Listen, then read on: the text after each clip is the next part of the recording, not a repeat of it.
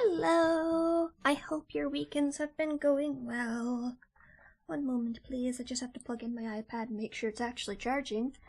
'Cause sometimes, I don't know when or how, but my pressure cup becomes unplugged. I have a sneaking suspicion it's due to a cat whose name starts with M and ends with Y. But I have no proof at this time. How we do it? Also, I have a secret weapon today to hopefully get a cat on screen quickly. What's this?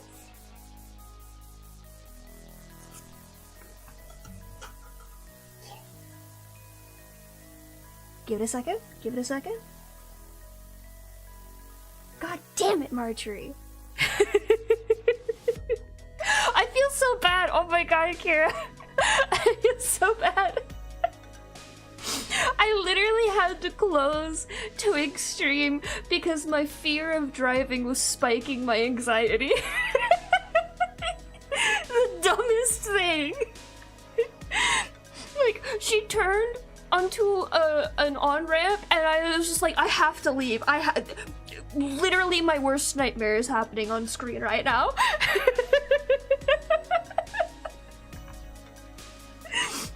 I entered the chat saying this is the scariest horror game I've ever seen, and I was being fully honest. It's not even because of Twig's driving specifically, that just made it worse. Oh goodness.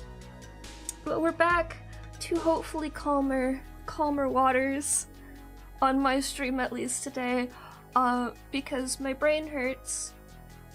And despite my brain hurting, I did try to play Blightfall a little bit more earlier today, and I got far enough to put together an infusion altar and mine a little bit more, and then I was like, I need to stop, my brain hurts. My brain hurt so badly last night, I slept half the day away today because I was just like, I can't think, my brain cells ain't working anymore.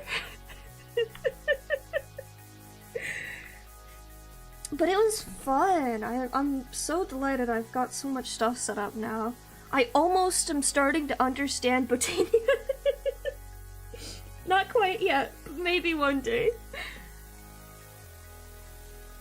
Let's see, let me get my references up. So today is gonna be like a mixture of like cleaner sketches to almost line art, I think. I'm considering whether or not I want to do this as like a full-blown animatic thing, or if I want to instead focus on getting some actual movement in my animatics and doing more frames with less effort on each individual frame is my current conundrum.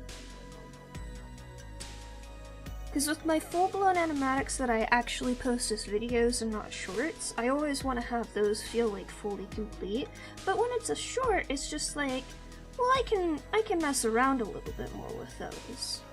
Like, I don't feel as obligated for some reason. Even though it's literally the same thing, it's just a video tilted 100, or not even 180, at 90 degrees.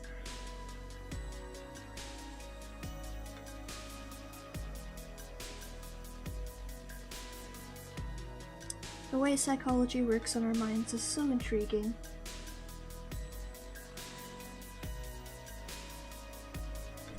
Roger, are you there? There's Mia, at least.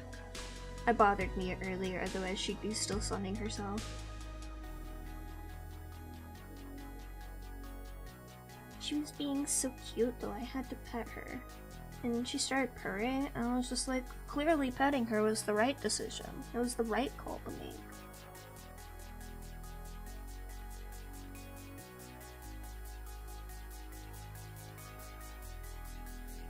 I feel like head would come up to there, so nose would be about there.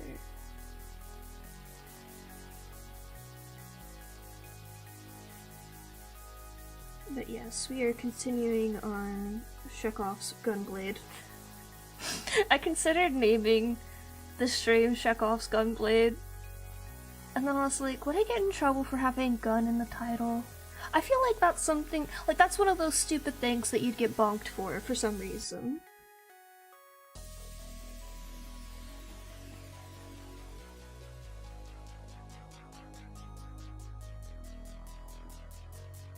I do think it's a very funny title for the cinematic, though.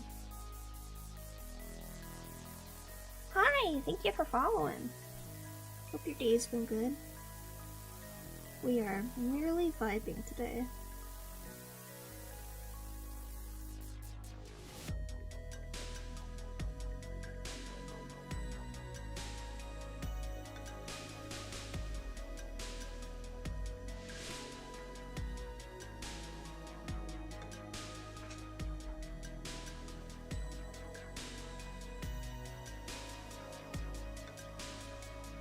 Oh my gosh, thank you. That makes me really happy. Like, it's so silly, cause like numbers, like when you get a number of views or whatever on a video, it's just like, yeah, okay, people like this, they're watching it. But when you get like a nice comment, then it's just like, oh, people really like it.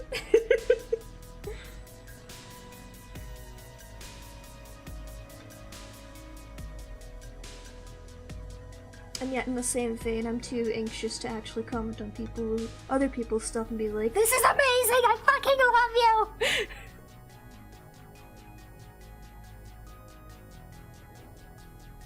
I'm trying to get better about it.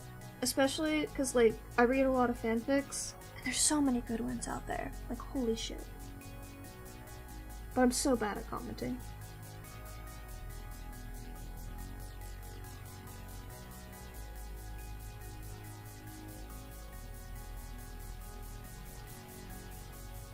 But yeah, we're a little early today. I feel bad whenever I miss a stream because I am too tired, or if I'm late because I forget to eat before stream, and I know better. I will not stream without eating beforehand. And then I realized, like, I wasn't doing anything, and I was literally just waiting for stream to start today, and I was like, fuck it, we're starting early.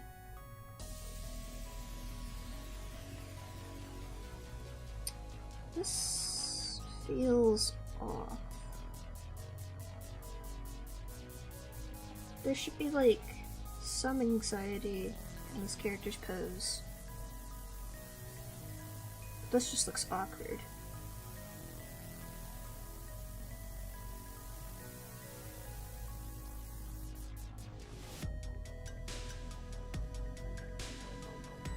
I haven't written a lot of the details of Ambrosia and Ainsley's interactions in canon. I mostly just like have in my notes,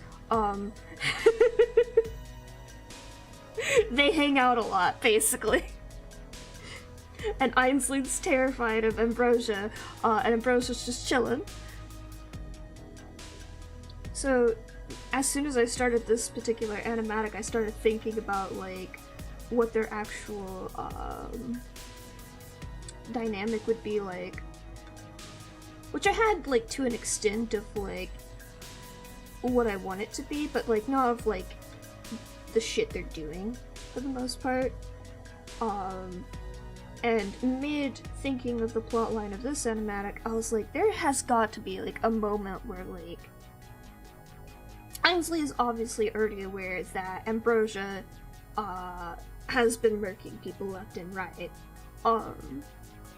and is terrified of them because of that, but, like, they need a moment where they have to actually, like, confront that head-on and go, oh god, wait a second, this guy's stabbing people. And thus, one of the later sections of this animatic has that, and it is now part of the canon. Woohoo! I need to do more writing, like actual writing. Once in a blue moon, 5 paragraphs of my writing suddenly descends upon me from the heavens, and I'm like, finally, I can write, and then I forget to write for another 6 months, and I'm like, ah! And it's not that I'm not thinking of new things, it's just I'm not putting them into actual text, and that bothers me.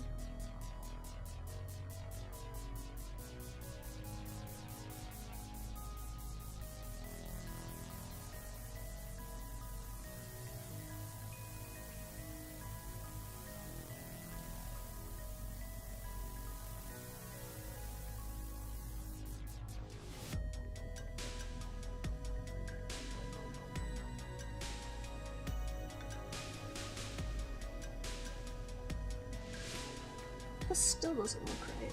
The shoulders are like... I'm trying to do that thing where like you scrunch up your shoulders next to you, when you're nervous.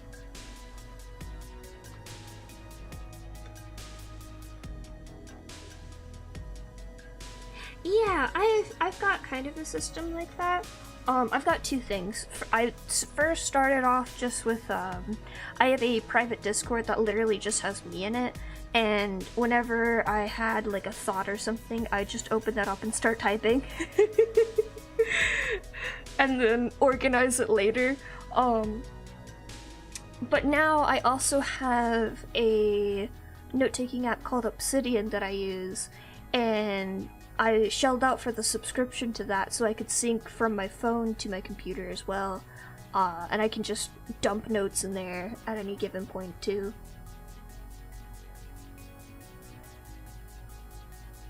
Which, I had to do something like that, because otherwise my tendency is to just start writing on whatever nearest piece of paper is next to me, and that's not a good thing, because I lose those notes. They're gone to the wind.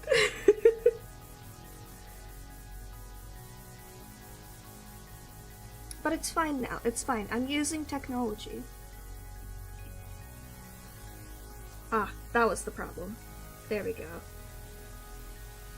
This still looks like it's italic for some reason, but I can fix that.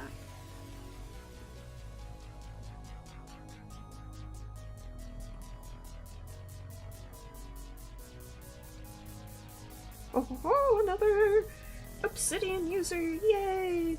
I'm still like trying to figure out my exact workflow for working Obsidian, but for the most part it's just like a bazillion notes on a canvas. But the canvases are so nice because that's just how I think, and like a big messy map of things. It did almost brick my phone though, because I forgot to organize some images that I had recently added, and I had like 1,000 of them just scattered about, and I opened it up on my phone and it started syncing all the images, and I was like, oh no, what have I done? So I had to turn off image sync. Why, hello? Yeah. Hi. You wanna chirp again? Chirpy baby? Why are you looking at me like that?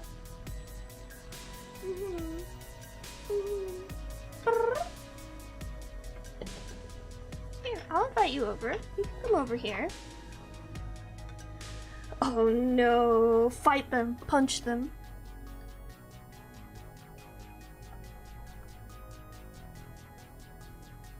I am terribly sorry that you have to deal with the worst of humanity.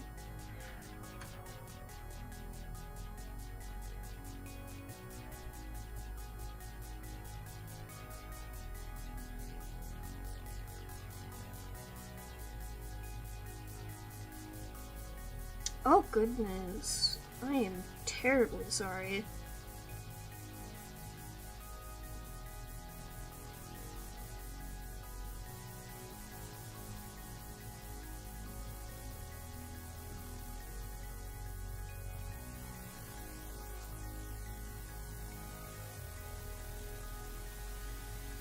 Yeah, but still, it's stressful.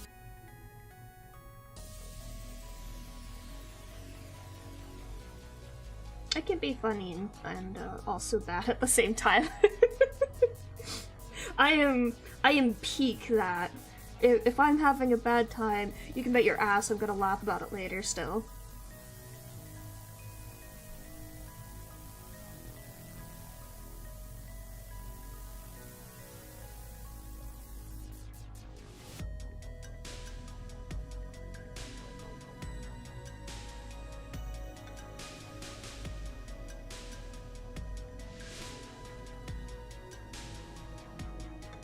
Then again, I'm also just the kind of person when I'm out in public where it's just like, I try to be as little of a nuisance as possible to everyone that's working.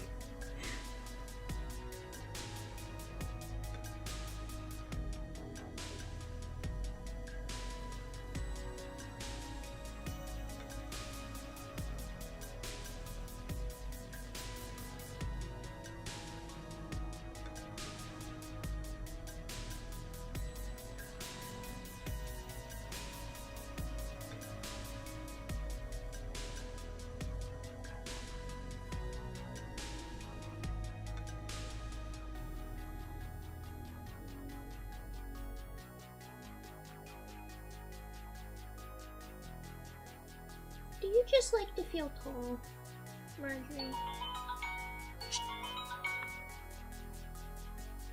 I forgot to turn that up.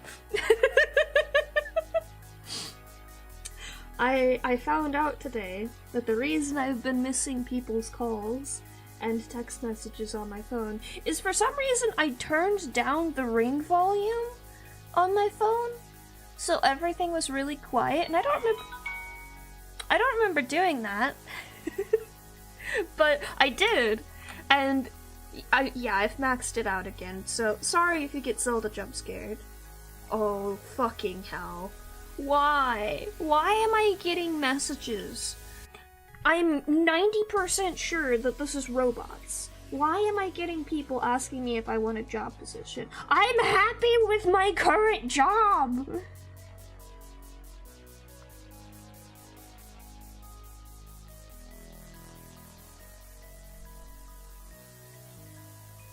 I don't know if this has been happening to anyone else lately, but I've been getting so many messages.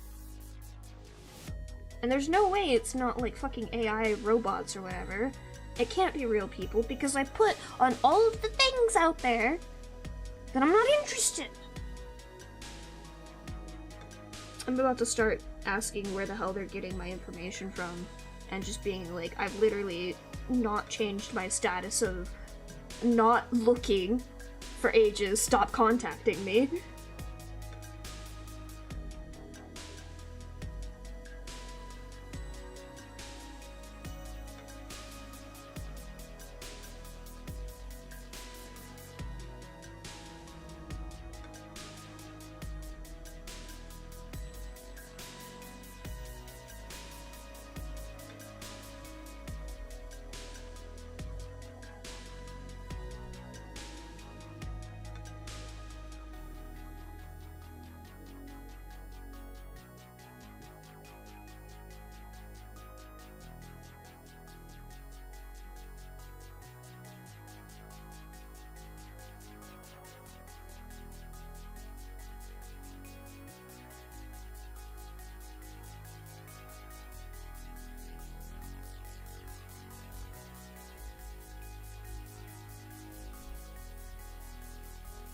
Yeah. Well, like, I know where some of them are coming from. A ton of them are coming from either LinkedIn or Indeed, which I gave my information when I was searching for a job 3 years ago. But I'm no longer searching for a job. I turned, like, on all of the sites that I used, I set it to where it was, like, not looking, don't contact me.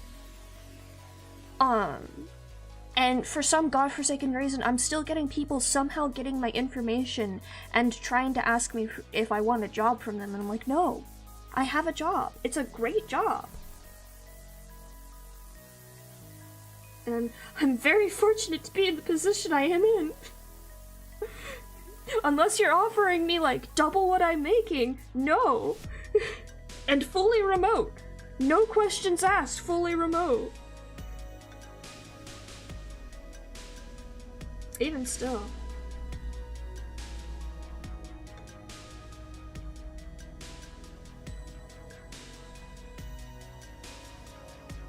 Like, it's hard to find a job, even with something that you, like, truly enjoy doing. It is hard to find a job that you actually enjoy doing.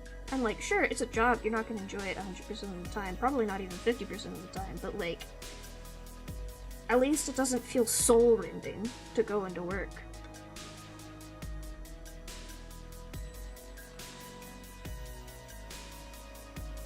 I think that's a mixture of things, actually, Kira. I've been thinking about marketing and targeted ads for quite a while. Partially out of curiosity of just like, why is it so bad? Partially out of an interest of, hey, I like my privacy.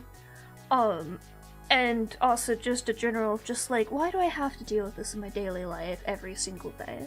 Like, I feel like I'm a very strange person. I know I'm a very strange person, because to me, I'm less insulted getting targeted ads on a lot of sites that actually pertain to me, and I'm more insulted when they're targeted ads that literally do not make sense. I cannot tell you the number of times, like, I'm advertised cars and stuff like that just because I'm an adult. And they have that information that I'm an adult, and it's just like, I don't drive. I've never looked up a singular thing about driving, other than occasionally, how do you learn, like, how do you get lessons for this? And even that was ages ago. Why am I still getting advertised this? The thing about stuff like big data, which is what powers a lot of these targeted ads, is that it's just bad at its job. It can only do so much. It can only target people so much. And most importantly, it has to generalize people into groups to target them. And even that's not going to do, like, a great enough job if the, sort of pool of ads that you have to work with that you can share to people, because when a company pays for an ad, they pay for, like, a number of views or something to that degree, or a number of click-throughs or something like that. If you don't have any ads that can target one particular person, but you still gotta show them an ad on that screen, well, you're just gonna get something that's completely garbage for that person, and everyone loses then. There's so many factors to it, and I remember a while ago, at my first job, I was talking to the marketing person there, and I was like, I don't really feel comfortable with sites gathering, you know, a lot of information on me just by visiting. And he tried to be like, well, I mean, it's not really that much information. And I was just like, okay, buddy. It doesn't matter how much information, it's the fact that you collected it all, and it's not just, like, necessary cookies left behind so that they can log in again. Like, the idea of privacy, especially on the internet, has eroded so much. And even then, they're still bad at using it in a lot of ways.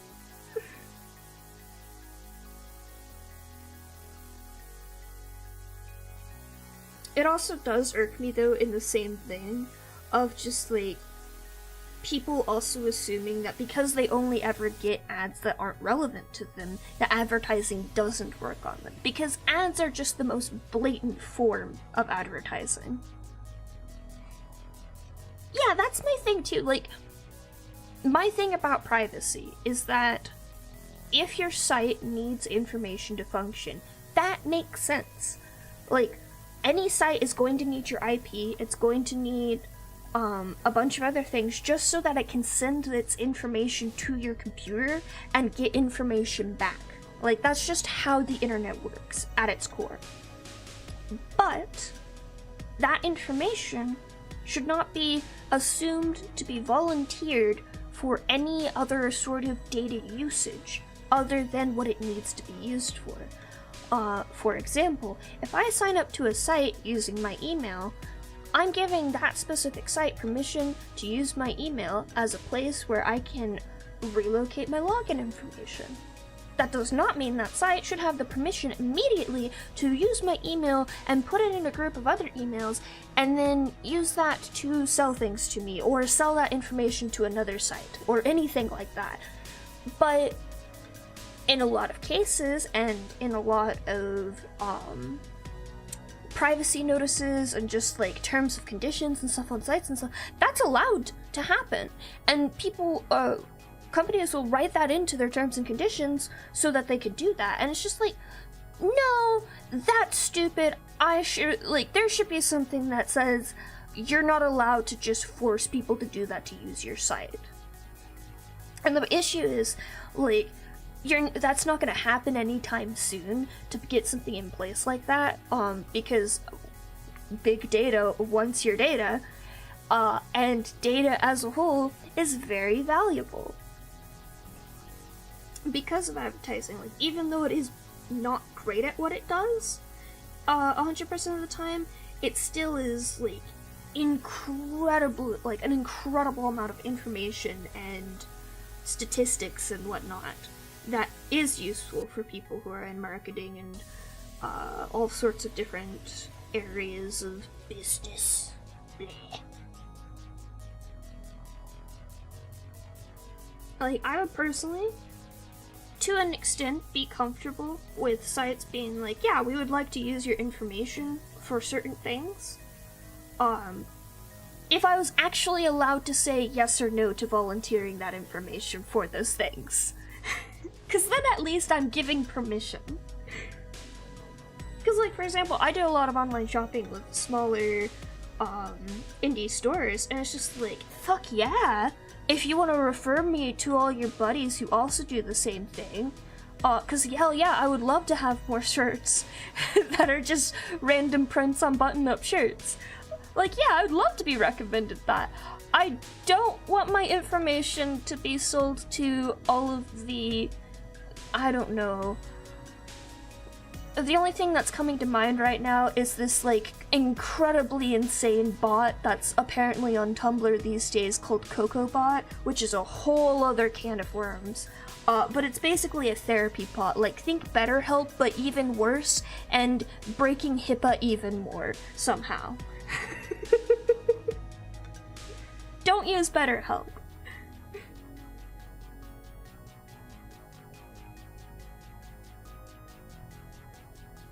Like, there are a lot of different things that people get sponsorships for, or like just think about any mobile game that people get sponsorships for like streams or videos or whatever. And there's a few of them where it's just like, yeah, this is a bit overpriced for what it is, or something like that, and it's just like, you know what? I don't think it's a sin for it to be like that. But then you look at BetterHelp, which is supposed to be a medical thing, because mental health is a medical thing, and you're just like, wow, hey, what the fuck?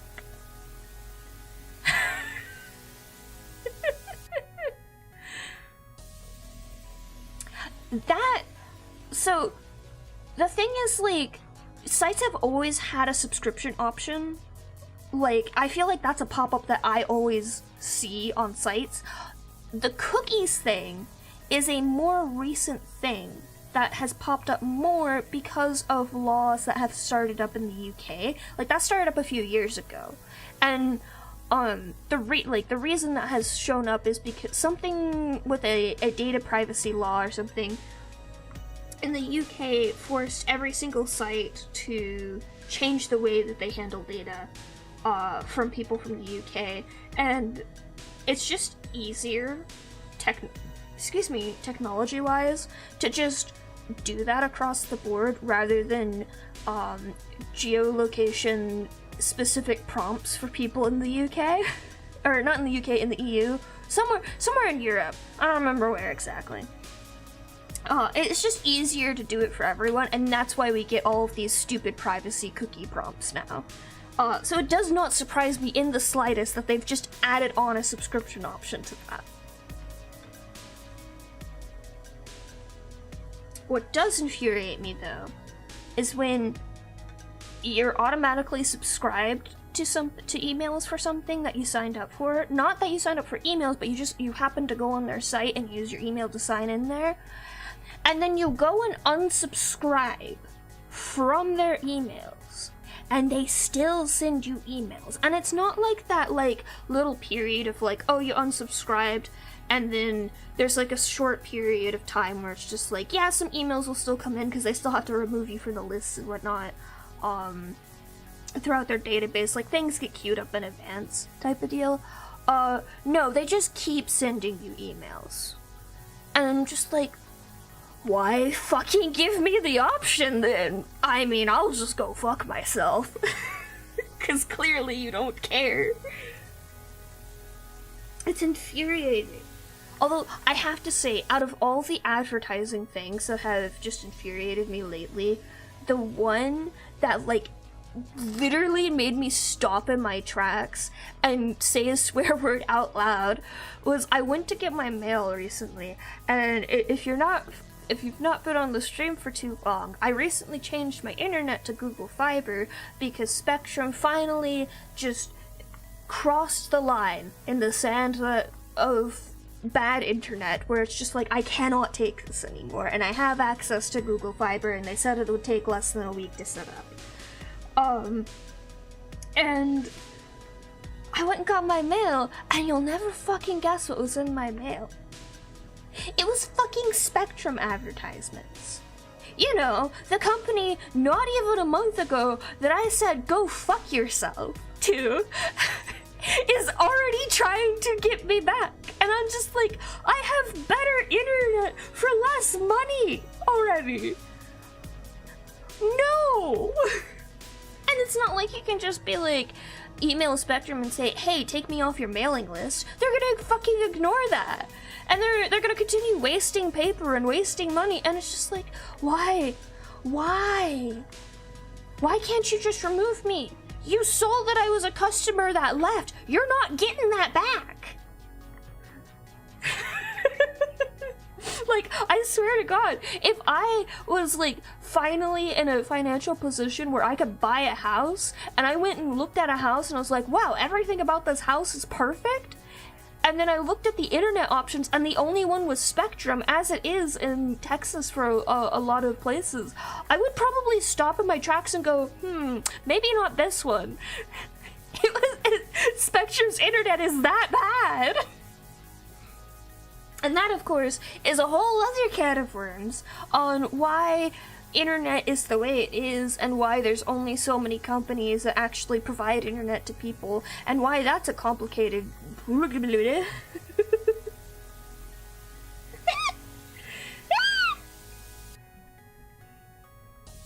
That's frustrating. That's incredibly frustrating. That's stupid. The only things that you should be unable to unsubscribe to is nothing. Absolutely nothing. You should be able to unsubscribe from literally everything, no matter how important the site insists on their emails being. The only emails that they should be able to send no matter what is if you're trying to recover a password or a username. And that should not be included in a subscription thing, because that's not something you subscribe to! That's something you trigger! Manually! Ah!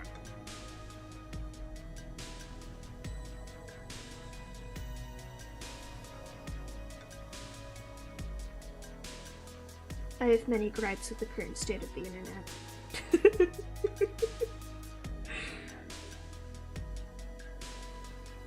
Honestly, they're kind of mine at this point too. Like, Google Fiber is nice and all, but I don't like Google for many reasons.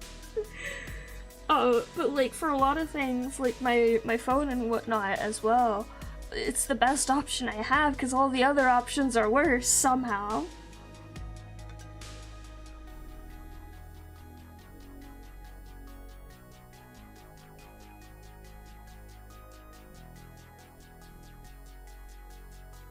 I want to talk about happy things. Why do we always rant about sad things? I'm sad now. Can we talk about my cats? My cats are so cute. You can't see Marjorie right now, but she's trying to pretend she's angry because I'm not looking at her. She's being very cute, trying to pretend she's tall. It's Marjorie. Marjorie. Mars bar. Hi. Hi. Yeah. Is Mia still over there? No, she's not. Is she over there? Hi. How you doing? They're both being silly. I think I saw somebody just walk up to my door. Mildly nerve-wracking. But I'm sure it's fine, and it's nothing, and they just had the wrong address. I feel so bad for Door Dashers. Because, like, every house in this neighborhood is a townhouse, and if I order something, they always go to the wrong door, and I have to track down which door they've gone to. And most of the time they go to my fellow townhouse member on the other side, which is nice. And then recently, I guess they ordered something, and that got sent to my door, and I was like, oh no, I sure hope this is theirs and it's not somebody else's, because I've had mail, actually, that's arrived that was for somebody completely down the street, like 12 houses, and I was like, oh god. Like, I think this is medication or something, too.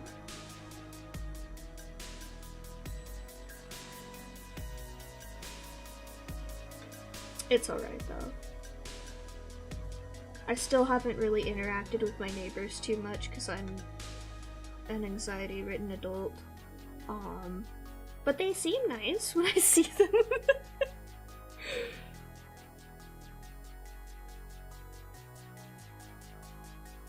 Miss Marjorie.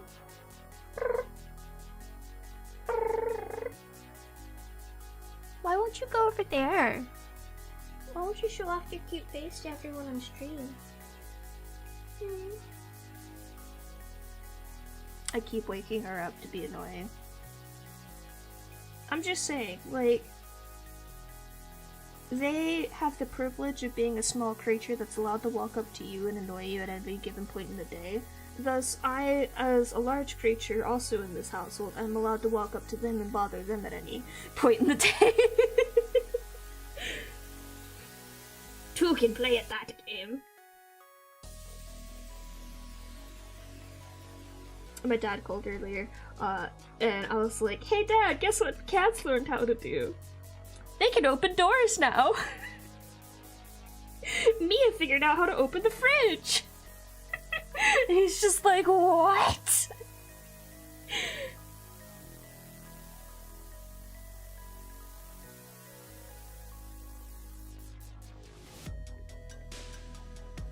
So cute, so smart. And also so stupid at the same time.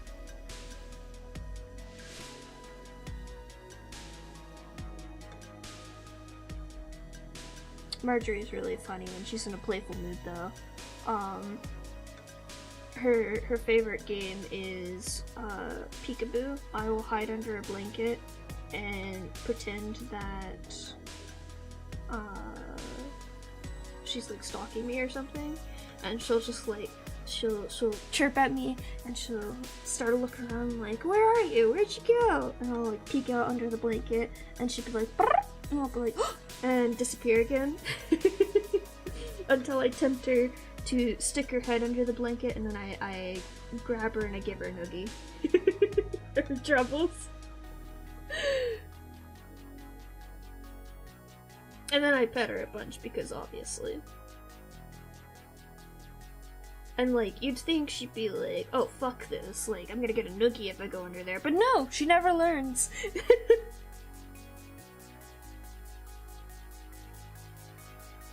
Isn't that right? Mm-hmm.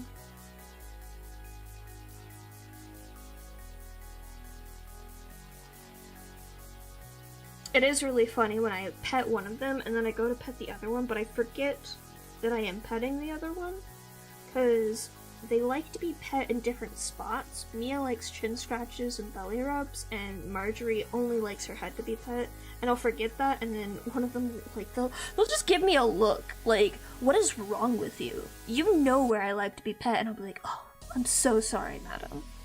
I am terribly, terribly sorry for offending you.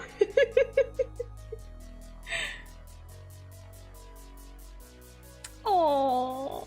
Yeah, that's Marjorie's like that. Like when I'm going to bed, like she insists on crawling on my stomach and then headbutting my hands until I pet her. Like she's gonna break my nose one of these days by headbutting my phone into it. I've been trying to teach her to not headbutt my phone into my hand, and it's kind of working, but she still does it on occasion.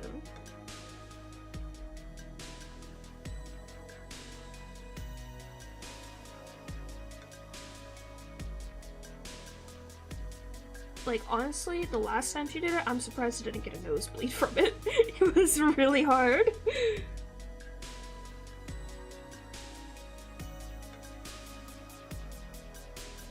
She looks so much less like a kitten now. It's kind of scary. Like, oh god, she's grown up. But she's still a kitten for like 2 more years. cannot imagine how much larger she's gonna get.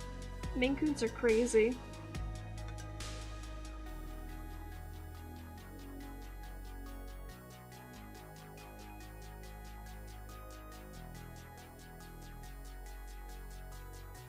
Oh, I did this wrong.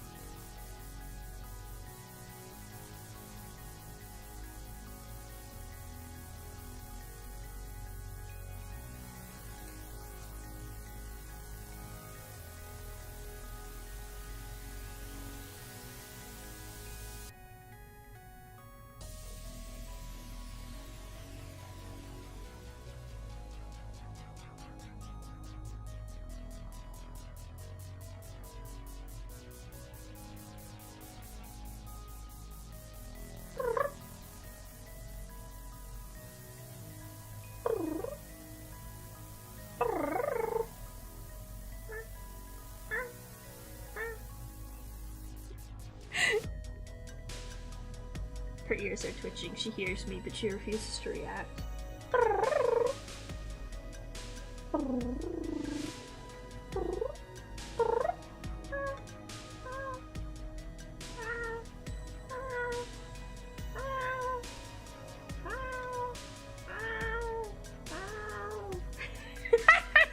The glare she just gave me.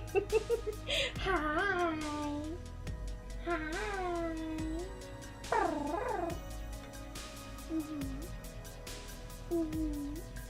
Are you a cutie?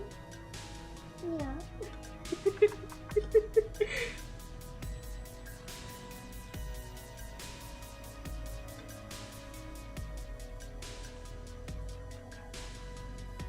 I learned how to meow realistically to get my cats to pay attention to me. But I've since learned that this is a weapon that I can use against fellow human beings. Because it sounds so much like an actual cat mew.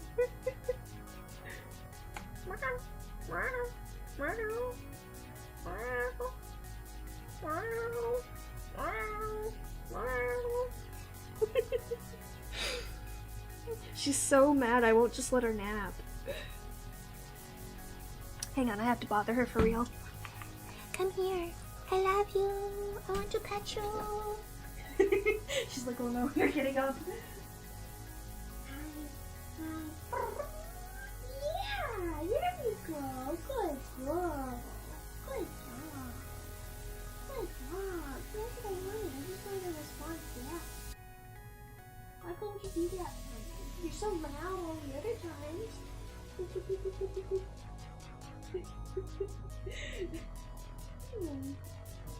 Oh, you're gonna fall! She almost fell! You doofus? Yeah, come on.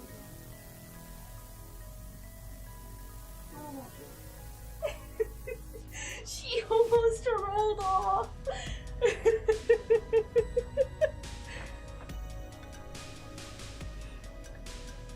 Here we go. No, stay here. Stay here. What about you? Hey, look. Chin scratches. Your favorite spots. She has this look on her face like she wants to be mad, but she's also getting petted. Maybe if I keep you awake enough, you won't wake me up all night. Have you thought about that? Have you thought about that? Where are you going? Where are you going? Come here. Oh? Come here. You can do it. Believe in yourself. Believe. Nope, you're just gonna stretch yourself. On my desk, really? Mm-hmm. That one was pretty quiet, so I don't think the mic picked it up, but it was a very cute chirp.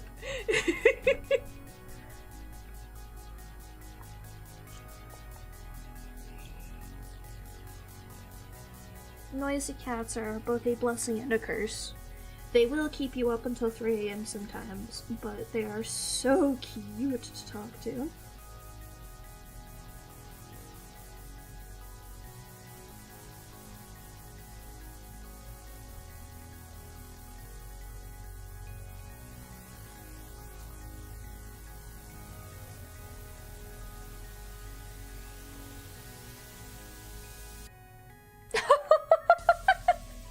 Oh my god! That's really funny. Yeah, like I said, Marjorie will knock my phone out of my hand if I'm not giving her enough attention in her eyes. That's the extent of what she's done to me. But I would not put it past her to, learn some more unfortunate habits. At least she's gotten better about biting. She only bites me if I piss her off enough.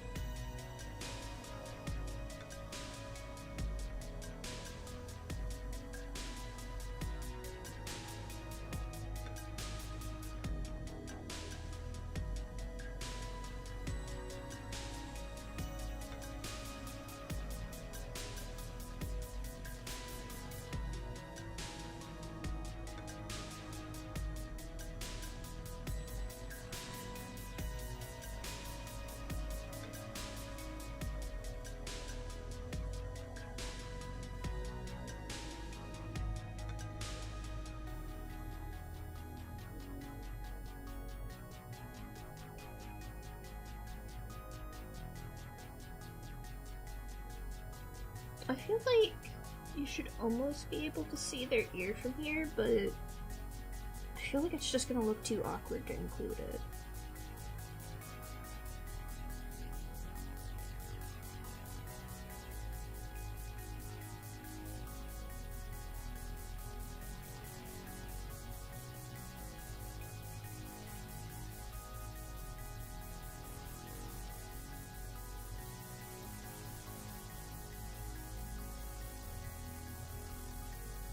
I mean, I already feel like I need to turn their head more in some way.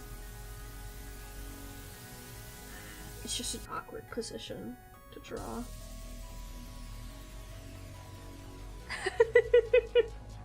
Yeah, Marjorie started doing that, but she bites hard. I had to put a stop to that really quickly. I felt really bad about it, but thankfully she has stopped. And she will just headbutt now, which that's easy enough to deal with.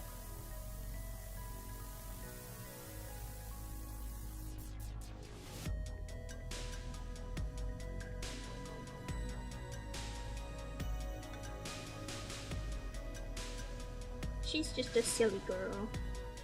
Oh, clipping her claws helped a lot too, actually. I didn't get a chance to mention that on stream yet.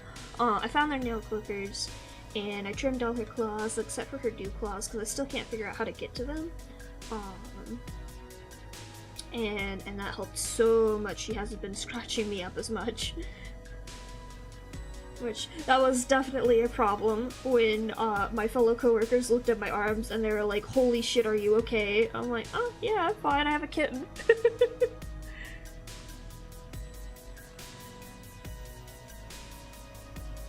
Yeah, I have a specific tone of voice I use if either of the cats are in trouble. That I've taught them to know that if I'm using that tone of voice, they need to stop.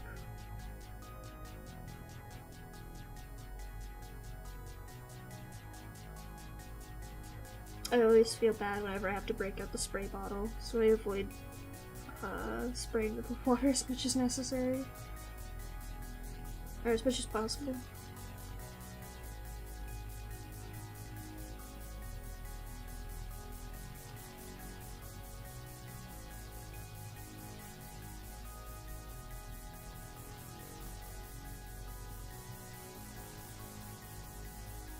This still doesn't feel quite right.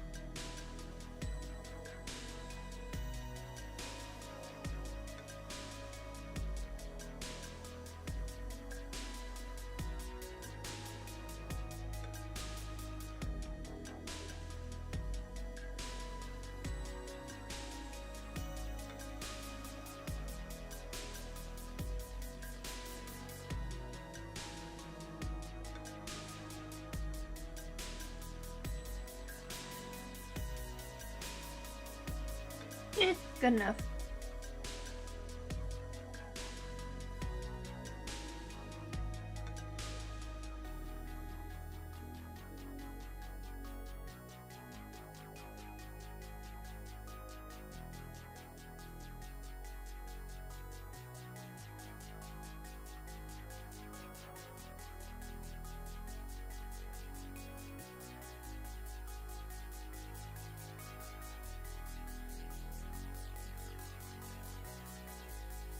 I wanted to change this to them holding something.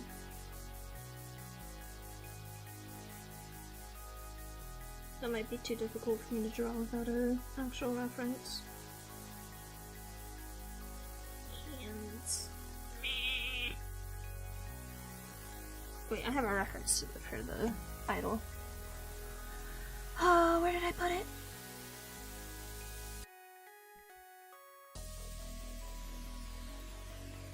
Not here.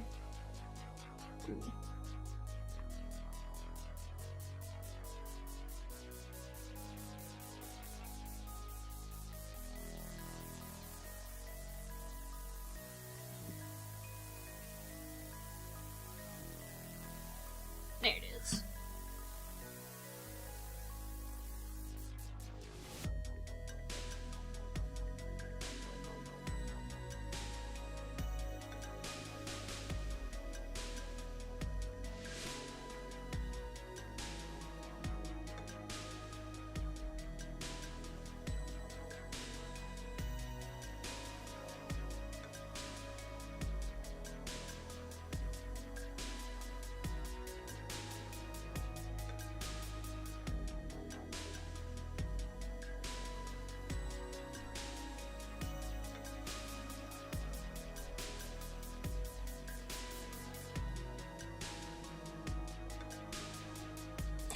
Yes! Oh my gosh. They turned out so good.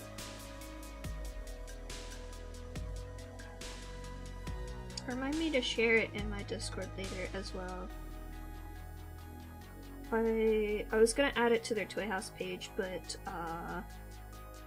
the file's too large for Toy House. As per normal.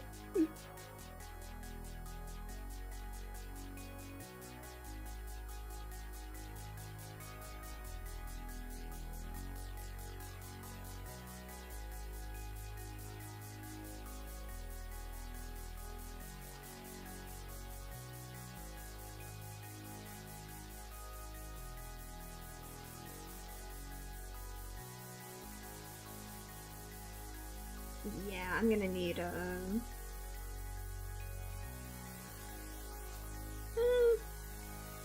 might be passable actually. I just need to fix this upper finger, I think. Because this is too long.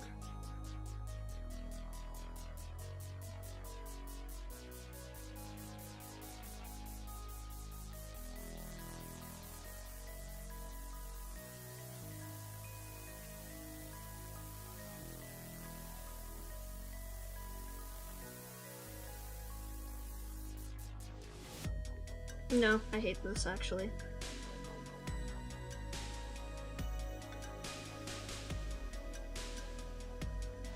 I'll come back to that. Hands are too difficult.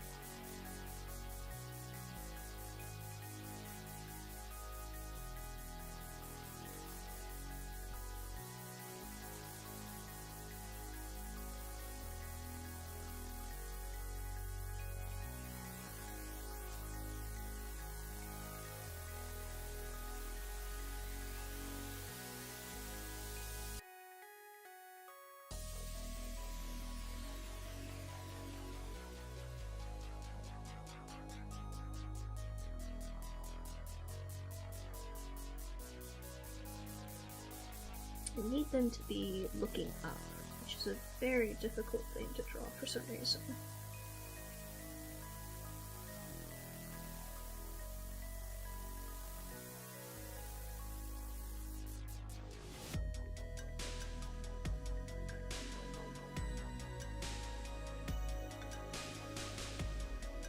I forgot to play music for myself. Oh my gosh. You guys have music? Did I forget to turn it on for you guys? Okay, good. Thank God.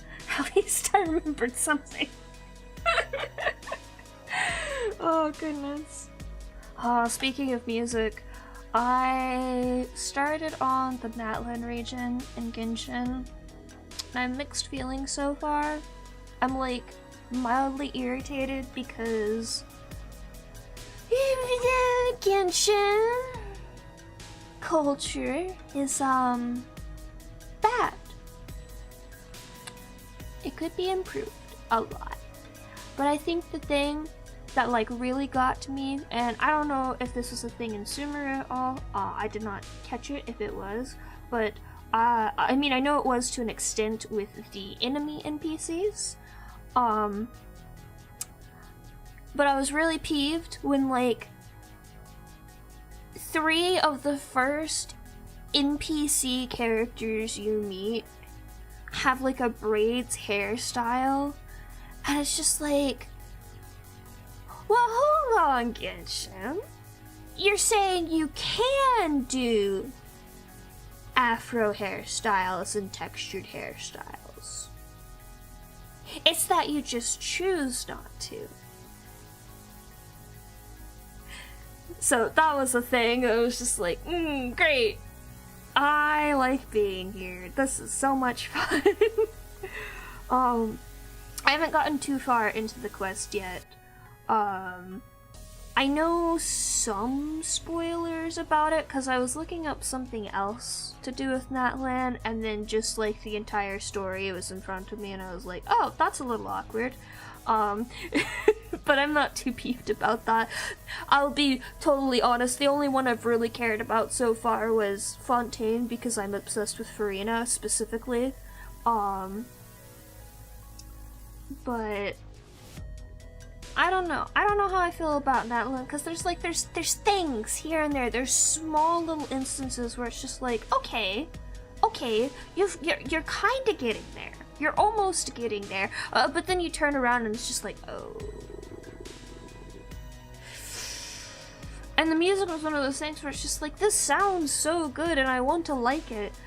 But I feel like this happens to me a lot where it's just like, I do like that kind of music, but I always feel like the ones that I run into are games like this where it's just like, this is a very cultural thing. Like, it's inspired by a very specific culture, and you don't do that culture justice much at all.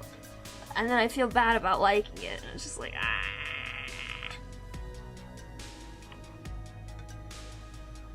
I'm sure it'll be fine. Oh! Guards, kill that man.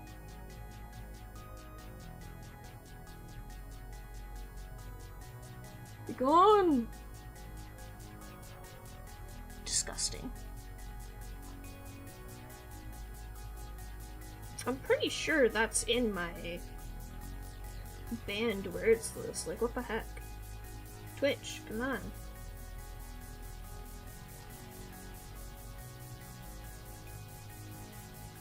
Oh, I see what they did. Fuckers. They used a variant B.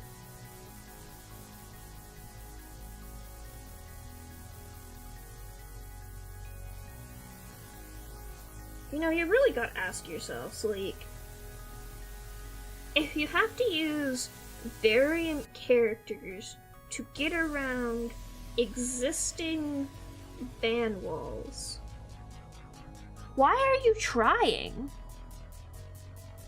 Like, clearly this is not your target audience. Come on!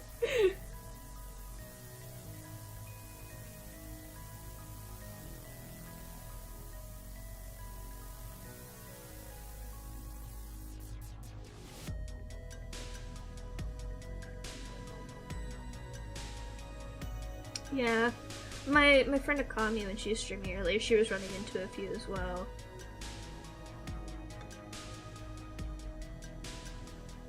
Like, seriously, like, you're not gonna get any clicks from someone who's already... I don't understand. I don't understand. Oh, did somebody nya? Why didn't Twitch let me know that somebody asked for a nya? I can't believe this. I'm so sorry. Neku, are you still here? I need to make sure you hear the nya.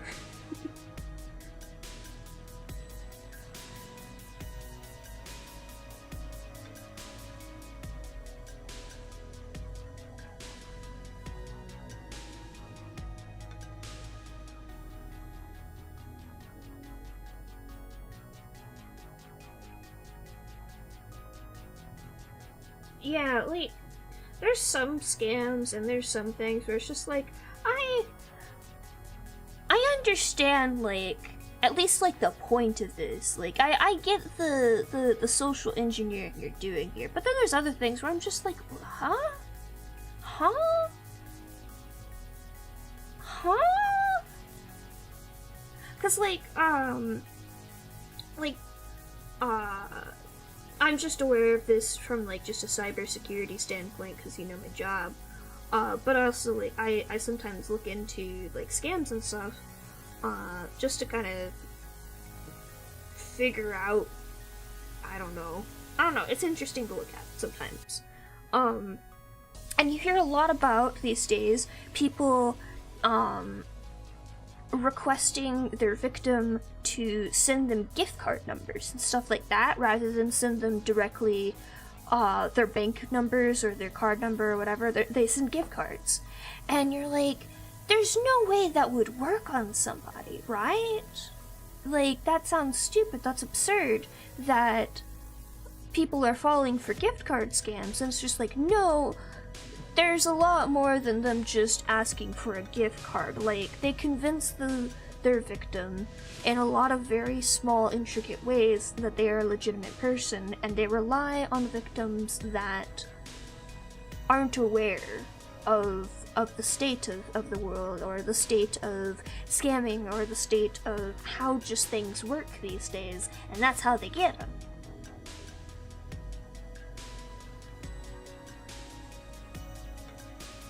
But then you turn around and you go into, like, an area where it's just like, no, I am aware of these things. Why are you here? Yeah, I have yearly training that I have to do for, like, risk management and stuff like that.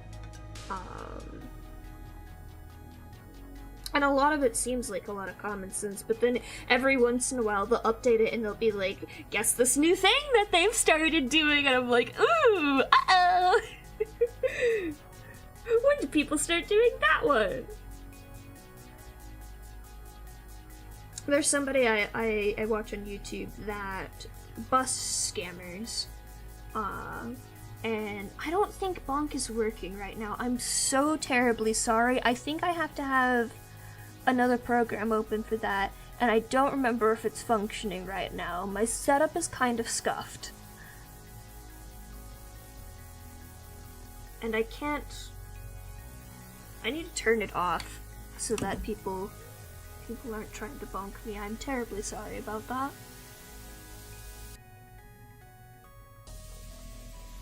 That's not... There we go. Power. Jesus fucking Christ. Yep, that one works. Sound alerts works.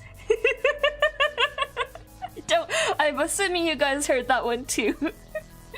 You can, in fact, jump scare me with that at least.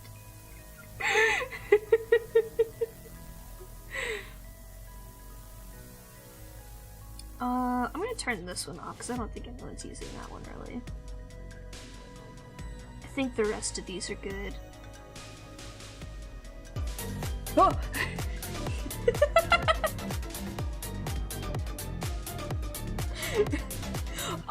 Oh, you're totally fine. Do not fret. The sounds that I have chosen for sound alerts are ones that I am okay being jump scared with. People try to get me to add like the slamming door and stuff like too from sound alerts. I'm like, no! You are not here to become my own horror movie. You get what I give you. We have jump scares at home.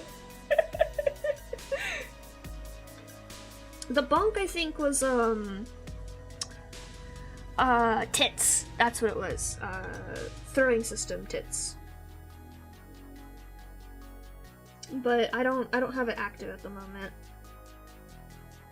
When I finish getting my new model, maybe I'll remember to turn all the important VTuber things. But I'm too lazy right now.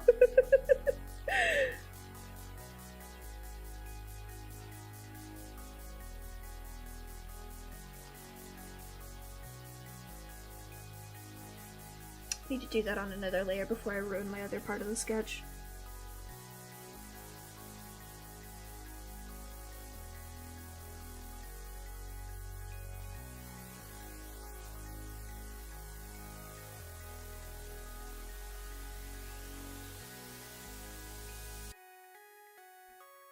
Oh no, what part did you lose? If you lost the charger, that is typically pretty replaceable. And if you lost the pin, you can usually replace that as well. It's a little bit more difficult, but...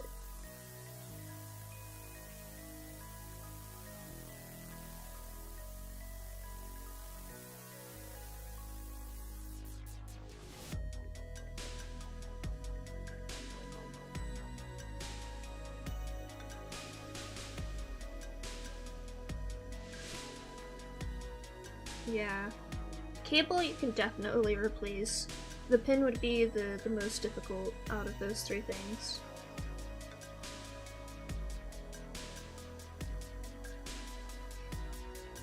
If you do know where you lost it, and it's like at home or something,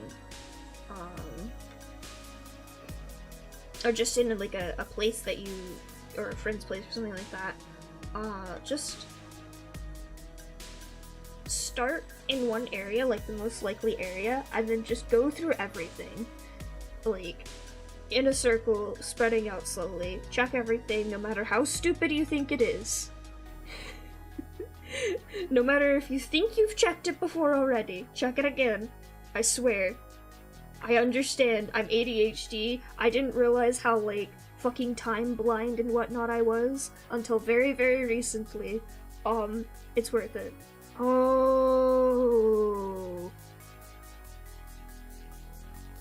Oh, that's the worst. That is genuinely the worst. And the worst part about it is, it might not even be your fault, honestly. Like, shit just gets lost between moves.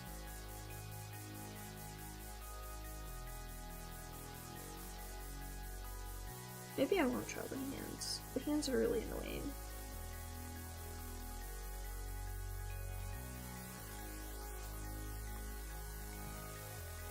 Oh, thank you. I will drink water for once.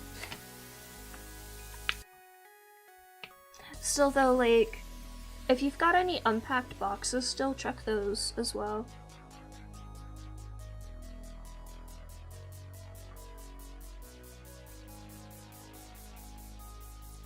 My memory likes to play tricks on me, and it makes me think that, like, I've moved something to a new location, but I haven't actually moved anything to a new location. So I have to check both all of the new locations I could have moved it to, and all of the old locations that it's probably still at.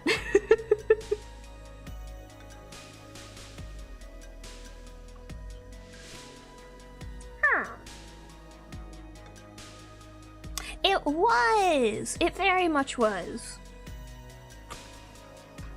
Like, normally with streams, it's just like, if anything breaks, it's really, really annoying to try to fix it on stream, and it's like so awkward, because you have to sit there for like a minute or two just fixing whatever that thing that is, and then also trying to talk at the same time while not losing track of what you're doing.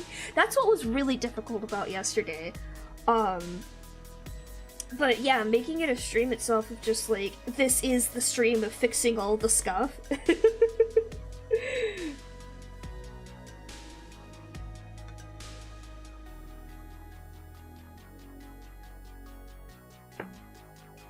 If I could do a house cleaning stream, where like you guys just listen to me cleaning my house, I would do it.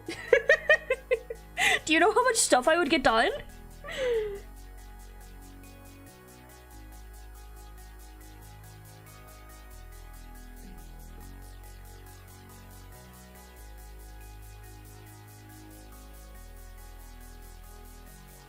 I've learned a few tricks at least to getting stuff done that have helped a little bit. Like, whenever I'm making food, that's also the time I do all the dishes.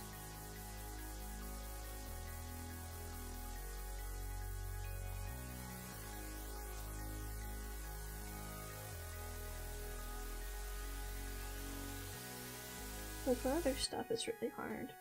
Oh, speaking of which, I had a thing to fix stove.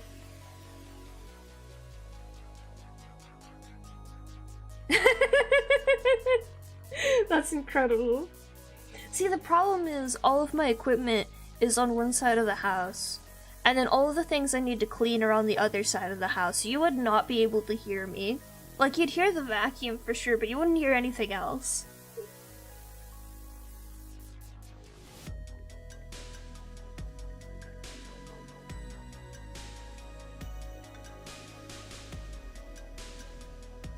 If I had the money for one of those mics that you could wear on your person, which apparently are extremely expensive, well, holy fuck, that would be perfect for something like that. Because it's not like I need to be in the room. I just need to have the mic on.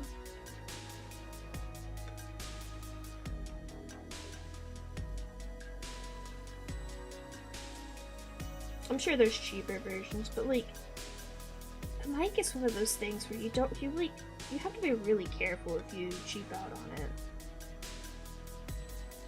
This does not look like Ambrosia's ponytail. What on earth did I draw here?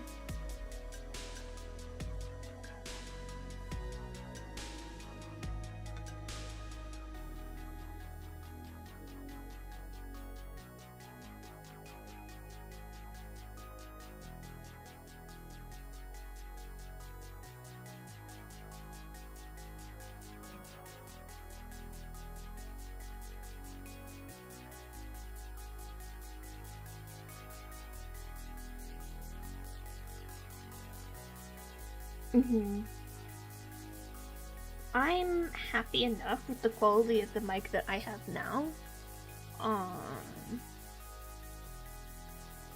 So it works for me because I don't do anything like particularly that needs a high quality mic. But you won't catch me doing one that's cheaper than this.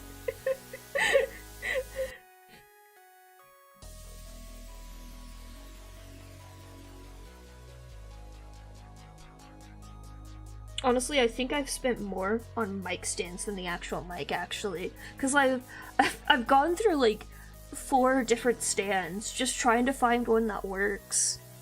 Or, no, not the stands for this, the camera, my webcam. That's what I've gone through stands for, my apologies. This is still the same one that I got originally, I just have changed its position a bunch of times and it looks completely different now. I originally had my mic upright in front of my face, but I had to change it because it covers up the camera for my VTuber avatar, and now I have it flipped upside down, and it's connected to my desk on the opposite side instead, which is way easier to deal with when it comes to managing things on my desk. But for the webcam, figuring out a stand for that has been a fucking nightmare. Oh my god.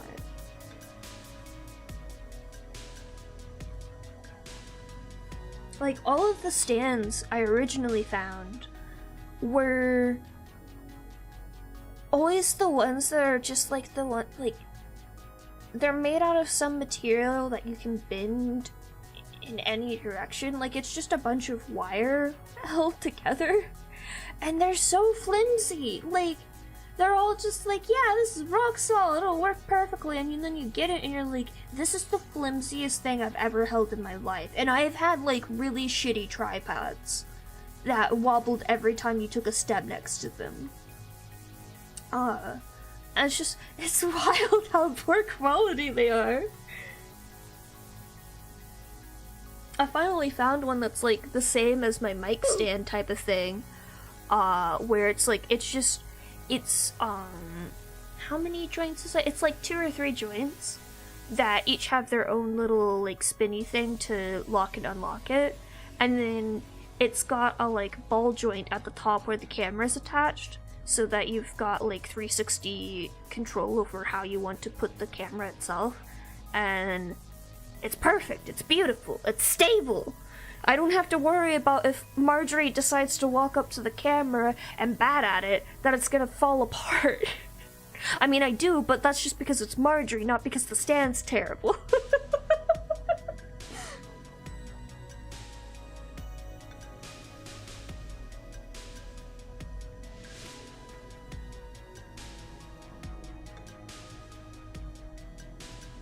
Oh, did it do something?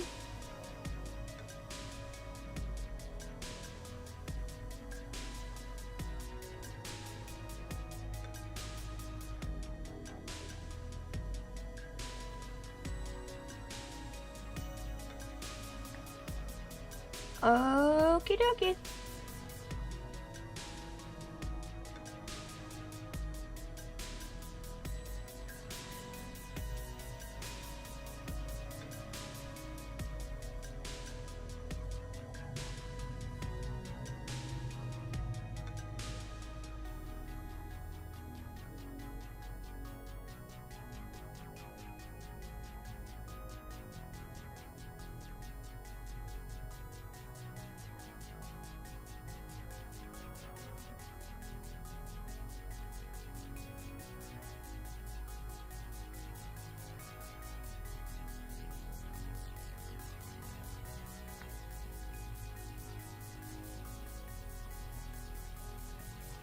I'll go read it real quick.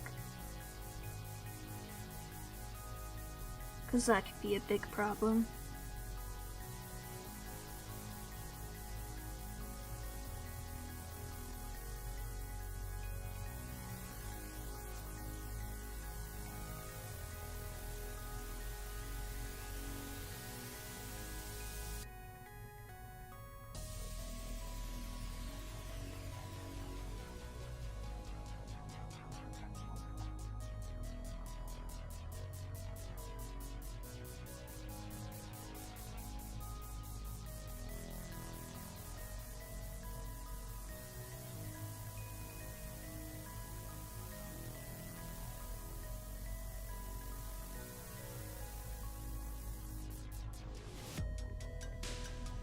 I see, yep.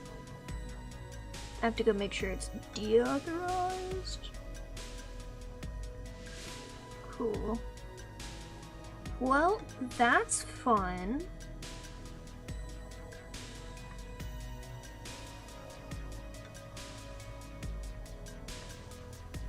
Let me see if anyone else that I know is using that bot. Make sure they remove it from their server too.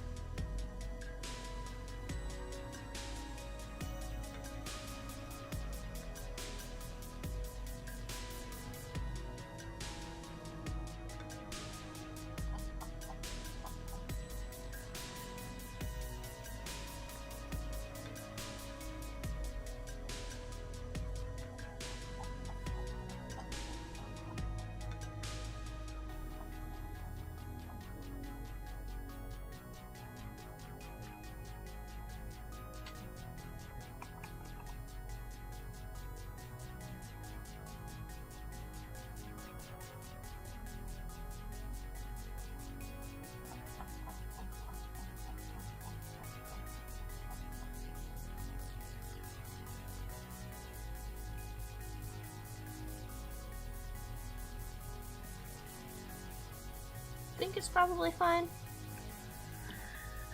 Yeah. It's not the first time that's happened to a bot. I think that's not even the first time it's happened to Carobot specifically. I might be thinking of a different one though. I will have to find something else for auto-modding. It's not like my auto-mod has done that much, honestly, though. Let's be real, all it's done is block messages that were completely innocent. Deauthorize it immediately. It's compromised.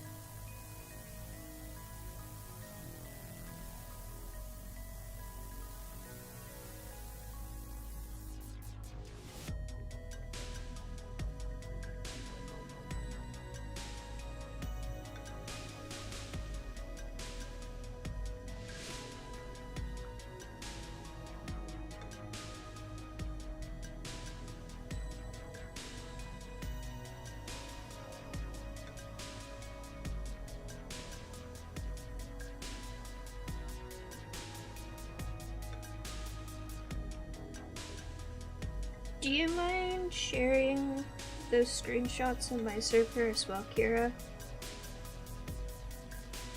If you've got a moment. If you're busy, don't worry about it. I'll do it later.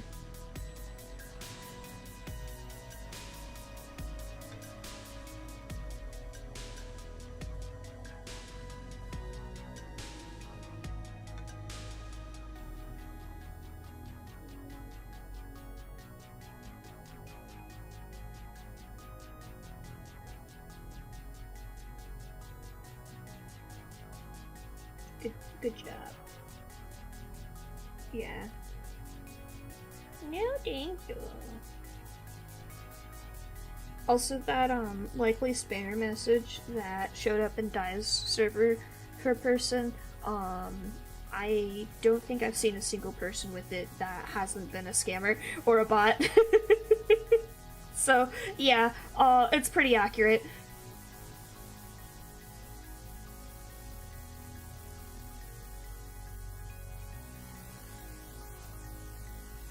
Thank you, I very much appreciate it.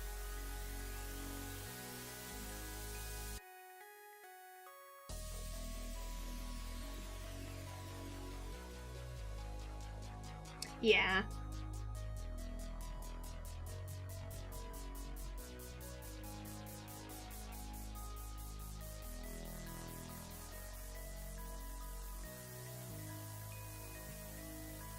Again, what's the point?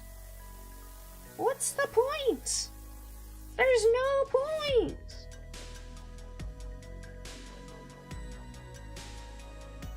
Unless it wasn't the owner themselves and it was more of like a Musk situation where they just did something stupid to the bot that made it easier for somebody to hack in. But again, I don't understand.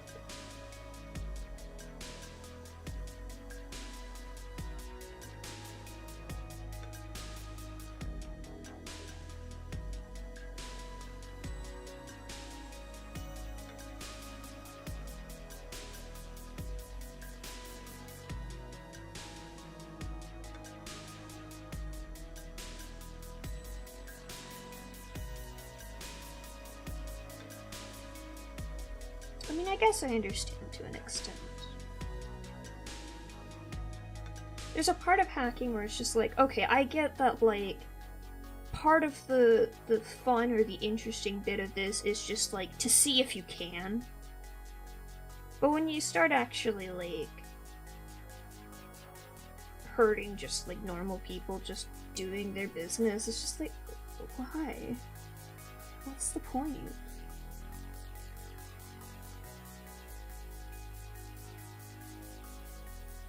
Like, deleting Discord servers and stuff like that, I don't understand the point of it.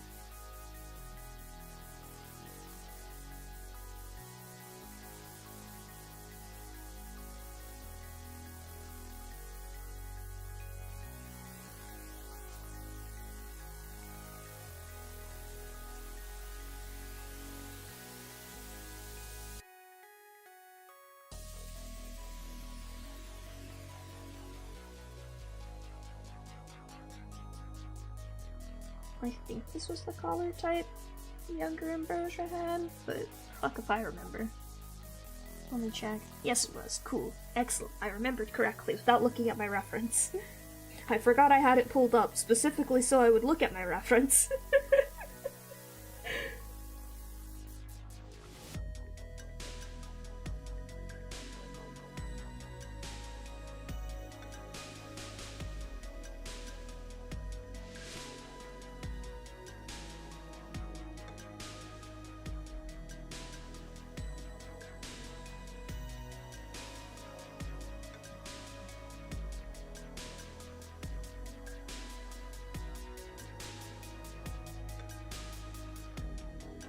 Mm-hmm. Oh shit, I think I ran my rolls through Carlbot.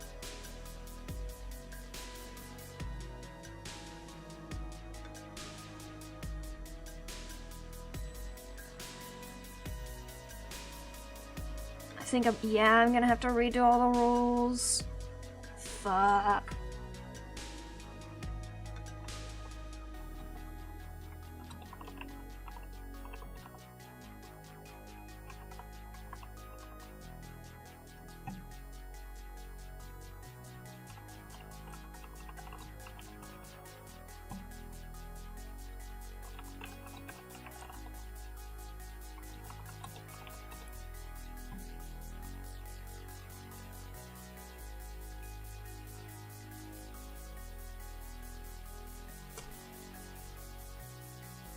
I have it set up so people can change what notifications they get from me, as well as like pronoun rules and stuff like that whenever they want.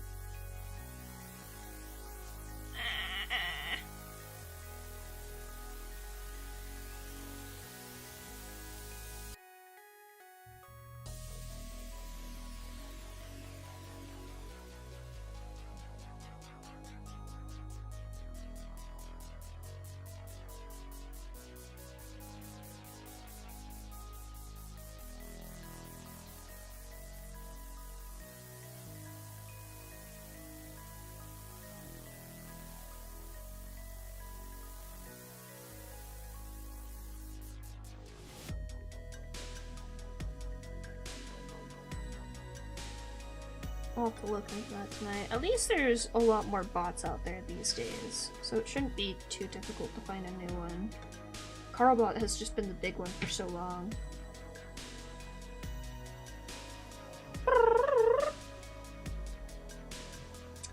Tell me all about it, Miss Marjorie. Oh my gosh. Oh my gosh. Come here. Come here. Do you have some complaints for me? Do you have some complaints? Come here. Come here. No, you don't want to come over here. Is that too much work for you?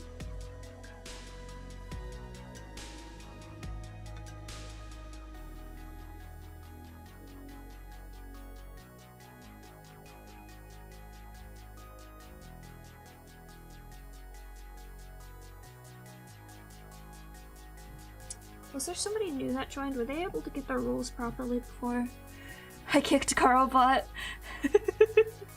They did. Cool. Excellent. I don't know who this person is, but hopefully everything's good on their end.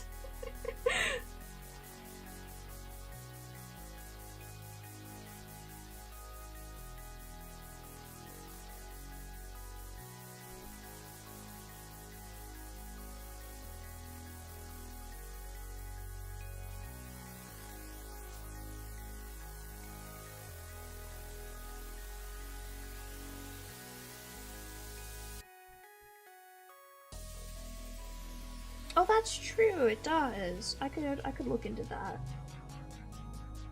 I don't know if that requires you to have a certain size of server or something, though. Let me see.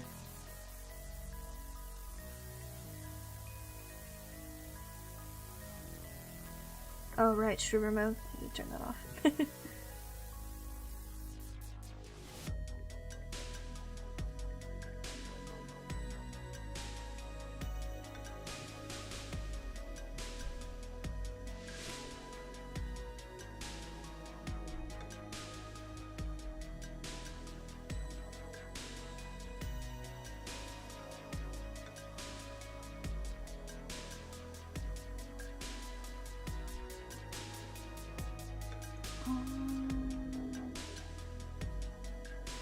I'm not seeing it.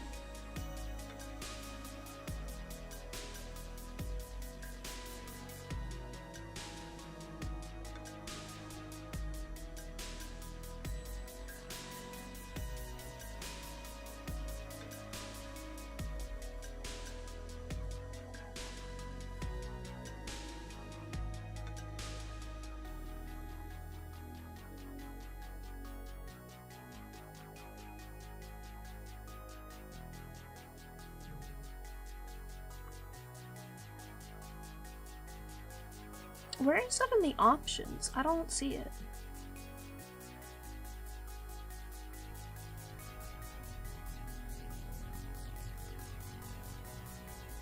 Is it a moderation tool?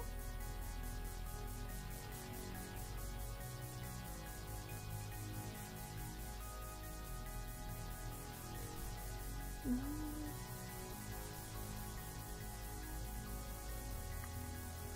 Guide section?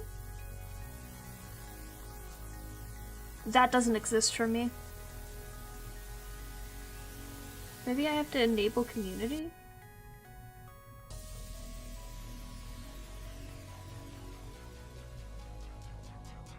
Ah.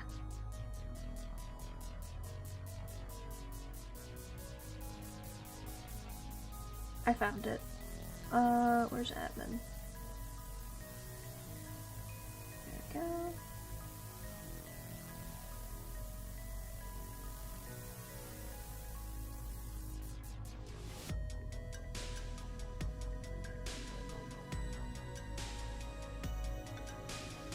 Yep.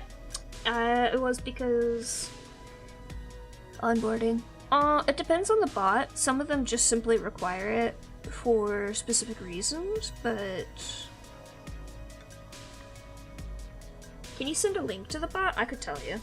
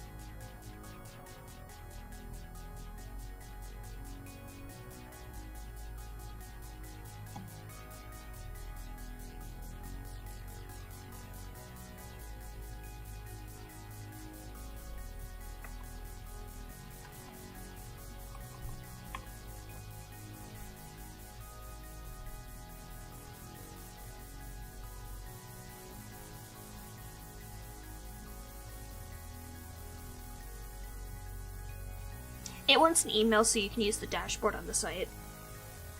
Hey, how's it going? It's probably safe. As long as it's not asking to log into your email or log into your Discord, you're probably fine.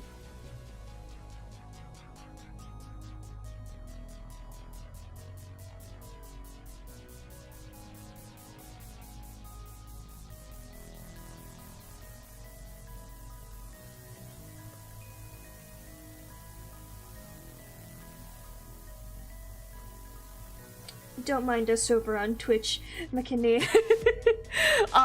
The bot I use for Discord just got compromised, and so I have to do some replacing of it.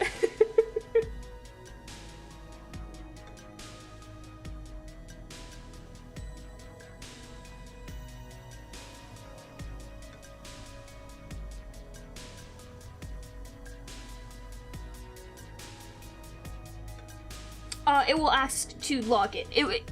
It won't be able to do so without, like, forcing certain things to do so. If it's explicitly asking you for an email, you're probably fine. Like, you know how when you connect OBS to Twitch, it pops up with that webpage saying, hey, OBS wants to have some control over your account. Are you okay with doing this? Do you want to authorize OBS to access your Twitch account? And here's the things it can access. Essentially, you'll see a page like that, review it for which accesses it's asking for, and decide if you're okay with it or not. It'll always be something like that. I'm doing good. I'm also excited that it's starting to get chilly here too. Oh my gosh. It's finally feeling nice outside. It's not sweater weather yet, but I'm a little more used to the cold, so it won't be sweater weather for a bit, probably. I am really excited. So, one of the shops that I shop online, released a trench coat. And if that doesn't sound edgy enough, it's got like animal skulls and it's all black. It's fucking fantastic. I can't wait to ride into work wearing that. Although hopefully I won't have to, because I would feel really awkward doing that, because it's just it's not really it's not professional. But I have another variant of it arriving that's like more Fae inspired. Let me see if I can find some links. I'll send some links to show. Cause they're so fucking cool. It's from Morning Witchy. And I was like, do I really need 2 of these same coats and the only difference is the pattern on them? And I thought about it for a while and I was like, yeah, I want them. They're too cool. It's unfortunately, I'm pretty sure both of them are already sold out. Oh shit, the Archfey one isn't. But I'm like, you gotta understand, they're so cool. I don't really have one, per se. There's the skull one, here's the Archfey one. Like, I'm still kind of figuring out my personal day-to-day style. It's gonna take me a while to really nail it down. Like, right now, for the most part, what I wear is, like, button-up shirts with fun patterns on them, and jeans. That's it. Cause that's what's comfortable. But, like, I want to have accessories and stuff. I want to feel more comfortable, being me and wearing a wizard hat as a part of my daily wear. Cause that's the kind of person I am. That's always a good idea too, testing it out in a different server. But like, I don't know, like, the big problem is I've always been somebody who's like hated whatever mainstream style is out there. So I've never had really the opportunity to explore clothing that I enjoy wearing, to put it bluntly. So it's an experience trying to revamp my entire wardrobe into something that, like, I look forward to wearing every day, rather than it just being, acceptable enough for me to put on, because the texture feels okay.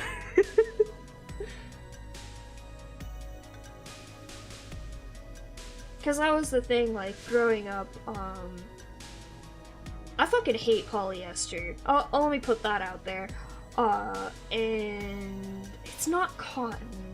It's some other material that, like, they were making fucking everything out of at one point, and I was so exhausted of it because it was so uncomfortable and it was so itchy, and I couldn't find anything that wasn't that.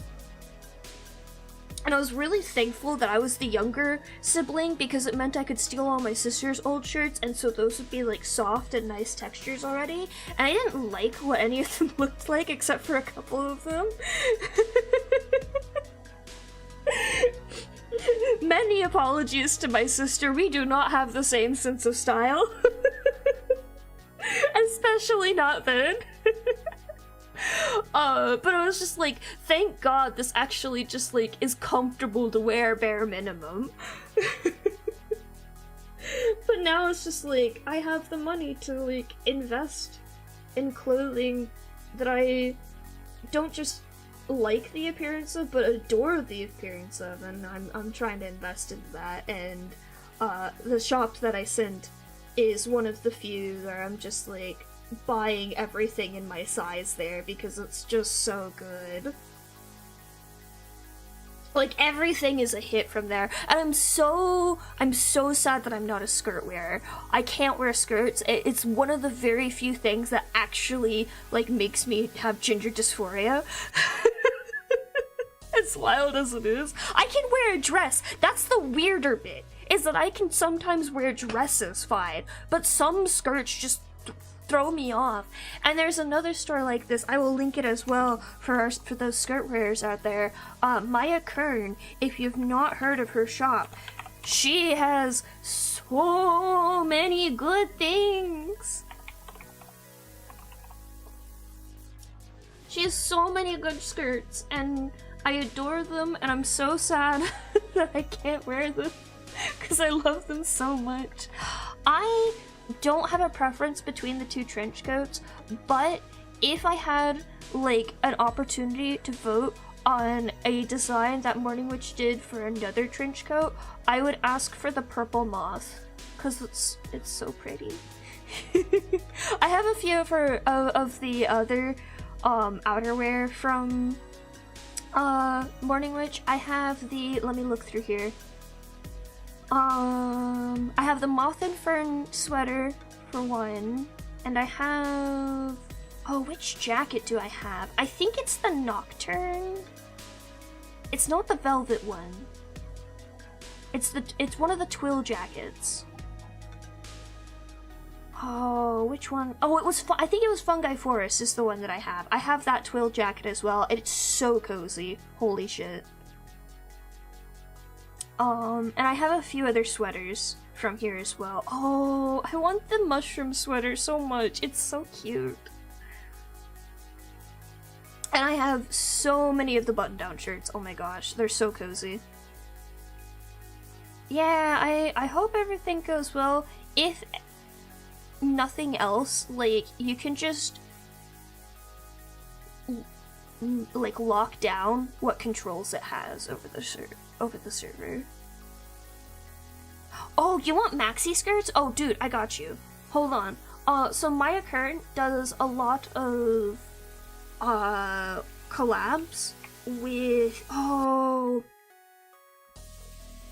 what is the name of the shop? What is the name of it? But they do maxi skirts with this other shop sometimes. Is it fresh hot skirts? Something? Fresh hot something. Fresh hot flavors! That's it.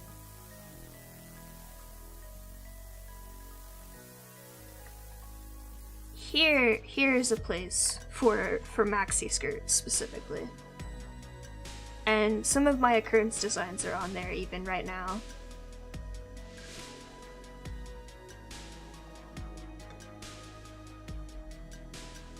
Sorry to make you spend money on my stream. But it feels weird because I've never felt like a fashionable person due to the aforementioned trouble of textures. But nowadays I'm just like, I want to be fashionable. I want to be cool looking. I want to make my own clothes. Oh, but there's another shop that I got a bunch of shirts from recently and I adored as well.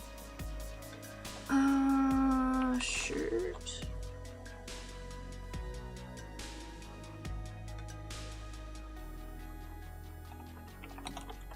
What were they called? It was like Crowline or something, but that's not giving me... Oh, it's showing me results for some other fucking thing. Yeah, it is Crowline. Oh, they're still closed! No! They're closed at the moment, but they'll be back. I got a bunch of really cute button-ups from them, and they're so cute, but they're closed at the moment. There's another one that I got a few from. That was also really good. I don't know if I have them bookmarked, though. What's this? Oh, I wanted to get things from this place, but they were sold out. Oh, second round pre-order. Sorry. Okay, listen. I'm gonna show my screen, and you'll understand why I'm so excited.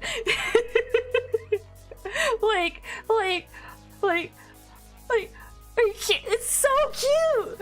It's perfect for me! I love it! I need it in my life, alright?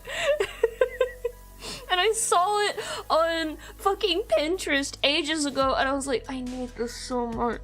I want this so badly. And it was sold out, and it had been sold out months ago, and I was like, I'm never gonna get it. I'm never gonna get it, and I'm so sad, and it's fine.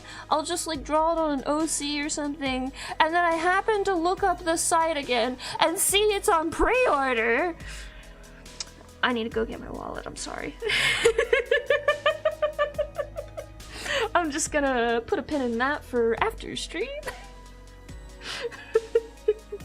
Am I already over budget this month because of the fridge fiasco? Yes. Is that going to stop me? No. Happy late birthday to me.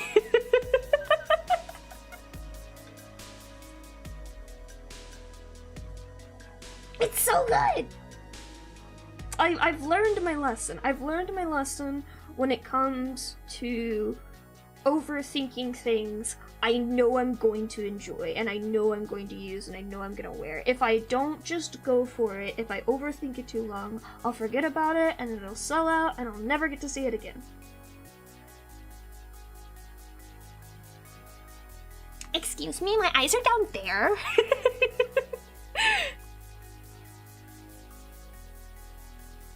I will say though, cardigans, so fucking cozy.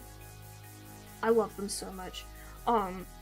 I got a kind of crappy, honestly, let's be real, polyester one from a con once that's like in pastel rainbow.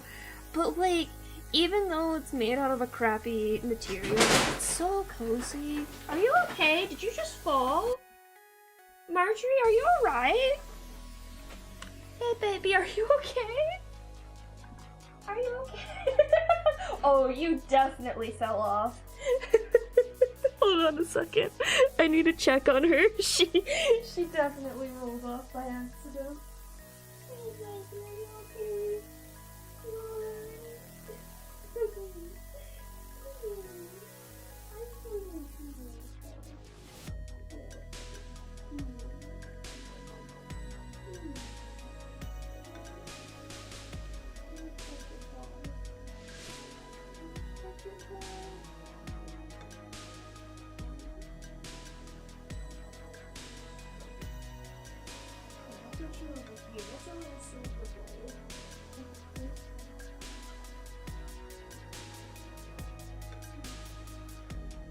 Less likely to roll off again.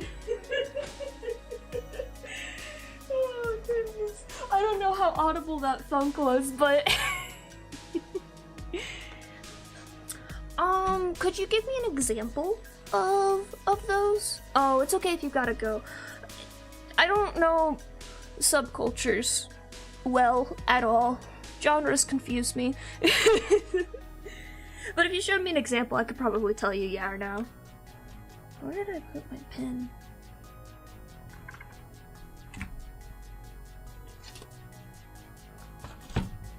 I have misplaced my tablet pen that I had 2 seconds ago. Somehow. What?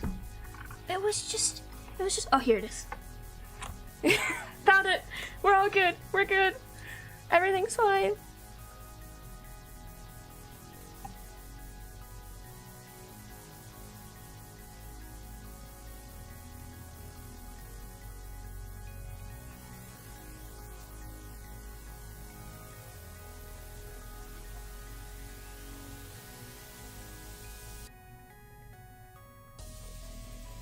Let's talk about clothes, shops. I don't remember what else. Oh, speaking of my current shop, I'm so excited because she's been trying to try out doing button-ups, but the problem is, like, she started out with polyester ones and everyone was just like, hey, polyester's real uncomfortable. So she tried to do a cotton button-up pre-order, but it didn't do so hot because of the particular pattern. Possibly other factors. Plenty of factors that could have impacted it, but with the pattern she used, I feel like that was a big one, at least personally. But she got some pictures from the manufacturer of like examples of it being made and stuff like that, and I'm so excited because it looks so cute, and I can't wait to get mine because I pre-ordered. I saw Maya Kern button up and I immediately whipped out my wallet for that. I want so many of her patterns on button-ups, but I can't get them unfortunately, and it makes me incredibly sad. And then recently, she started sneak peeking sketches for another pattern for a skirt, and I'm just like, hey, if I bought one of these and turned it into a hat, would you mind? Like, I'd wear it as a skirt if I could, but I can't.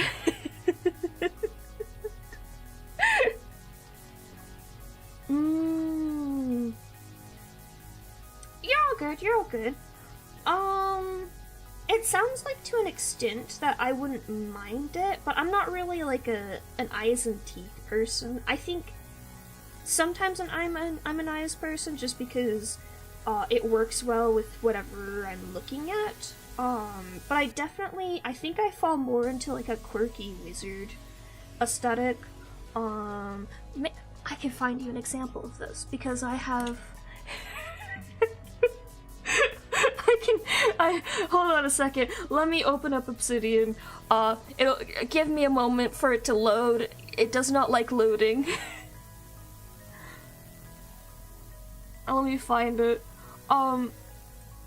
If I had to explain what my current, like, style in in real life is, oh no, where's the pinball one? Fuck! I'm missing one of the wizards! No! Hang on, I have to find the pinball wizard. It's very important.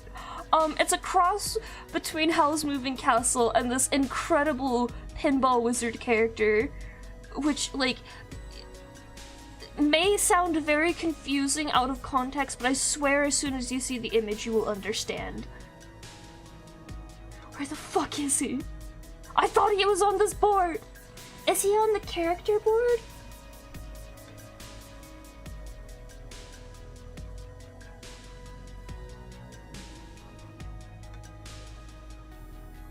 He is!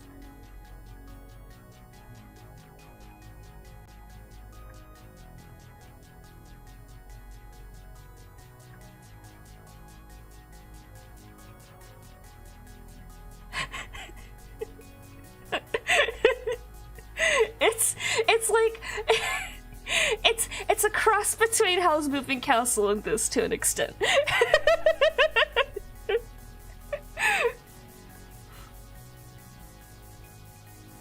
To an extent, like, and not perfectly, like, I'm less arcade and more just, like, silly. Like, Miss Frizzle silly.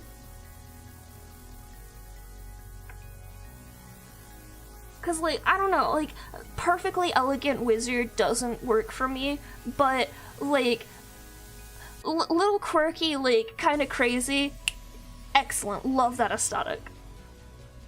Do I have anything else?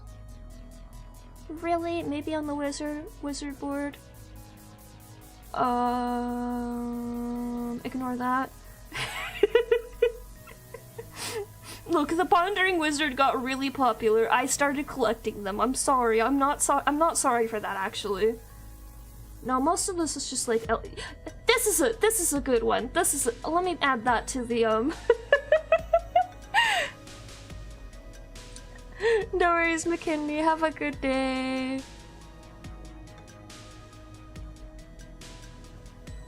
I need to add the Pinball Wizard to this collection as well.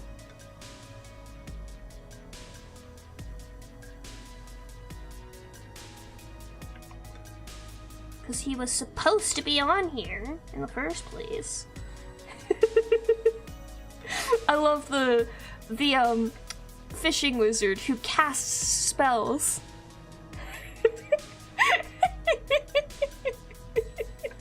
It's such a pun. I think everything else on here is pretty well organized. This should probably move. Swap these.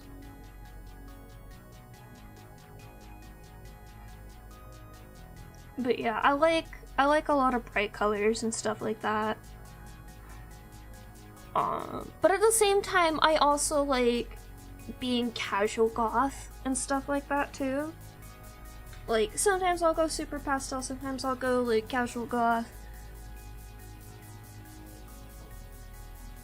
And sometimes I'll be some weird amalgamation of it. I want to dye my hair again, now that I think about it. I'm a natural blonde, but I've occasionally gone like a super dark red, and it looks so good. My eyebrows completely disappear, because they are also blonde.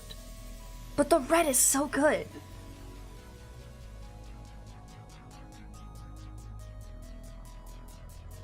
I actually got made fun of that in elementary school, and it pissed me off because it was it was literally the stupidest thing to pick on. They were like, you don't have any eyebrows. I'm like, what the fuck are you talking about? They're right here, idiot. Like, completely backfired on them. I just thought they were stupider than me.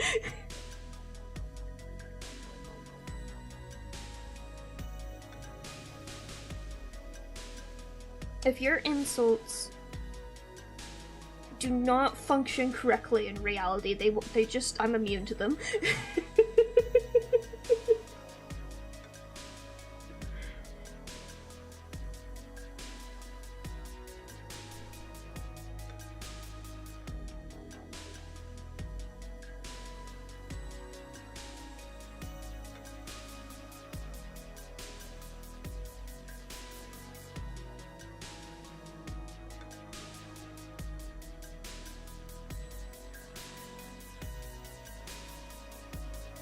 That's the best nose for Ambrosia I've ever drawn.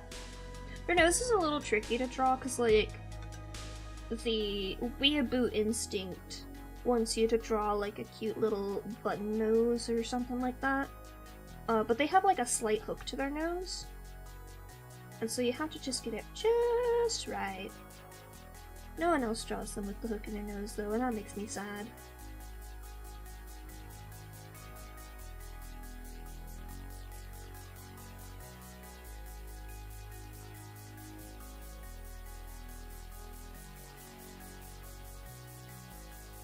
But I get it. I'm the weird one about noses.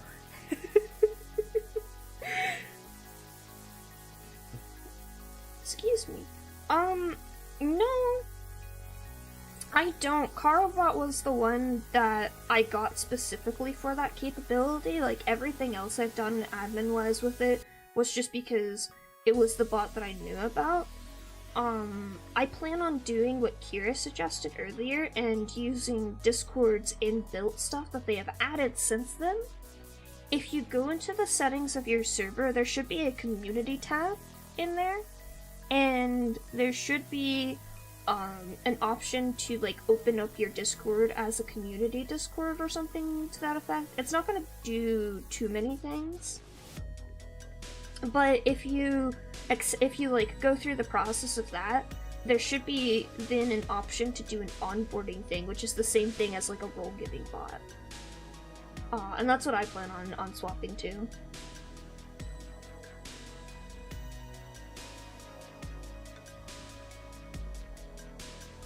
I will say honestly, like, a lot of Discord's inbuilt things these days do function really well, and are pretty decent, which is nice. I just know that in the era that I put my server together, and I put a lot of the servers that I helped put together, they didn't have those functions, so it's easy to forget about them.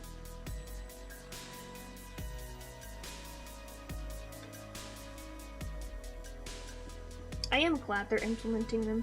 Like, I personally don't mind working with bots and using them, but just like the situation with Garabot shows, it's really easy to like lose control of a bot. Yeah, oh fuck no. Absolutely not. from the fact alone that they've admitted that it was an exploit they left in and didn't fix. Like, fuck that. Absolutely not. That is an unacceptable exploit. It's one thing if it's a 0-day exploit that no one knew about. It's another if it's such an easily, like, gotten into loophole.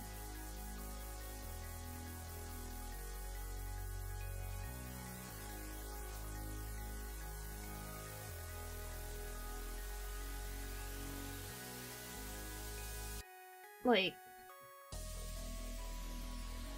just no. Not when you're the owner of such a widely trusted bot like that. It's one thing if you're just some random dude handling, like, a small bot, but this is something that's handled across thousands of servers.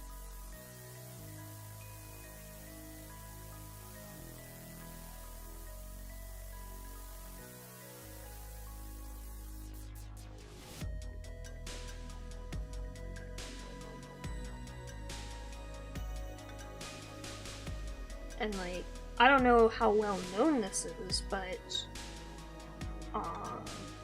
I know at least when I was coding a bot for Discord, even when I was coding a bot for Twitch for school projects, like, you get signed up for different email subscription stuff for Discord and Twitch to inform you of changes to their APIs and important security things about your bot.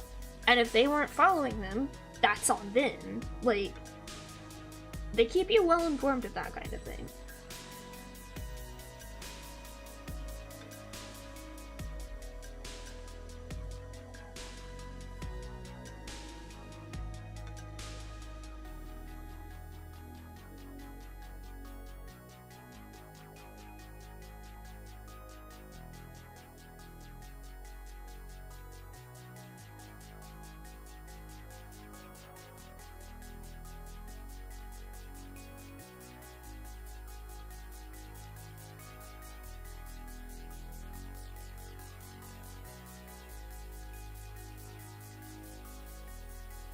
I was trying to avoid them looking like they were mid-prayer, but I kind of like the idea of their version of praying looks different than what you would expect. At least from, like, a Christian point of view, because that's the religion I am most familiar with.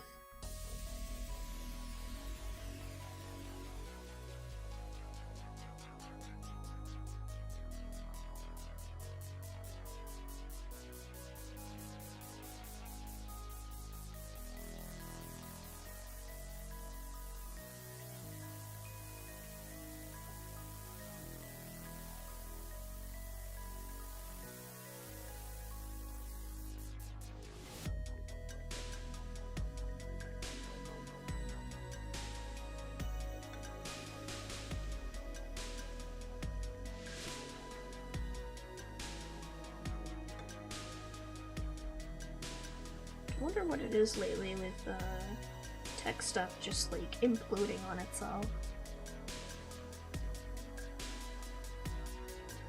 Like, tech stuff I feel like implodes on, like, a fairly regular basis. It's common. Like, you find a new exploit, somebody has to patch it, whatever. But, like, both this and the CrowdStrike thing, and, like, just everything you hear about with Tesla,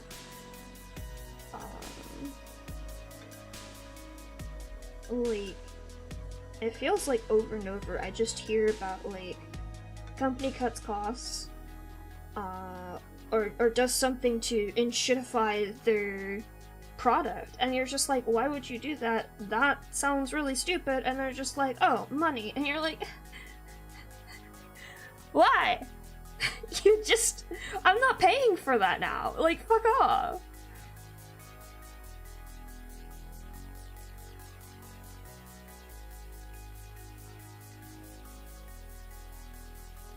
Like, I don't know. I know I'm a perfectionist to an extent, and I know that makes it harder for me to understand this sort of thing, but, like, even if just the base core of just, like, even when I'm tired and I hate whatever I'm working on, like, I still try to make it good enough. I still try to make sure it functions and it's not gonna implode on itself. I just can't understand it.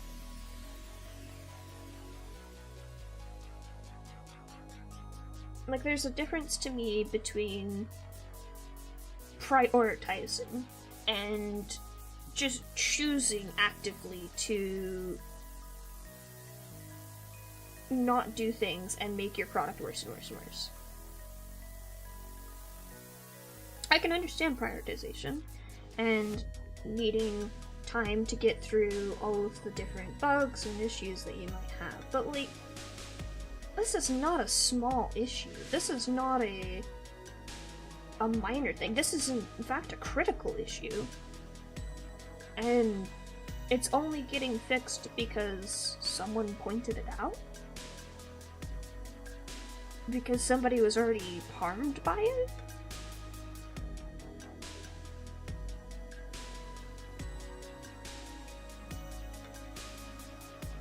Yeah, like,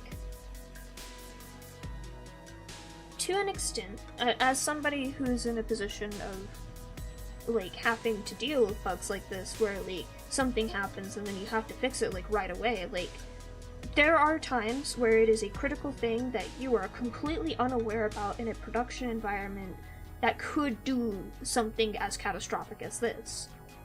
And it makes sense, and it's still, like, you're gonna lose a lot of trust in your customers and whatnot and stuff like that. But something like this that is such a critical security issue is something that has to be tested for. Like, you have to have, first off, known exploit. But second off, like, you should be testing for that kind of thing on a regular basis. Excuse me. Like, that's the kind of thing that you need to have infrastructure to make sure people can't just do that. Maybe that's just me having way too high of standards for every single piece of software, but just, that's absurd to me, to let something like that through. But yeah, like, I was saying it the way I did to give them, like, the benefit of the doubt of, like, maybe I read that wrong, and it was, like, they just discovered it today, but no, it's a known exploit. Like, no, you don't just let that slip through. That's a high criticality, you start paying people overtime to fix that immediately kind of bug.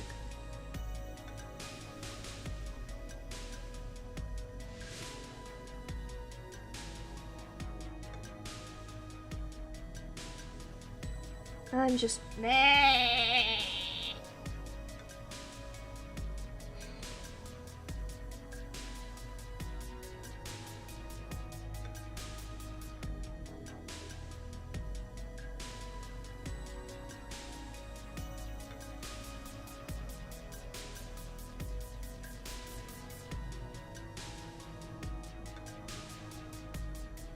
Hang on, I'm gonna steal my line art.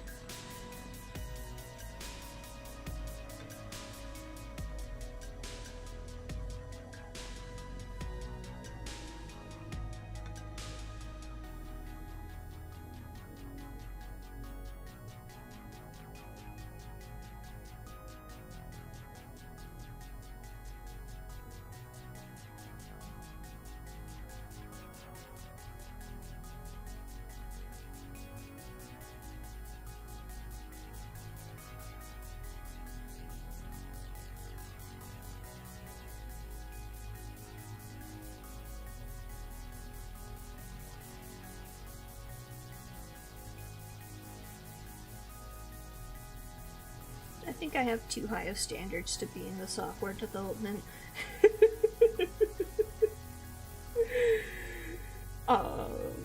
Whatchamacallit. Like, I'm lucky enough to be at a workplace that has to adhere to very high standards. So, like, I'm not constantly pissed off by, certain decisions, like this. Grants! I hope it works out for you. It looks really nice. I've seen it in other servers, so I'm just hoping it's not too difficult to set up for myself for the things I need the onboarding to do.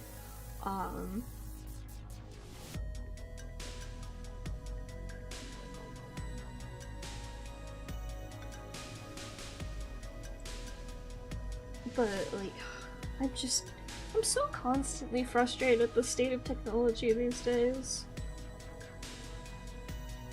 Like, I'd like to stop being frustrated at technology. I want to just enjoy technology being cool, but I can't. Because someone does something stupid and it reminds me that humans are idiots again.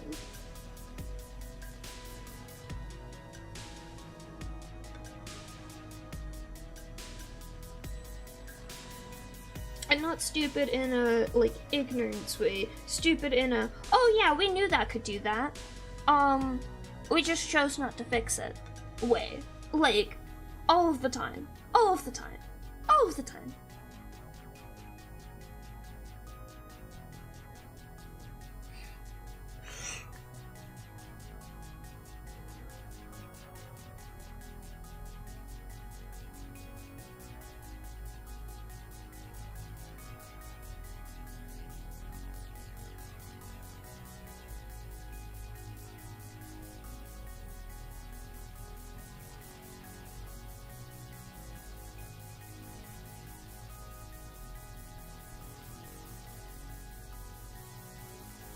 Why do you look like Megamind, sir? You're not supposed to look like Megamind.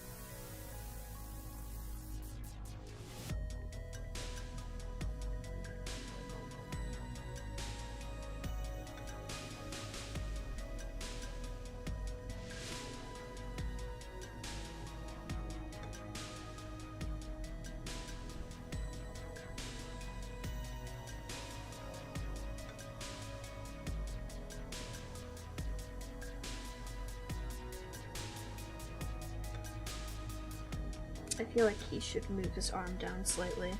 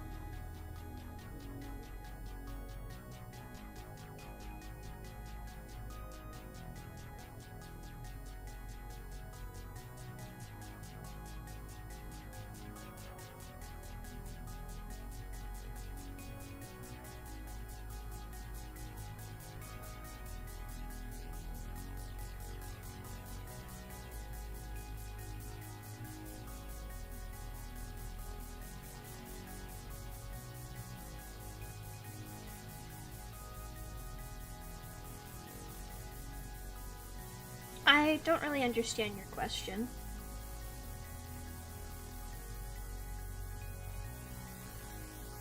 If you mean, like, is it a good idea to have a Discord server in the first place? It's not a bad idea.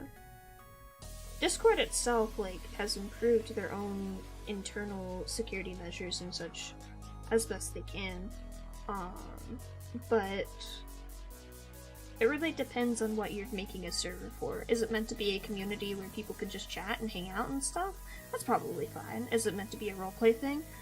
Again, that's probably fine.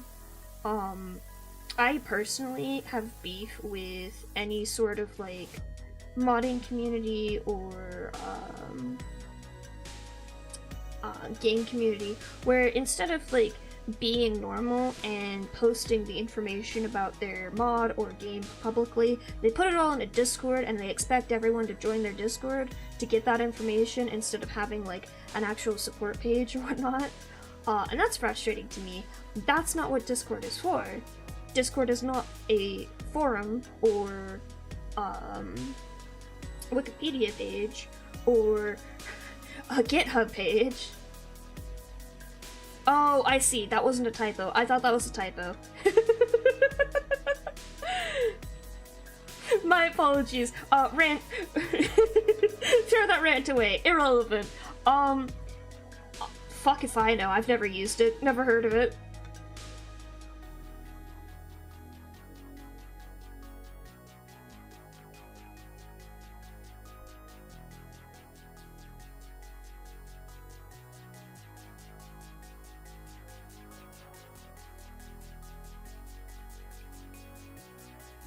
I'm kind of like a really bad Twitch streamer. I'm not good at the whole social media thing.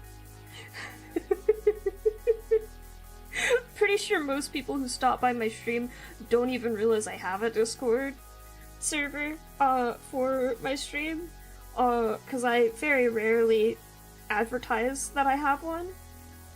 And I know there's a link you can get to in the YouTube description, but on Twitch you have to do a command to get to it.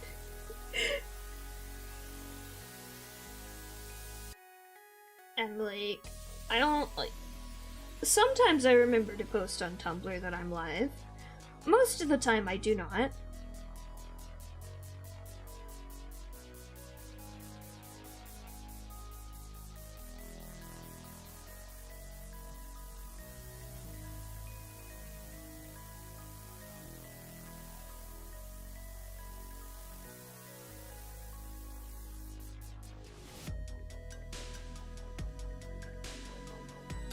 That would count as advertising, yes.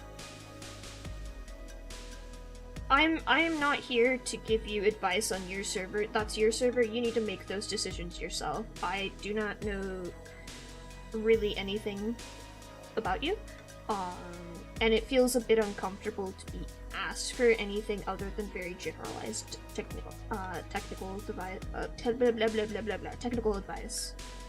I'm just here to draw artwork and occasionally go on a rant about the color green.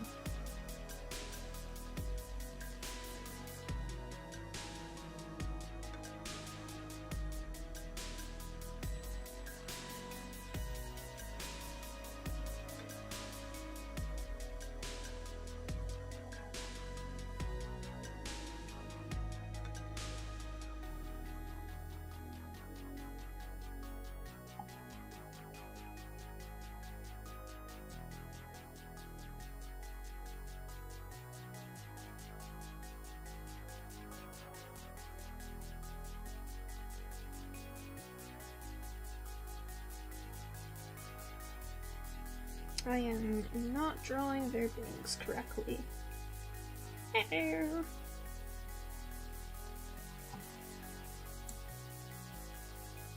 Because I've got like the big bang, and then I got a little bang, and then I got another big bang. Again, I don't have any bot recommendations. The only bot I used was Carlbot. I didn't even know the owners changed for Carlbot. I literally just had it for role stuff and some minor admin stuff. And there's a particular shade of green that I hate. Look, all colors are beautiful. I love every color of the rainbow. Even the puke greens. I love chartreuse, one of my favorite greens. But there's a particular shade of green, and it's usually like the tacky shade of green that you see with red during Christmas time. It's on a lot of like, that like true green color that you see on a lot of like advertisement stuff and materials like that. Like corporate stuff too, and it's just fucking ugly. It goes with nothing, it looks horrible, it's terribly tacky. It's fine for Christmas, I guess, because like holiday stuff is just gonna be tacky in the first place, but it's ugly. It's fucking ugly, and I see it everywhere, and every time I see it, I want to set it on fire. Whoever invented this color of green should have been set on fire. Every other color of green, valid, beautiful, incredible, Mother Nature doing her best work. But that shade of green There's something so man-made about it. And it looks terrible.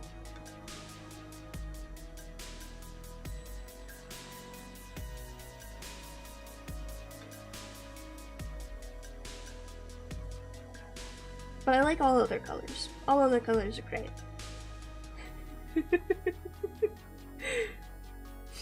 I had a friend once who was just like, I actually like that color green a lot. I'm like, you're valid. You can have a totally different opinion than me. Don't ask me to draw anything with that color though, because I will cry, and it'll be an angry cry. It won't be an upset cry.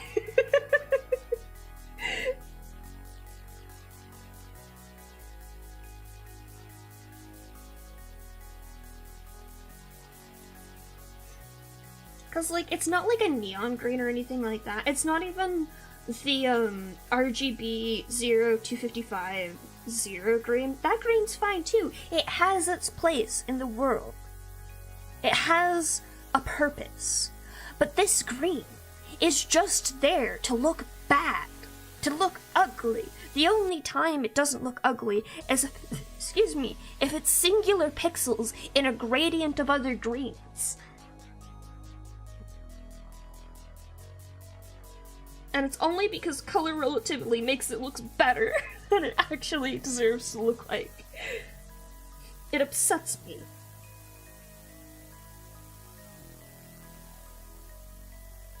It looks like if plastic was turned into a color.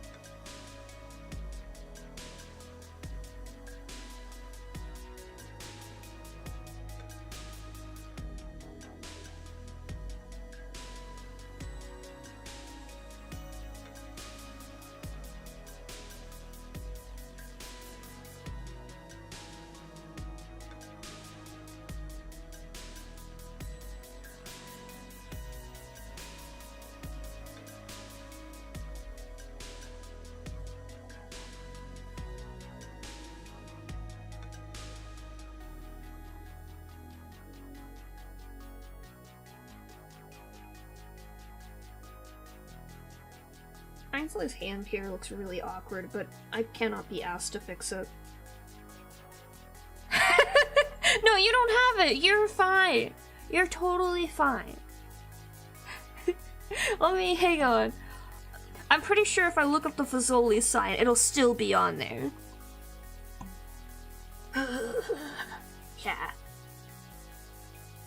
Yeah. Oh god, it's fucking awful. I hate it so goddamn much. You see this green? This green on the tomato over here? This section over here, this one's fine. They later changed the colors on their tomato to make it actually bearable, but this sign right here, the bigger sign in the front, those greens, awful, terrible, fucking ugly. Why is it on there? Get it off. I hate it. I hate it so much. Sprite? Is it on Sprite?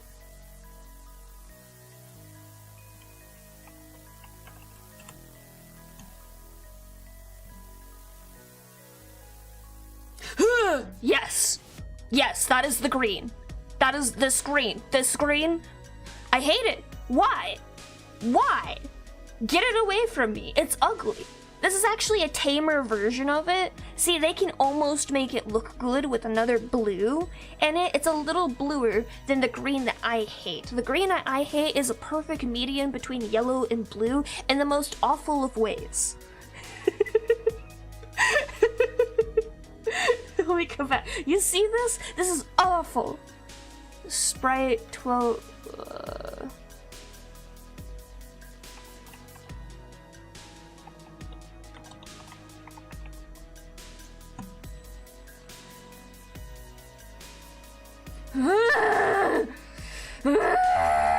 Get it away. It's awful. It's awful. This is ugly. I hate it. It's It's the only color I hate. It's legitimately the only color I have ever seen and just had such a visceral hatred for. Get out of my chat, band. Leave. You're no longer welcome here. This is a joke. This is a joke before you actually leave. But as I said, you can have different opinions than me, even if they're wrong opinions.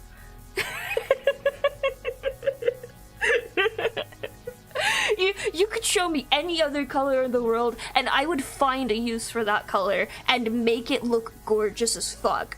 But that green in particular is the worst thing in existence. Thank you for clarifying that you're going along with the joke.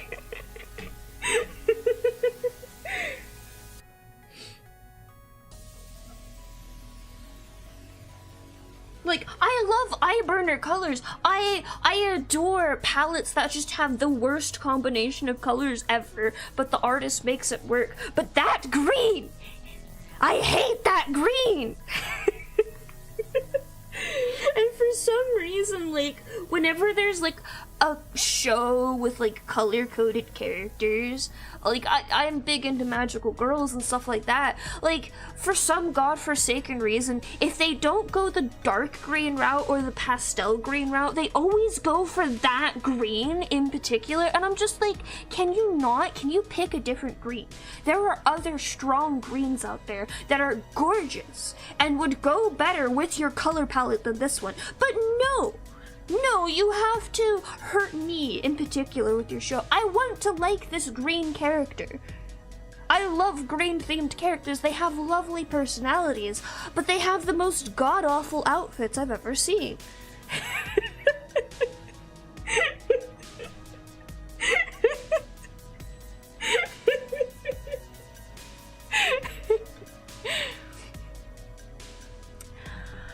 I'm gonna have to kill Noodle.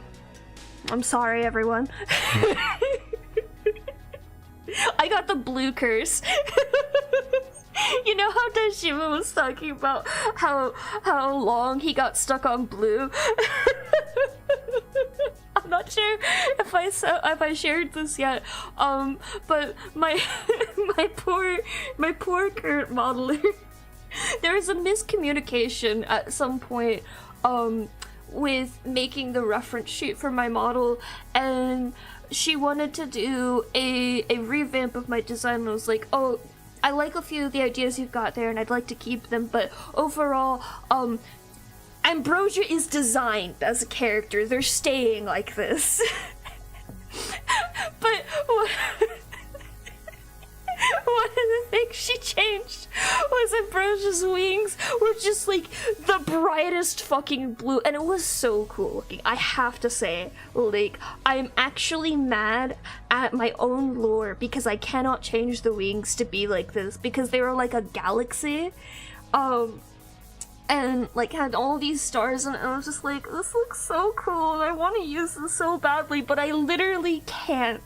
It does not fit in with the lore. And if there's anything I'm a stickler for, it is my lore.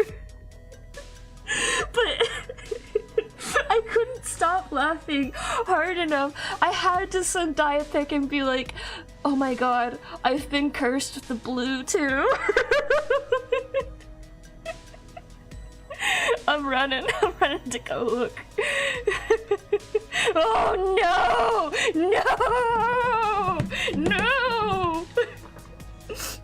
Put some fucking olive in that green!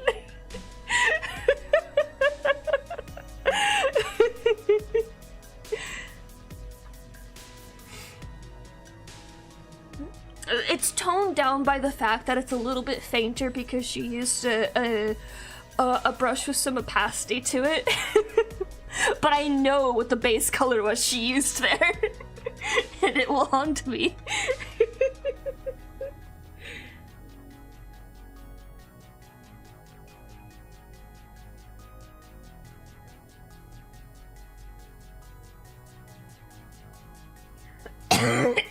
Oh my gosh, I'm so sorry.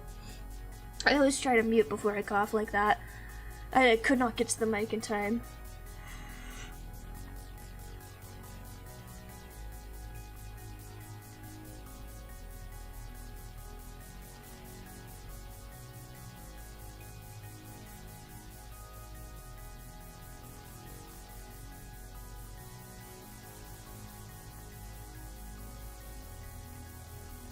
It's just an objectively bad color. And I'm not wrong for that opinion. And if you like it, you're valid. But I refuse to like it.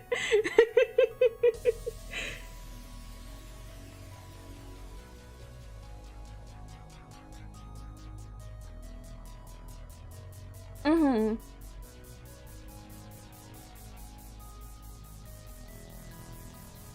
Like, here's my thing. You have to show me it in a context where that color is the best color to be used in that location, and it looks good. Like, it legitimately looks good. And then I'll be like, you know what? You're right, it can be a good color. But I have never once seen it in a context where it looks good, and it's the best color to be used there. Like, not even number one, like, just, like, top 3 colors to be used in a location. Like, there's almost always a better choice that looks phenomenally better.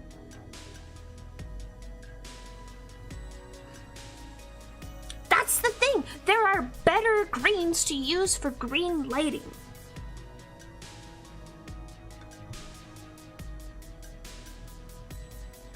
Like, the big problem I find with this particular shade of green is that it, as I said earlier, it is almost directly in the middle of yellow and blue. It might slightly lean blue in some contexts depending on the coloration of things around it as well.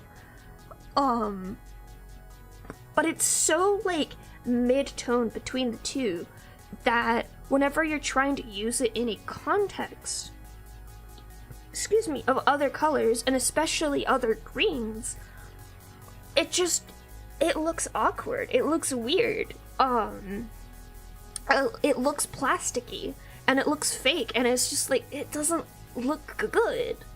But if you use a different green that leans harder into the yellow or harder into the blue, then you get a nice color that blends in with the rest of the palette a lot easier.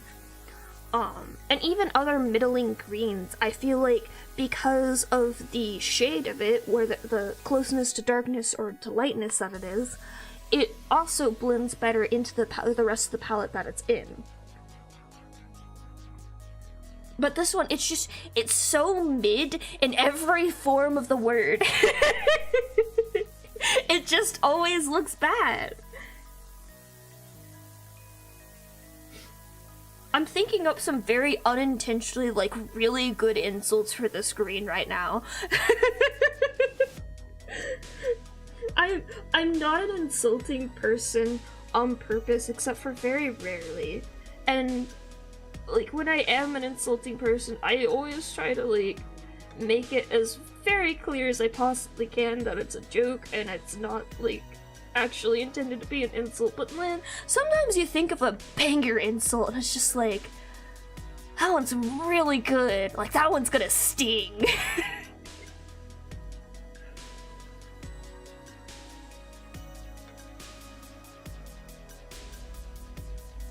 Also, hey, color theory takes practice, don't worry about it.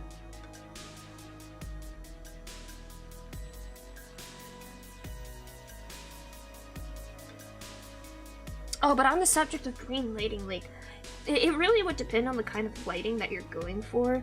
If you're going for, like, a neon lights kind of vibe, like, you'd probably go for, like, a chartreuse or something like that as, like, your big bright tone, and then anything that comes off of that is going to be a mixture of that color and all of the colors in the environment anyways, so it's probably going to have a lot of blue in it in the first place. Even if it is like a really sharp yellow tone for the main lighting, like the shadowy parts of the light are still gonna be bluer in a lot of places.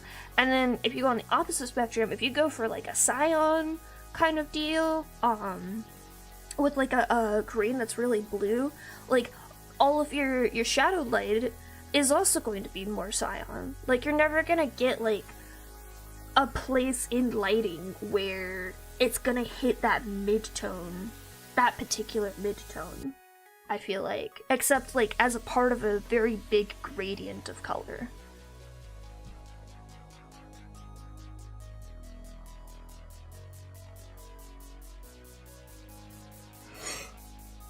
Oh, So sorry. Also, don't feel bad for mistaking my cough for a sneeze. Everyone does, even in real life. They will see me, like, cough into my arm, and they're like, bless you. I'm like, I didn't sneeze. I've just gotten to the point where, like, no matter what I actually did, if somebody says bless you, I'm just like, thank you. It's not worth it.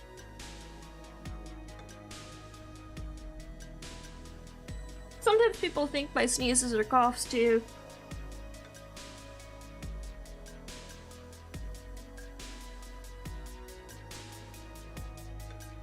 I think I'm just a confusing person.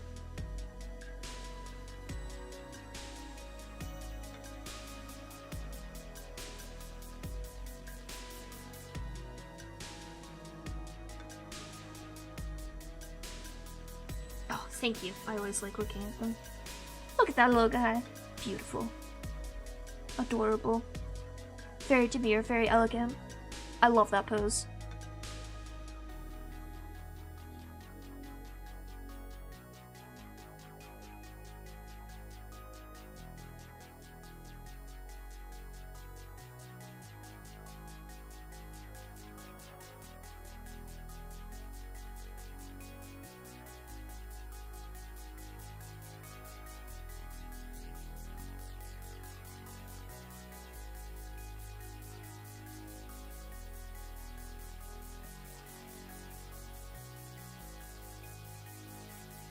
I feel like their hair should go like down there, but I don't want to put their hair down there because that would look stupid.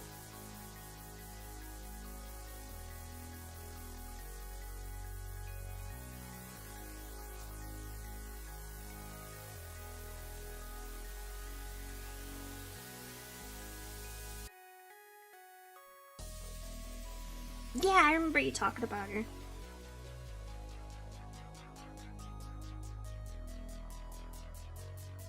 Here, kitten. Where's my cat?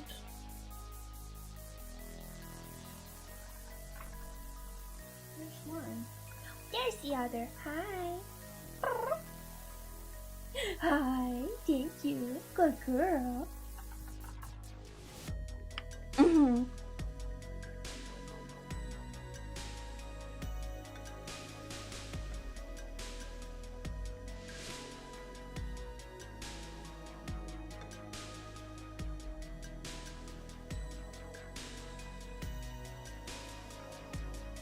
Incredibly based reply.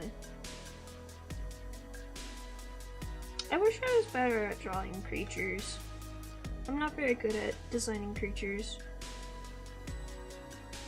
I have a story where, like,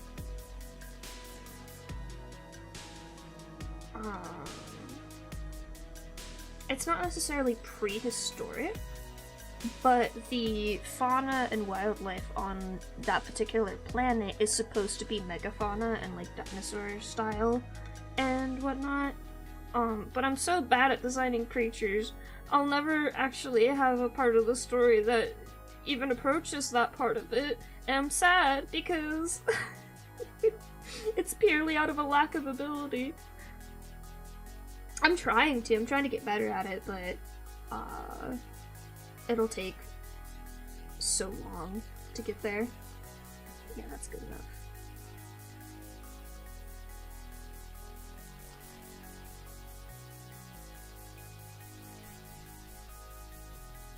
Yeah. It very much looks like a homage to me rather than a copy. And especially, like, just knowing that you told the author, like, the original owner of the character and whatnot, like, it's very clearly a homage to the character rather than anything else.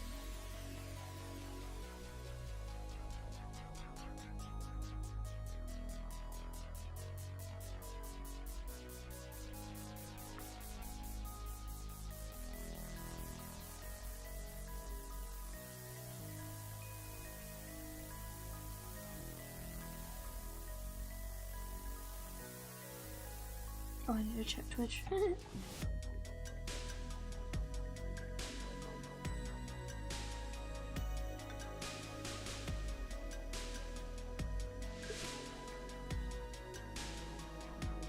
Mm-hmm.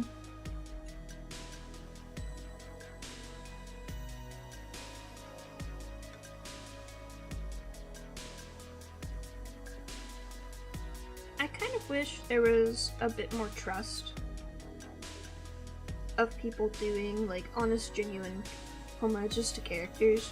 But I also understand, like, there are people who just steal characters to do their whatever they want to do. I think back to the earlier days of when VTubing exploded and I joined, like, the Twitter community and stuff. And, like, there was just one person whose actual avatar, their on-stream avatar, like, fully rigged live 2D, was just Zhongli from Genshin, but purple. Like, head to toe. and like they even like kind of used the Genshin art style a little bit when they were making it, and like you just kind of look at it and you go, oh, this is why people get cracked down on copyright so often, because we have idiots like you.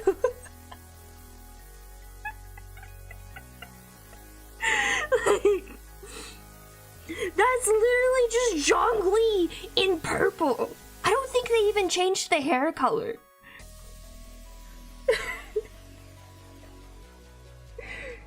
And it's like, it's sad because I think it would be neat for like event things to be able to roleplay as a character and use the live 2D model for that, for like a special event or something. Like, I love seeing people's practice models where it's a character from a beloved show or something like that, but you know you can't trust people with that. You know they're gonna be weird about it. Or they'll become purple Zhongli. I feel bad. Like, I don't know how old that person was or anything.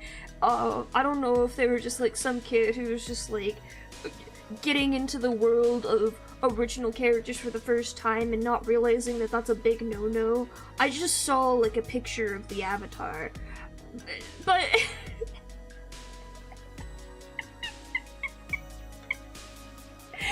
I think like what really gets me about it is like the color they picked and the character they stole. Cause like, especially in the context of Genshin, you've got Zhongli, who's kind of like, he's just like a stupid old man a lot of the time. Like how do you do, fellow kids kind of stupidity type of thing. And then you have the association of purple, which would be Raiden Shogun, who's like also like how do you do, fellow kids, but in a very different way, and it puts an image in your mind that is incredibly funny.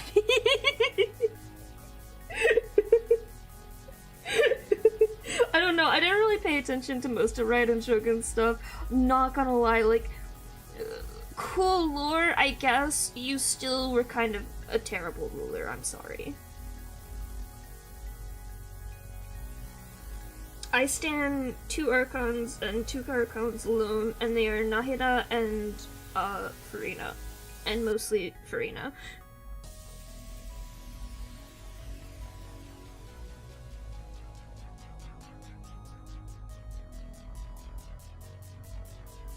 I think Folklores was funny as hell.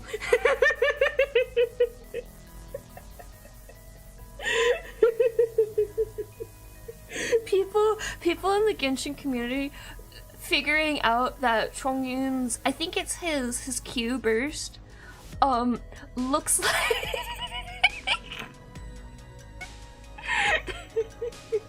looks like like the oh, what's it called? The Sword of Judgment or whatever that Folklores uses to, you know, and fucking around with like screenshots with it and Furina. I think it's very funny.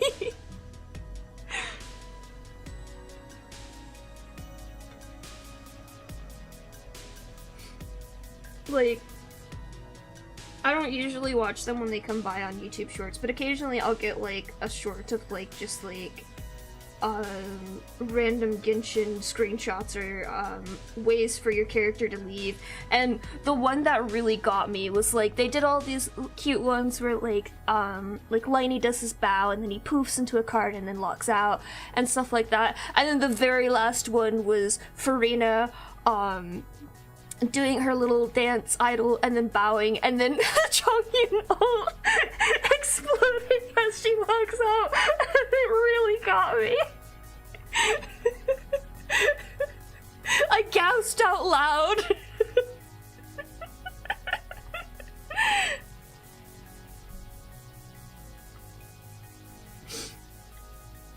I just think the Genshin community can be very creative, you know?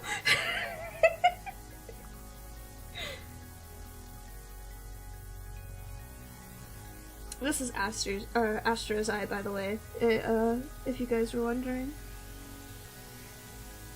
And also, like, I feel like the context of roleplay really changes my way of thinking around it. Because, like, if you're joining a roleplay community, obviously you should be, like, in character for your character. But, like, there's a weird point of, like, we're all influenced by the things around us. Like, I don't think there's anything wrong if you feel like you are trying to be a braver person, and to become a braver person, you emulate the characters in fiction that you see as brave, to an extent. But there's also, like, a line to be crossed there, where it's just, like, there's a point where it gets just awkward in conversation, where like you're doing your thing and then somebody like is just like, hey, I'm in character doing this thing, and they continue being in character doing this thing, and it's just kind of like, hi, we're just trying to have a conversation out of like we're not role playing and stuff like that. Like, it's hard to describe what I mean.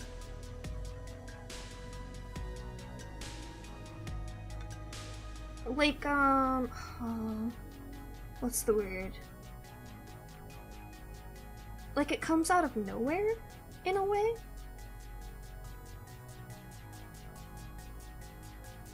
Oh, that Raya looks rad as hell.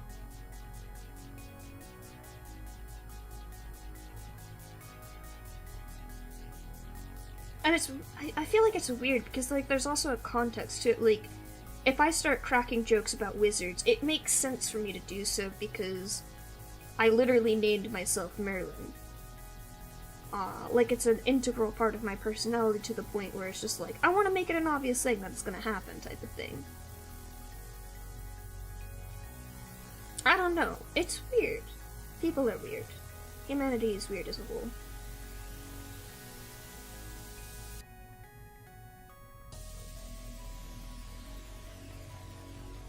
I think it also depends on, like, how well you know a person, too. Because if, like, one of my friends, like, came up to me and started role-playing as Naruto, I would probably just have a laugh about it. But if some random stranger came up to me and started talking like Naruto, I'd be really weirded out by that.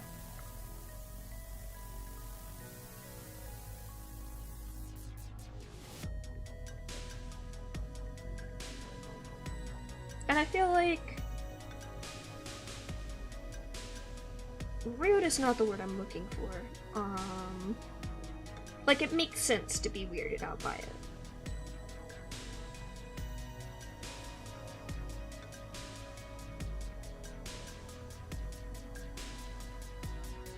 But also, like, at the same time, I don't know. It's weird, because I'm always, like, a proponent of, like, cringe is dead, be yourself. But also, like, I guess just because you be yourself doesn't mean everyone has to like it type of thing, I guess, is the best way to put it.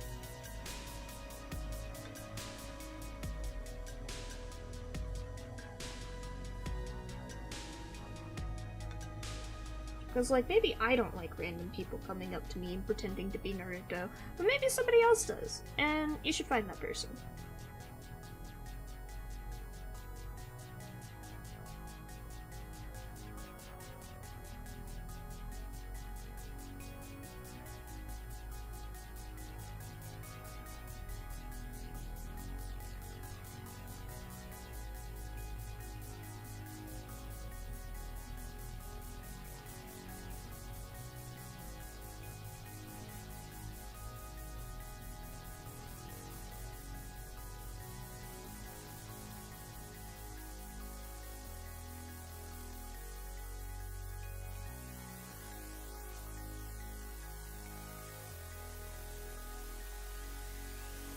Now it's got me thinking about, like, professionalism and stuff. Because I won't lie, like, as a kid, I always thought, like, professionalism was just, like, dumb. Like, weird rules for adults that made no sense. But now, like, I'm a professional that has to work in a very professional environment, and I have to act professionally, and then, like, it doesn't happen very often, but there are occasions where, like, something happens, and, like, someone very clearly acts unprofessionally, and I'm like, oh, I get it now. I understand. Like, even just something that is very much, what's the word? Not inconsequential, but, benign. Like, something very benign. Like, if, as a person, I swear a lot on stream and stuff like that. Like, that's the environment I kind of have set up for myself, that I am allowed to swear on stream. But I don't swear at work, or at least I try not to, and the most I'll say is, like, shit. And that's usually because I broke something in my code. But, like, I understand that context of, like, just because I'm okay with swearing doesn't mean the people around me are also okay with swearing. And even if they were, it's really easy to hear something out of context and not know what it's associated with, and then get concerned about it, type of thing. So the professional thing to do is try to avoid that scenario in the first place and just talk respectfully about everything around you, type of thing. If that makes any sort of sense.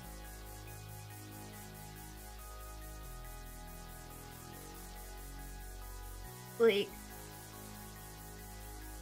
most people aren't going to misunderstand me going, ah, shit, about something that broke in my code. But if I just started swearing like I do when I play certain video games, like Blightfall last night, someone might be concerned about it. And I feel like that's a very reasonable thing to do. I think what really, like, explained it to me is when I was going through training for, harassment training, was what really made me think about it and, like, conceptualize it in my brain of, like, someone could be a very calm person and they start swearing a lot, and then you're like, oh, is this person actually that calm? Like, it starts to make sense then of just like, oh, maybe this is something I should be worried about that particular person, type of deal. Like, it's a weird thing. Professionalism is weird. But also at the same time, like, I'm not the kind of person that calls people around me sir or madam or uses, like, I don't know, professional, polite, formal terms for people who have job statuses above me, because I think it's just weird to an extent, but, like, being respectful I can do. Yeah, exactly, and, like, work is in a specific environment where, like, it may not be easy for somebody to tell you when an insult goes too far. And, I'm kind of trying to tone down my swearing here and there in a lot of my normal speech, but I feel like also, like, if I'm not at work, I don't care anymore. Still, because it's just like, I'm no longer in that environment where it can be weird for somebody to hear a lot of swears suddenly, or something to that effect. Like, I feel like so it was probably fine. But yeah, like, I don't know. It was a very interesting, eye-opening experience, being in the workforce to understand professionalism. The fucking PS5 song started playing in my head as soon as you said that, Kira. And if you don't know what the PS5 song is, I will get it for you immediately because it is a masterpiece of TikTok. It's like one of the few things from TikTok where I'm just like, this deserves to be in the world now.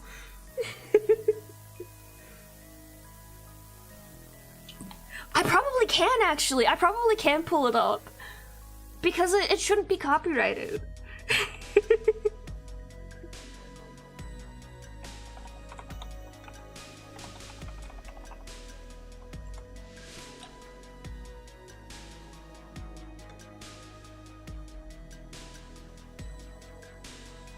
Oh no, everyone's on the Twitch. Oh no. Ooh.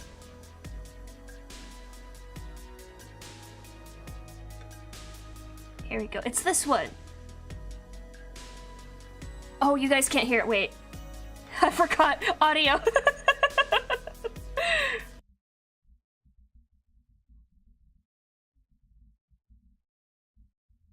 I love that potion seller's in my recommendations as well.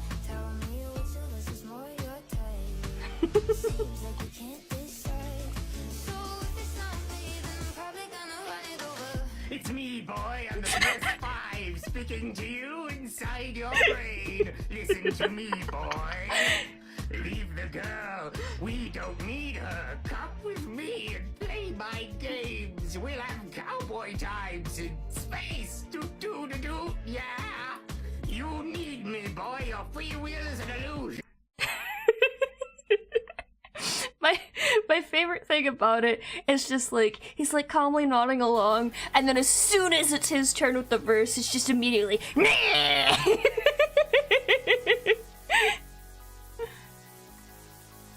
It's just, it's a work of art. It's a work of perfection. Potion Seller is as well. I love Potion Seller. You're not wrong. You're not wrong. I hate that you're not wrong.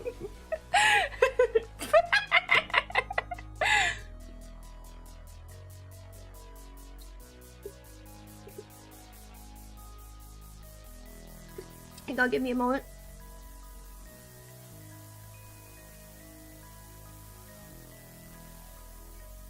It's me, boy. I'm the PS5. I'm not really angry. I am not actually angry. Before you freak out.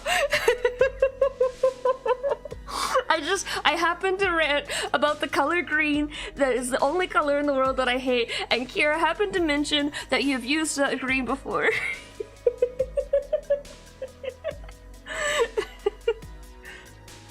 I'm not actually angry.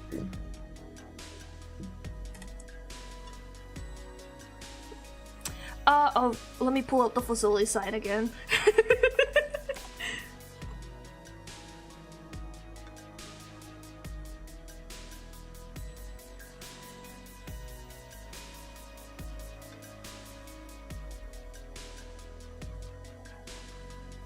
This green on the Fazoli side right here. This is, why is my mouse wrong? Why is my mouse wrong again?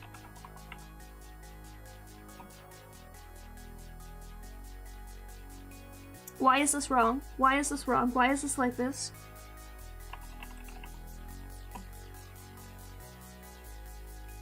Hello? What? I'm sorry? Excuse me?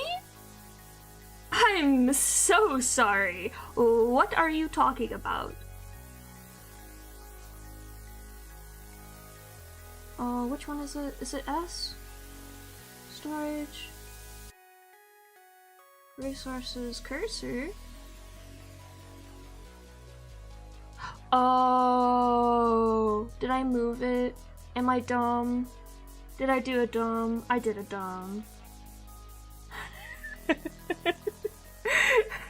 Hang on, I can fix this. I forgot I did that. It was when I was putting everything in a zip folder. That's why. Welcome to my horrible organization system.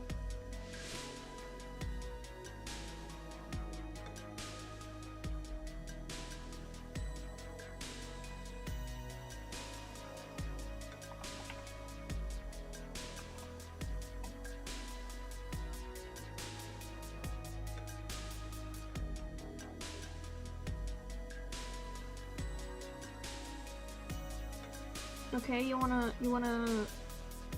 apply? Thank you. Christ. There we go. Anyways, yes, it's this green. It's ugly as fuck. I hate it.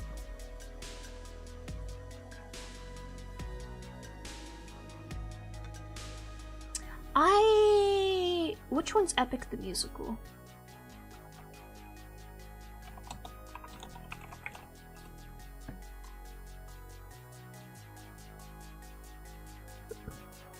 Excuse me. Oh, that's why I keep mixing it up with Hades Town. I never actually watched a lot of Hades Town animatics because I didn't know what was going on. I thought everyone was doing some weird alternate universe of the Hades video game, and I was very confused. No, I haven't seen them yet. YouTube tends to be slightly behind on TikTok when it comes to animatics. They will come to me eventually. Also, I tend to see new animatics through, like, my Watch Next feed, and my Watch Next feed has been cursed to repeat the same things I have watched over and over and over again for some reason, and I hate it.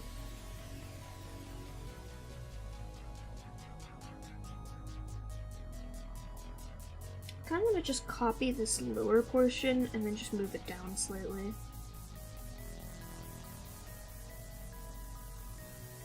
Yes, please. I will always take recommendations.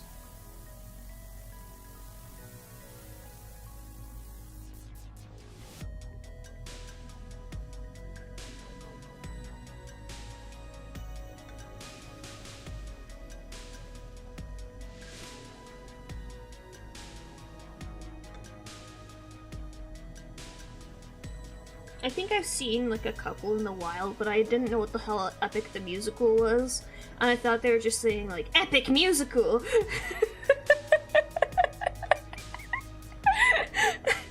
Because that's like the thing on YouTube these days. You put Epic in front of whatever your title is. In all caps. Just like the musical. You may see where my confusion lies.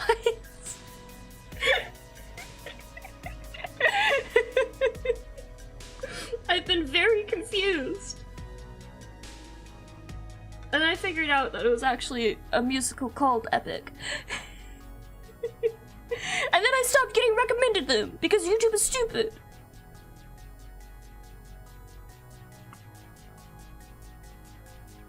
Oh, but speaking of animatics, one of the ones that I really like is actually recommended on here, Brutus.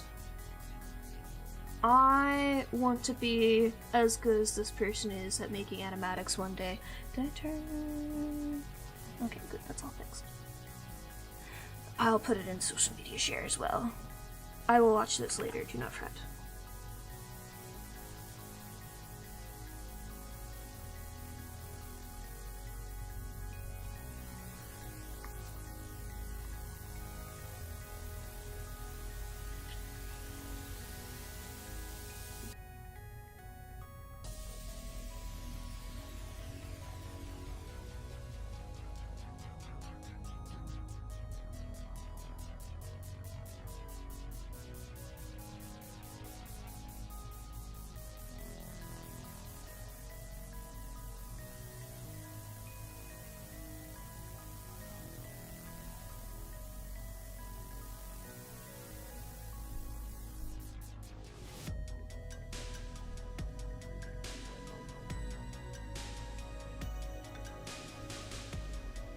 Now I want to watch it again. I may have forgotten to go play music when I said I was gonna go play music for myself.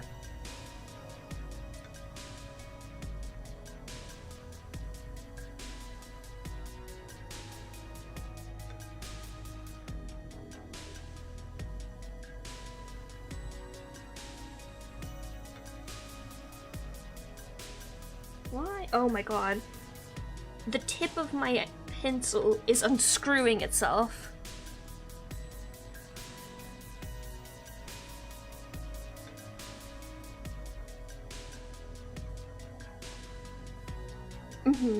I understand.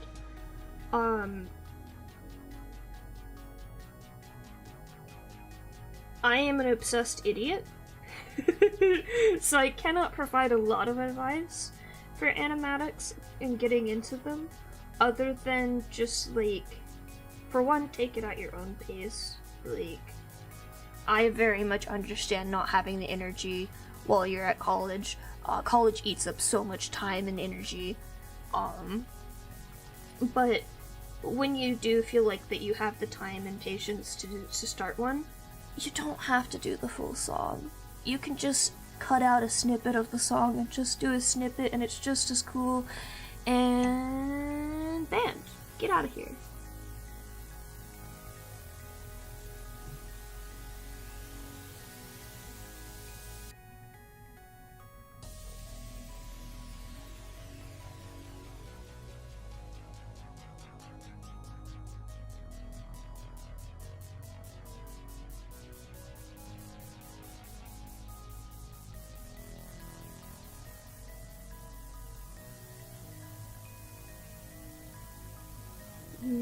What was I saying? Oh, but also, like, if you have one that you want to do, and this is gonna sound stupid, but if you have one that you, like, really, really want to do, and you want to get right, don't let it be your first one. Do one that you still want to do pretty badly, but it doesn't have to be perfect. Do that one first. Cause the first one you do is gonna be bad. And I don't say that to be insulting. That's just how it is when you're learning to do a new thing. But like, pick a smaller project, pick one that's okay if it's not perfect, and use it to learn everything that you need to do to make the next one perfect. Yes, do a silly one first. Honestly, doing a silly one first is like the best thing you could do. Because especially then it's okay if it's not perfect. It honestly tends to make it better if it's a silly one.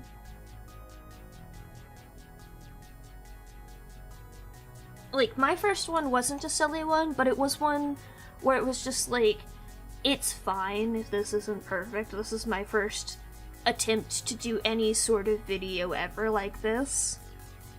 But it worked out, and as soon as I finished it, I looked at it, I looked at my art, and I said, I want to do that again. And then I did. I will link it real quick. You will not recognize any of these characters unless you have watched this video before, and that's fine. But you will see that I did a very different style of things for this one than I did for my other ones.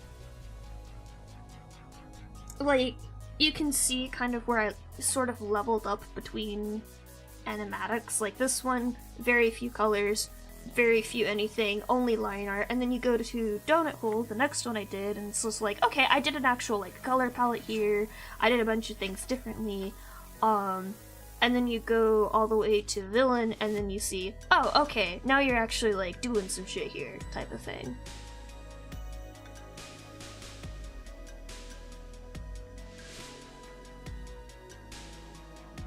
It just takes time.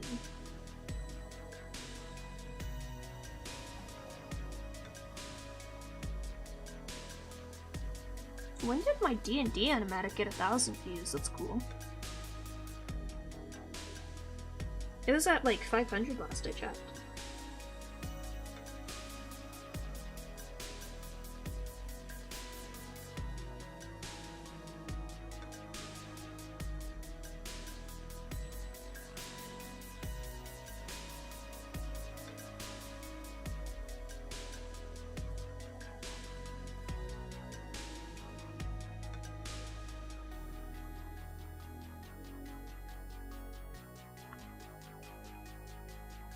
But yeah, start very, very, very simple.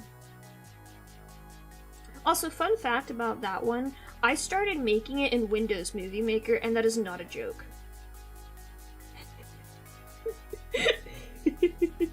Actually, did I make that one in Windows Movie Maker in the end?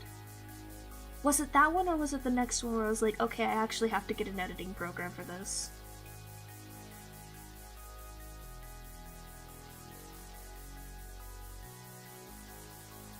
I did not say, cool, I don't remember. I know I started it in Windows Movie Maker, but I don't remember if I finished it there.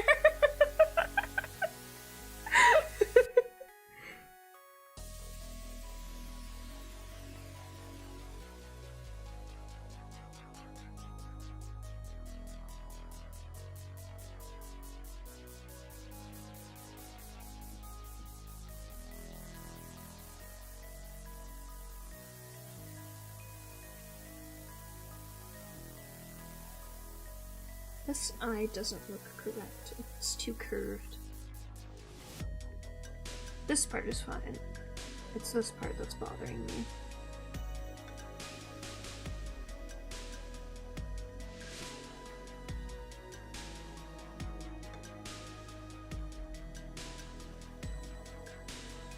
I think before that one, I had started a completely different one, also in Windows Movie Maker.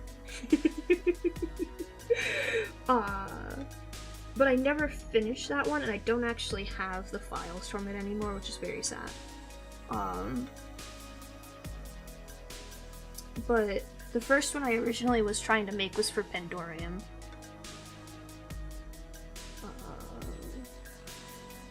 But I ended up not making it. I did make a completely different one for Pandorium. That's the, Hysteric Girl Night, I believe, is the name of that one. Yeah.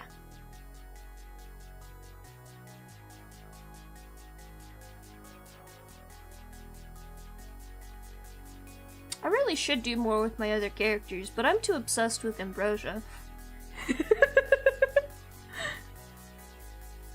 You can tell who's the favorite child.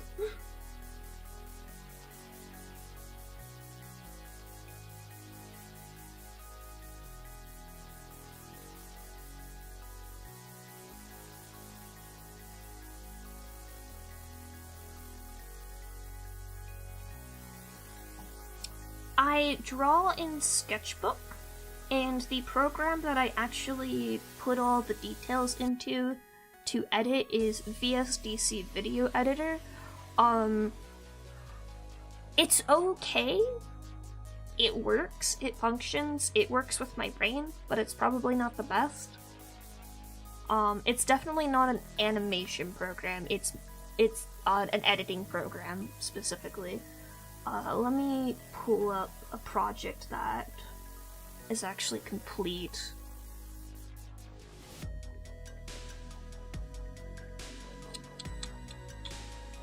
Where's the villain project? Let's open that. I keep all of my project files, I don't delete anything.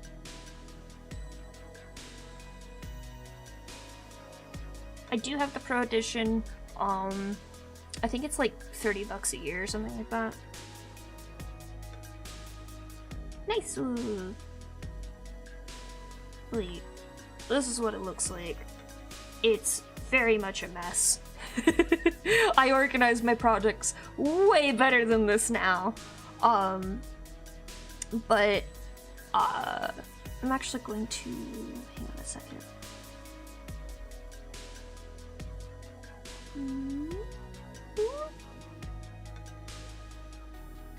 Maybe drag it up a little bit. No, I don't need to. Well, this is the main section. Most decent editing programs work very much the same. Timeline, layers, whatnot, random garbage on the side, that's all your property windows and stuff. Really, like, if you're... And I don't recommend doing it like me, but if you're doing it like me, all you need is a decent timeline, layers, and interpolation capabilities. That's all you need. Because, like, most of, like, the fancy things in this, what's a good point in this?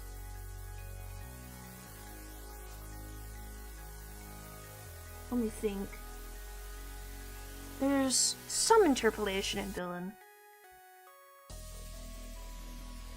I know the rotation in the back isn't.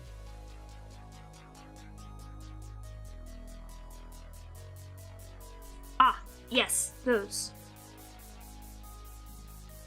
Like, here's where layers and interpolation comes into play. Like, I've got the main rotation here that is just rotating all of them things in this box at the same time, and then on these individual cards they also have their own movement, which I also believe is, yeah, you want graphs like this.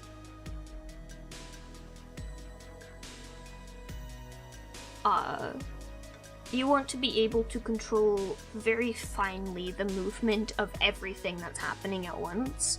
Whether it's through a graph like this, or it's some way that you can set points and stuff like that, but that's all you really need. It takes time. I had the benefit of working with very similar things in Unity for video game development, so like as soon as I saw the words like interpolation and stuff like that, I knew exactly what that meant. I highly recommend looking into interpolation as like a category of animation. It's gonna throw a bunch of math stuff at you. It's going to throw a lot of math stuff at you, because that's what interpolation is. Interpolation essentially is a form of graph of like you input one value and you get another value out. To kind of explain, like, if you look at the arrow here, it's a little hard to see with these colors. Hang on, let me turn off the background and go back in here. Wrong one. There we go.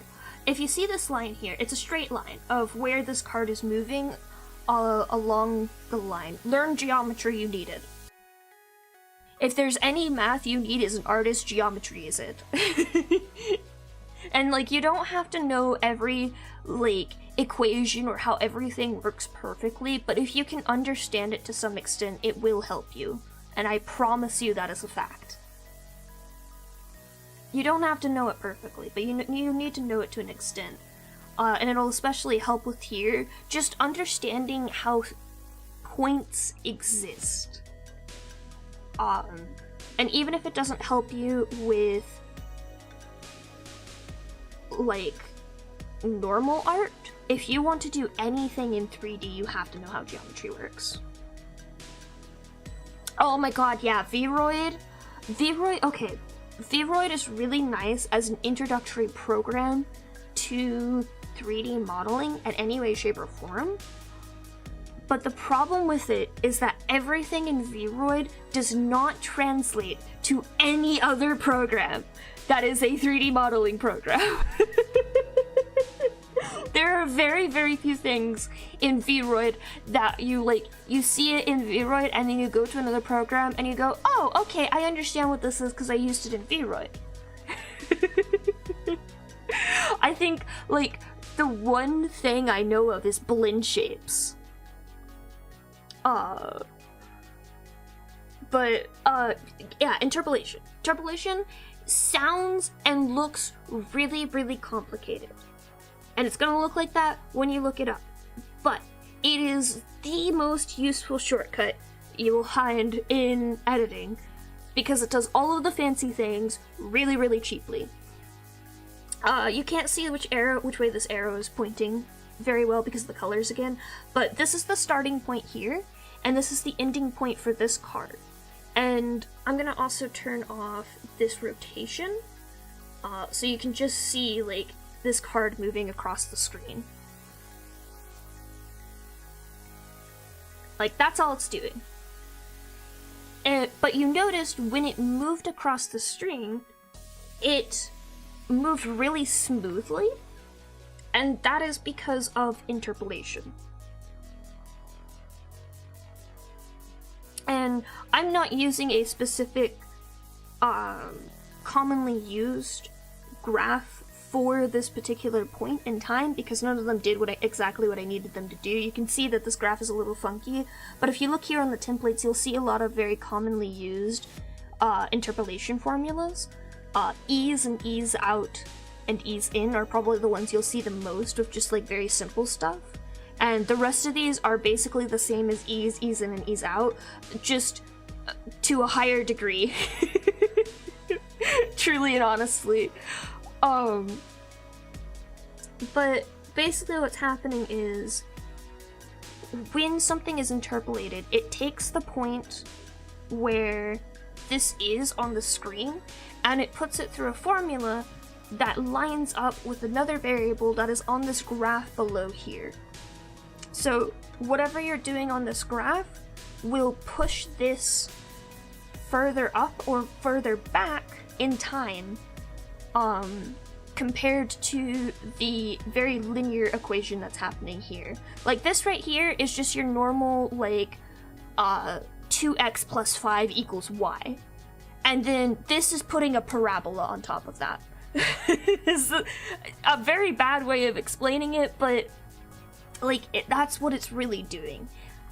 Is if this is at point 1 in time, this graph is going like it's changing how this point is perceived in time, I guess is the way, but it's a lot of manipulation of the time variable is what's happening here, which is usually your x variable in an equation.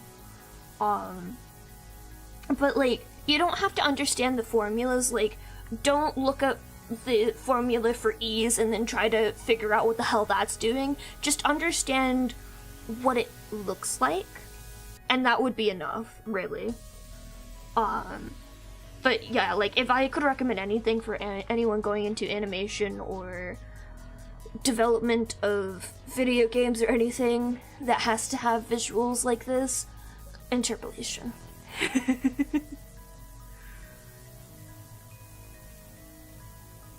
Oh, he thought you were a cutie, and he wanted to get you with his sister because his sister either had a bad breakup or she's looking to date somebody.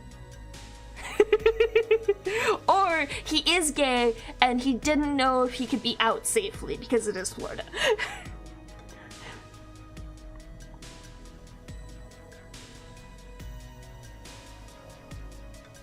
I'll give you a discount, but I will tell you that animatics are not cheap.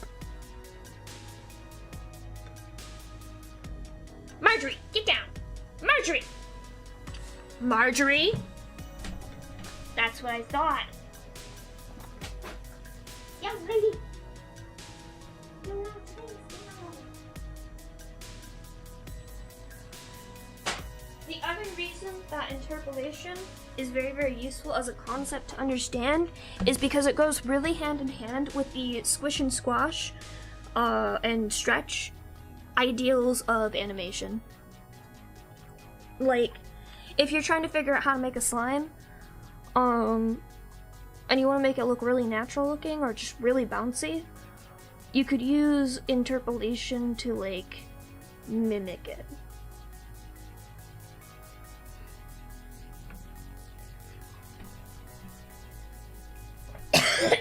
I believe it's also actually inbuilt into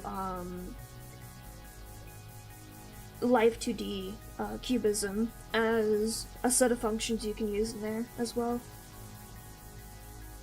I know I'm almost certain it's in the physics portions of stuff.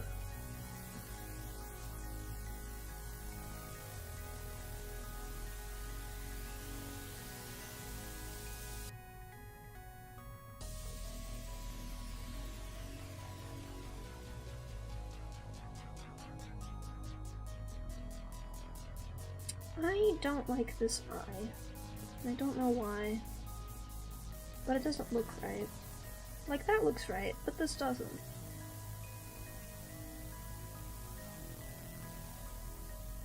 I think I just need to redraw it from scratch.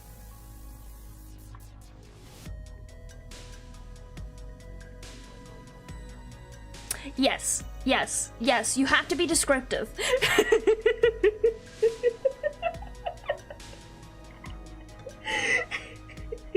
I didn't think I would have to come up with a dumber rule than pay me $5 if you want an anime nose, but I did, and it's specifically for animatic commissions.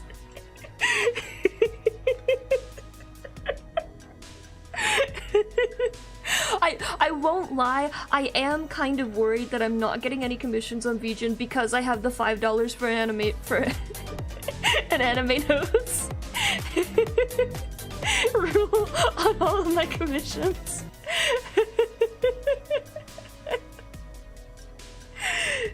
But it's worth it to put it on there because the number of times I have been asked to change the way I draw noses for somebody's commission is too many.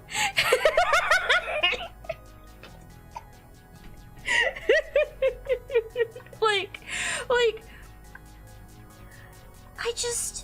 if you need somebody to do a cheap commission for you, I'm not gonna be your first go-to. There are cheaper people than me out there. But then to have the audacity on top of that, to be like, hey, by the way, can you change something that's just visually specific to your style just for me? Thank you.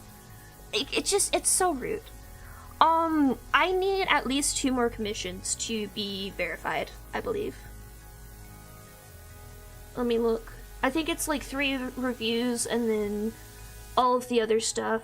I keep meaning to put something in Daishima's commissions advertising channel, but then I get awkward about it.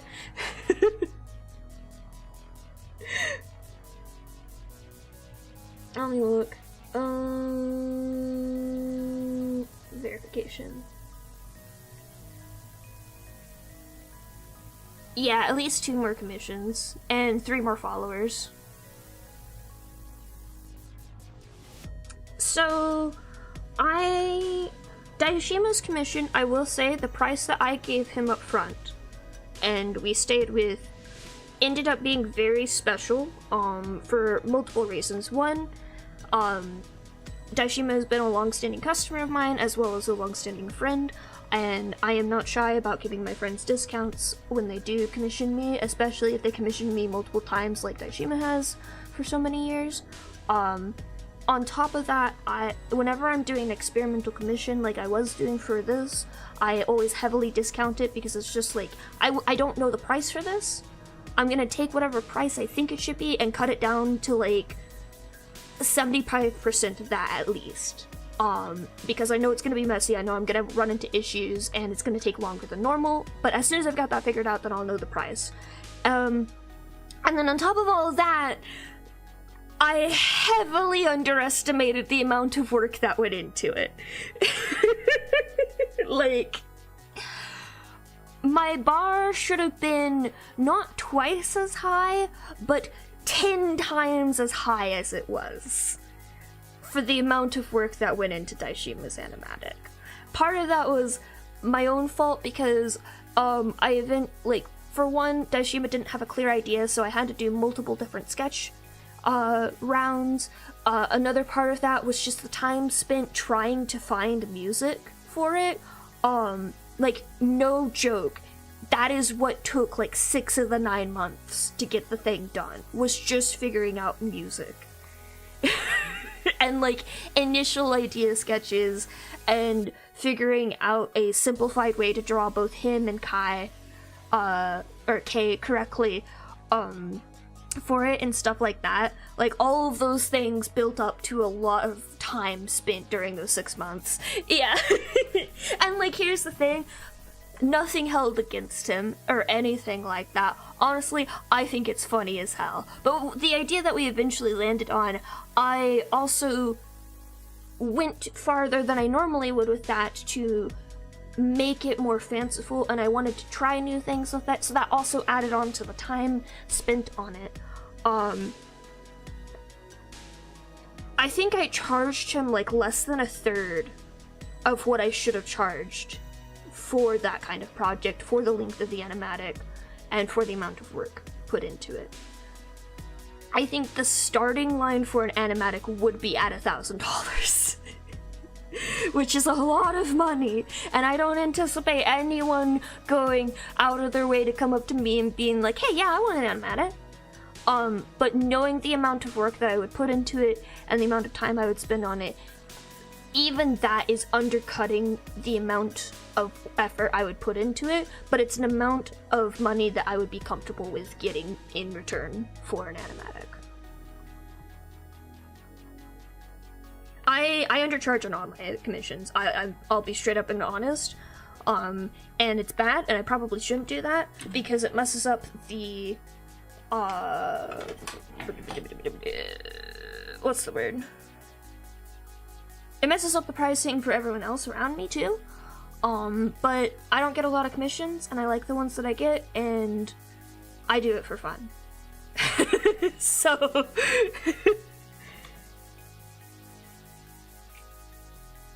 there's my pen. Like all of my commissions I know are very much undercharged, but I genuinely I just like the experience of drawing for other people, so that's kind of part of the pricing in my brain when I think about when I'm going to charge for something. But yeah, animatics are a lot of work and time, and this one, the last few animatics, actually, I'll be perfectly honest, this has been a very rare time in my life where I haven't spent every single day working on them and putting every inch of effort into them, and it's a very strange experience for me because that's what it's been for most of my animatics, and they're taking longer than normal, and it's weird. But I'm also just enjoying relaxing about it.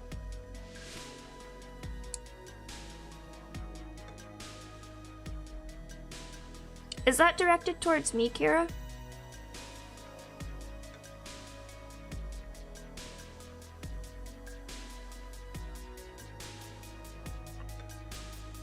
All I need is a full body, and preferably either cell shaded or flat colors. But that's just if you want the palette to be perfect. I'm not too picky. Some artists actually won't take commissions if you only have sketchy versions of your characters, which honestly understandable. But I'm somebody who allows revisions and stuff like that, so it doesn't bother me.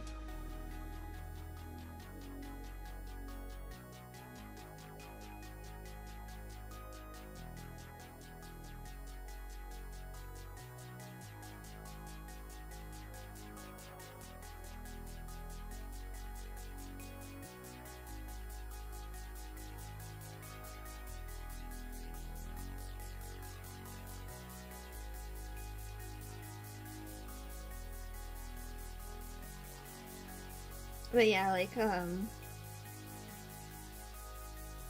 I'd like to get verified on Featured eventually, it would be nice, but I'm also just when it happens, it'll happen. Yeah, both of those would work perfectly fine. I don't need the flat colors on the same file.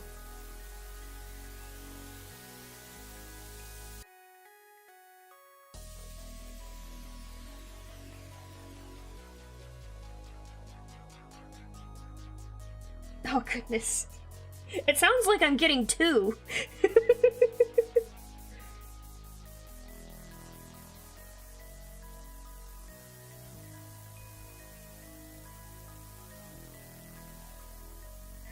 Thank you both, by the way. I very much appreciate it.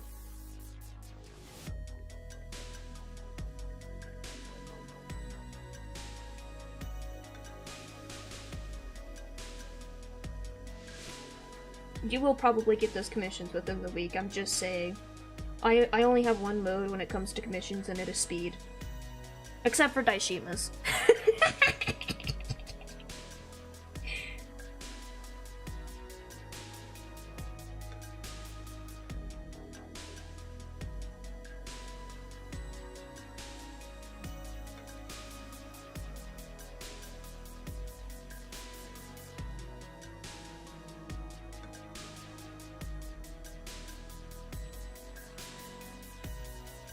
Oh my goodness. Guys. I need to drink more. My throat is dying. Oh, that's very nice.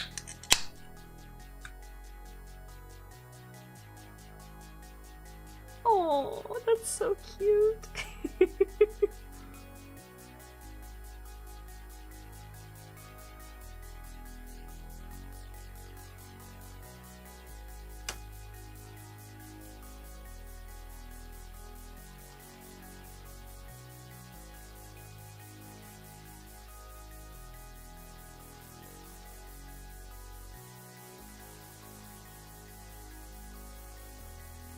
That is better, but not perfect still. Oh, that! Oh, yes! I was wondering what you meant by the oh, yes in the corner.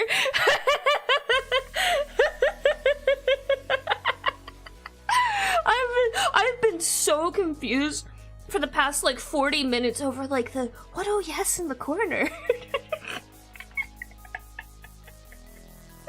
I forgot that I wrote the lyrics in the corner.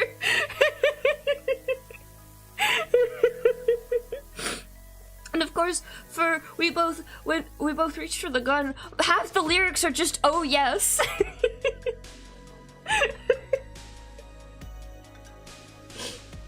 I think the worst part is I didn't even ask. I was just like, yeah, okay, there's probably an oh yes somewhere on the screen. Fuck if I know where.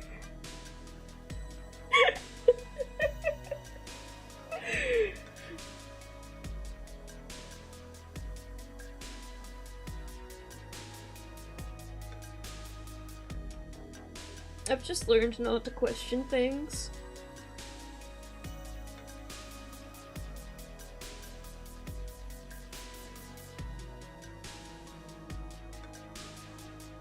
One of my my big like points towards thinking that I had like there's something wrong with my depth perception is every time somebody has like tried to point towards something in the distance in person and they're like, look at that, I don't know where they're pointing ever. Sometimes I can guess out of context clues and eventually get it, but most of the time if somebody points at something to me and I look in that direction and I go, oh nice, I don't know what they're looking at. And because of that, I have gotten to the point where it doesn't matter what it is, but if somebody's just like, oh, what, this looks cool or something, I'm like, I don't know what the fuck they're talking about. I say, that's nice, sweetie. I do that to them, and I feel I feel like I should think about that more now. If it's gotten to this point. But yeah, my depth perception is fucked. I don't know what's wrong with it.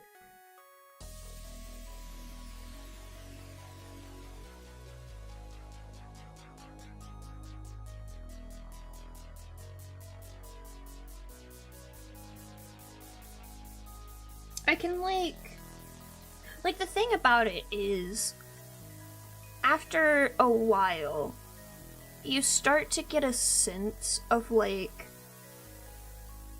when things are distant from you and when they're close up to you. But excuse me, if I was put into a new area that I didn't have a lot of context for like what's around me or something, like I probably wouldn't be able to tell how far apart things are. And like I'm a very naturally clumsy person because I can't tell how far something is from me. If I've been in an area long enough, like in my house, like I won't bump into things here because I know where things are. I know how many steps it takes to get to my bedroom and whatnot. But if you put me in a new house, I will hit every single door and doorway on my way out. And you may or may not notice because I've gotten to the point where I don't even flinch when it happens.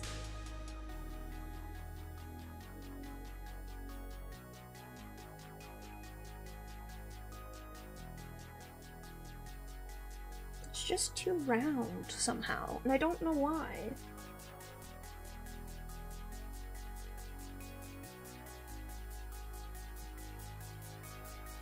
At one point, because I wanted to have a really cool, like, concept art style where, like, I could draw these fabulous, landscapes and whatnot. But at one point I finally came to terms with just, like, I don't understand depth perception, and I can't draw properly with it either. So I leaned more into like a storybook, paper cutting, layered paper look, and that's how I got to the style I have today. If it's all flat colors, none of us have depth perception.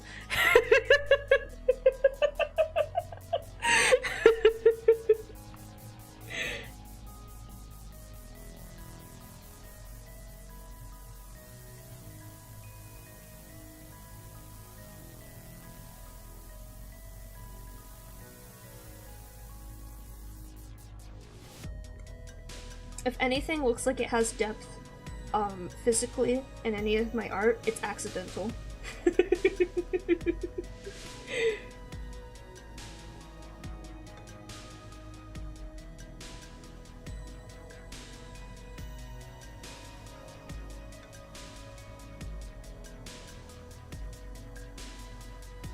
I am determined to understand perspective one of these days, as hard as it is.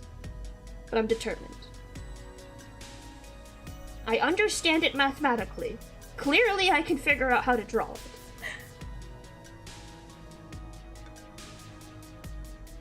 That still doesn't look right, but it looks close enough for me for now.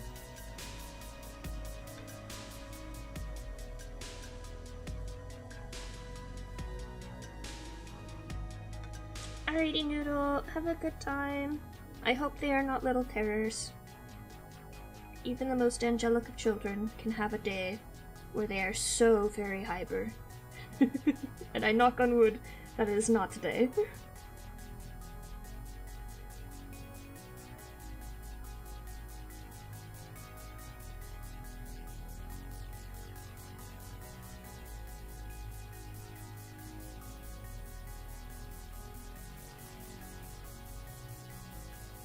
Oh, Halloween's coming up. Oh, that's nice. Yeah, they'll be tired out. They will be out like a light.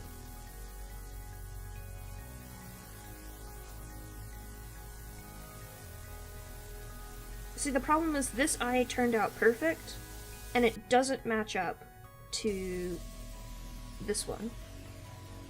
And it irks me.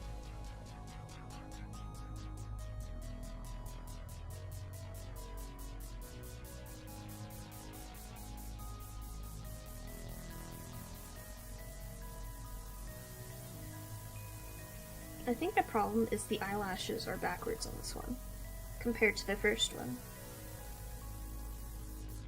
Is that why all my eyes look weird in profile? Because the eyelashes are backwards? Oh god.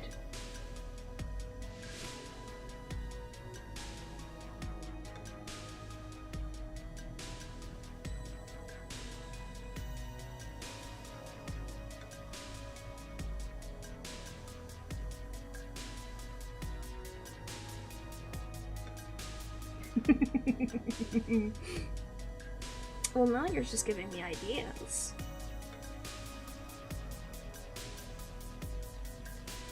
Put a pin in that for now. I've had an epiphany about why I've struggled so much drawing eyes in profile, and I need a moment to process. Cause like, this eye is in profile, and it's how I normally draw eyes in profile, where fucking give me another layer, piece of shit. Okay. Like, eye in profile. You make it shorter because you're only seeing like half the eye in comparison to like normal, where this is like staring forward at you. And but this shouldn't be like this. This shouldn't be like this. It should be like this. Cause all of the eyelashes should be pointed this way, cause they're pointed forward. I'm gonna have a panic attack over this.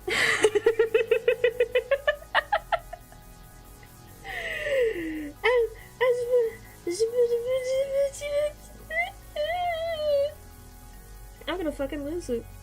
I've been at odds with this for years, trying to figure out why eyes never looked correct to me. And why I had to keep, like, redrawing them over and over and over again, and I just... I don't know whether to laugh or cry. It's not perfect because I don't know exactly how I'm going to draw them in profile now, but that has just cracked open something.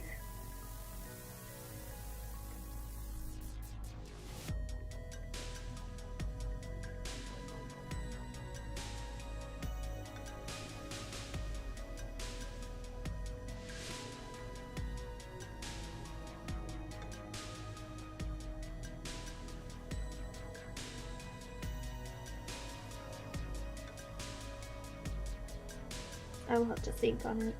I will not think on it too much right now, or I will hurt myself. I need to make this eye shorter as well, because it's too long to be in profile.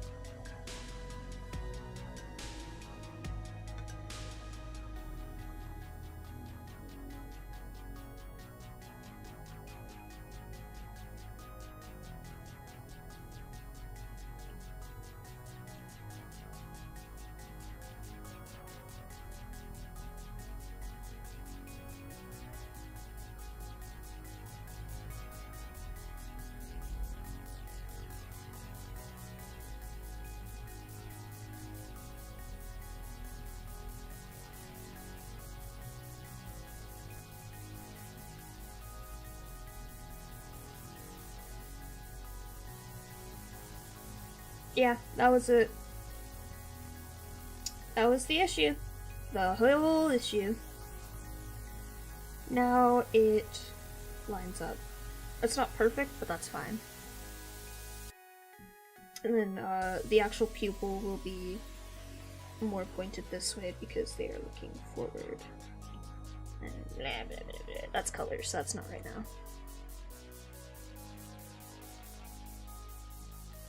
This will probably be my favorite frame for a while, though. Because that's a perfect eye.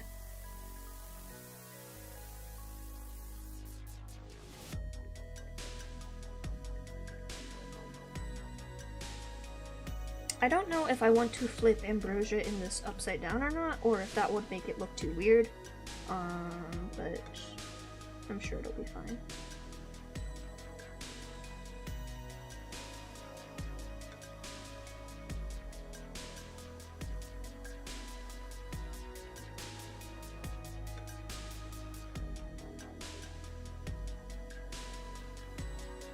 I should probably read your commission proposal, huh?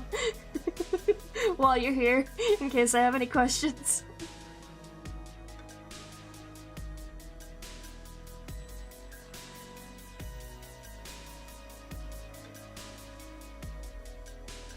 Oh, you haven't posted yet, okay. I see, I understand now. Brains off. Ooh. I wanna listen to this song. No, wrong buttons.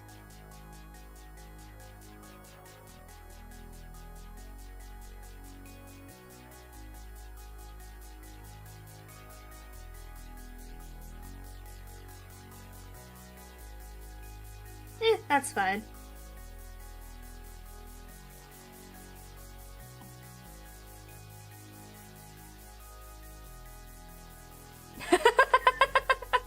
See, this is why I have a toy house. That way I can just send, like, the shorthand lore, and then be like, okay, if you need any more details than this, just read this paragraph. I mean, sorry, I mean... But I need to update all of the toy house stuff, actually. It's all horribly out of date. Maybe I should do a stream of that, of just me tangling with my worst nightmare, aka HTML, and updating toy house profiles.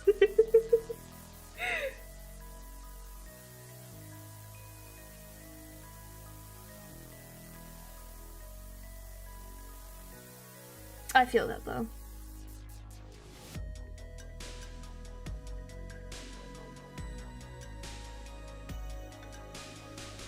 I need to pull up Sylph's ref. That's the one reference I didn't pull up.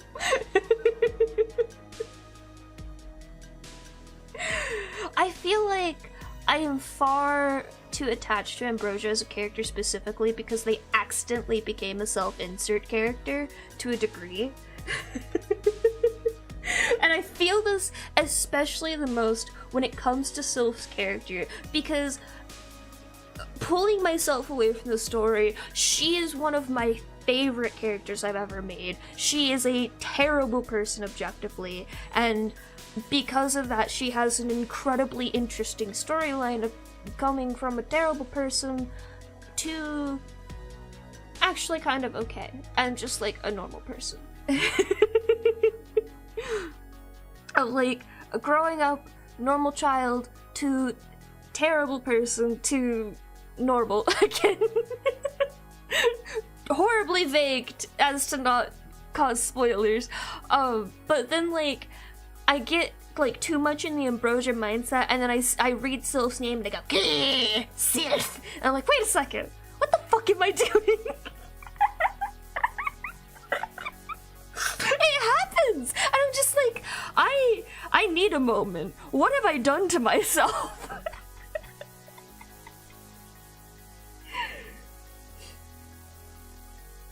Anyway, Sylph's a great character, even if she's objectively not a great person.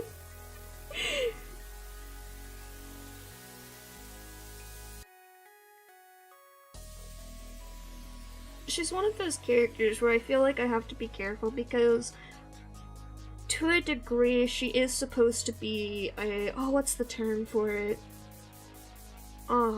She's an antagonist, but that's not the term I'm looking for. Hang on. Where's that site where you can look up like a phrase and find the word?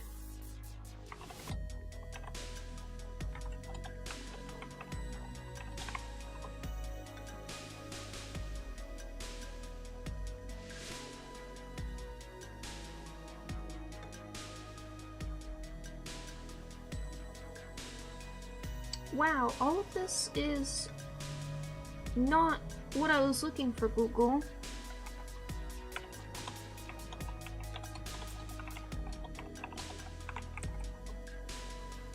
One look, thank you.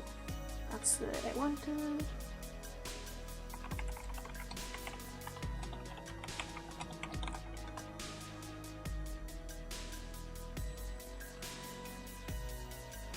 Oh no, this isn't what I want. I'm not looking for antagonist. Maybe...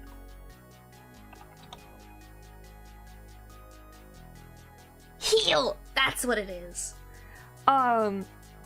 She's meant to be a character that you dislike because that is her role in the story. But I don't want people to hate her.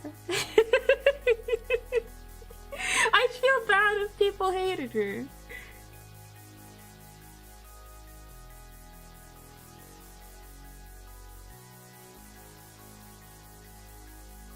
I think that's a problem I actually have generally with my writing, is a part of my own worldview, and it comes up very much in my writing. It's just like everyone around you, everyone you talk to, everyone you see is a human being with their own world that only they can see and only they can feel and participate in.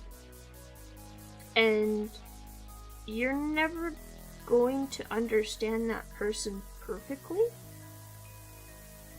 but you should still, on some level, feel either empathy or sympathy for them because they are a fellow human being. And this becomes a problem because then it makes it very difficult for me to kill off characters that need to die.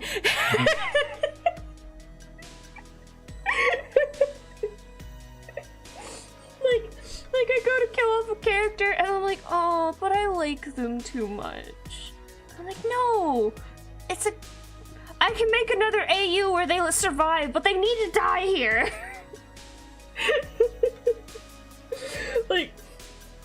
the character that's happening the most with right now, I think, is I can't actually say it because that's a spoiler. Fuck. But the character it's happening the most with right now, I'm very upset about it because I really, really like that character and it would be so cool if they stayed alive, but they gotta go. They have to go, they have to leave. If they don't leave, it fucks everything else up.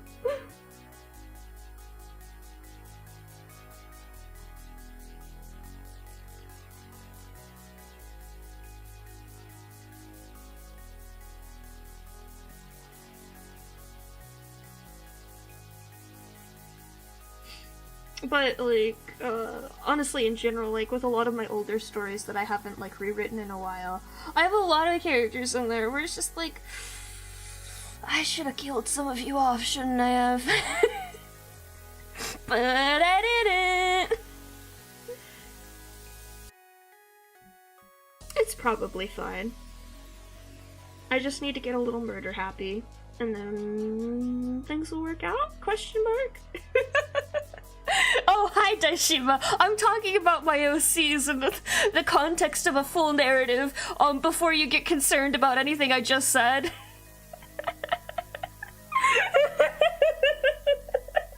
Oh, no.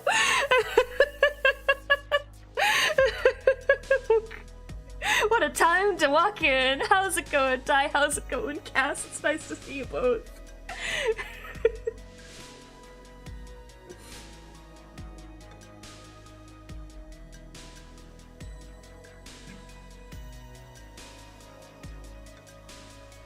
Yeah, it is very different to write a character that is supposed to be bad. I find writing antagonistic characters very fun, but actually writing antagonists themselves very difficult. I think Sylph is the first time where, when I was writing her as an antagonist,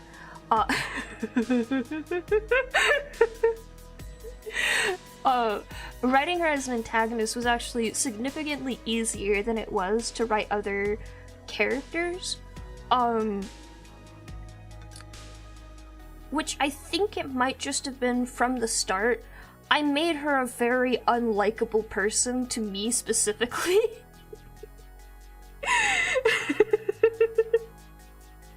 She, like, from the start, every single trait I picked for her initially, I was like, it has to be something that just pisses me off. It felt really mean. But as soon as I did that, like, I went back and I looked at other antagonists that I'd been writing, and I was like, I can make them worse now. I can do even better of a job at making them terrible people.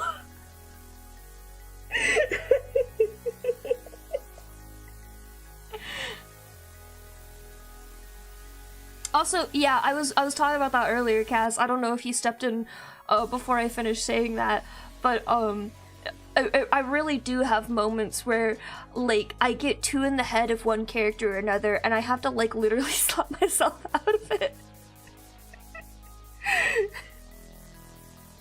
And it happens the most with Ambrosia just because, as I said, they were not intended to originally be a character with their own story, and then it just kind of happened. Which I probably should have expected, because that happens with all of my characters that I accidentally make. But I was really trying with Ambrosia to not have that happen, and I still failed.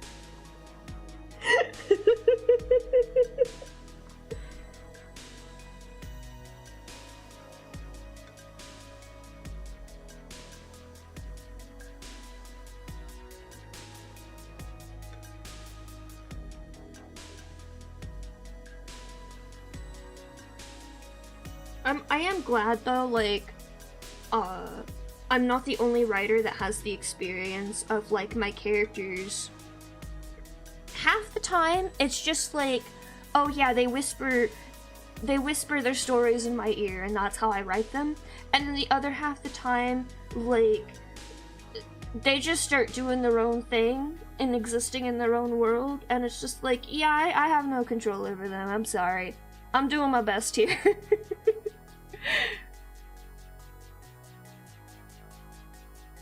Yeah.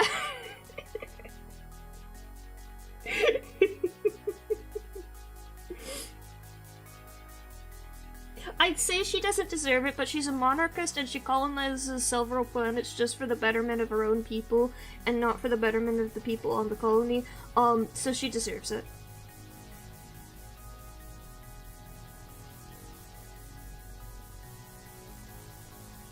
Like, I know I've done a little bit on Fae culture just to see if I liked that format for shorts. The way that Fae culture works is there are the 4 courts of each of the seasons, and each of those has their own queen and whole setup and shebang and whatever, and all of them are under the High King and High Queen of Alfheimer. The High Queen being Sylph and her ex-husband. Which I originally wrote in as a bit because I thought it would be really funny for the monarchy to be run by a marriage that is divorced. And then I realized how much it just worked in the context of Sylph's story, and I went, oh no.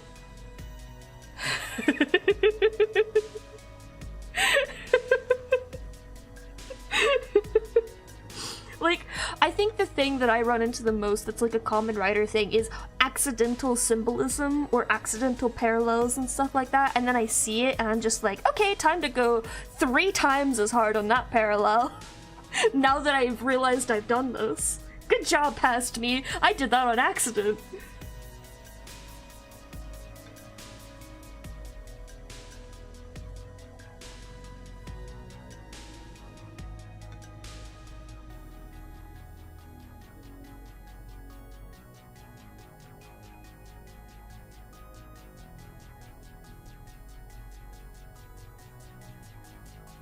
Oh, why did I make her wings so fucking complicated? It's because I plan to trace them every time, but I want to get better at not tracing the wings every time.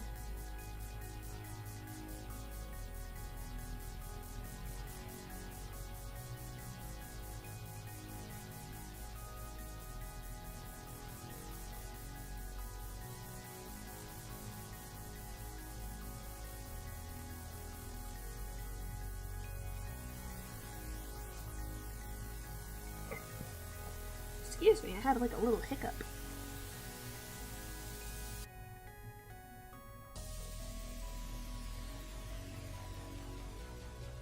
I will read that in just a second, Kira. It's just her wings are stupid complicated, so I have to actually look at the reference.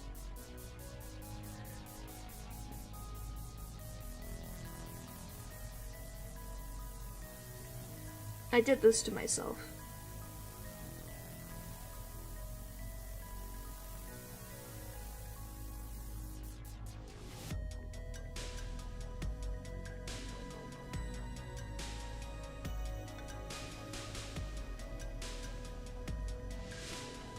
I did this wrong.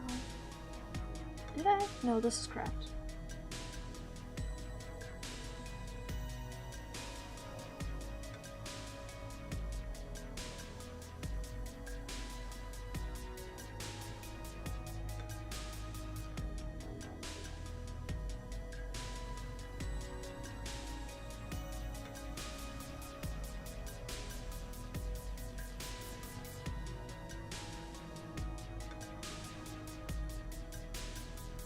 That's the top half of her wing.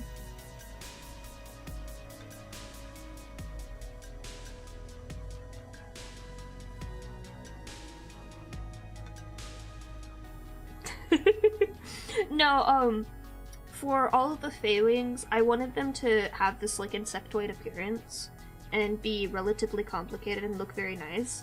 So what I actually did was, on every Fae reference sheet I have a template that is a flattened version of the wings that I can literally just trace over anytime I need to draw them. Past me did not have a grudge against current me. Past me saw current me and said, I got you.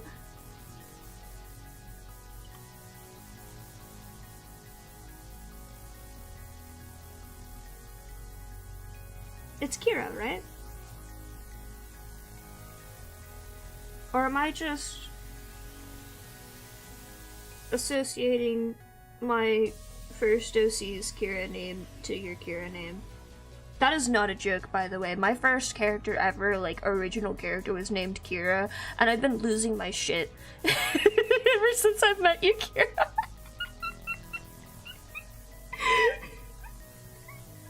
That's not a bit!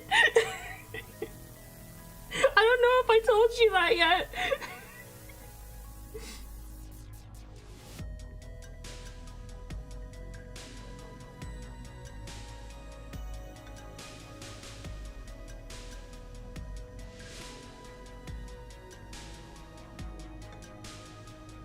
There's the bottom half.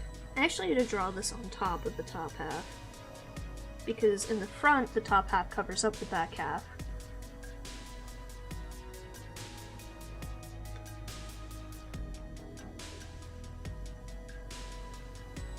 It's okay, dude, Shima.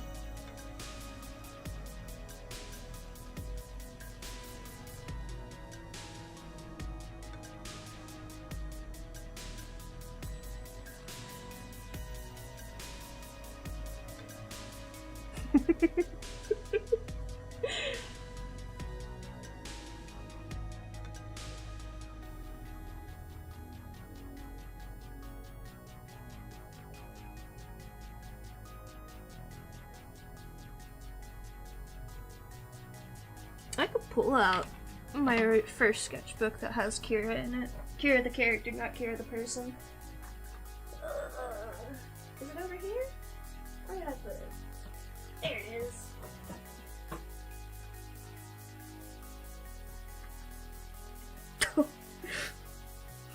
I forgot.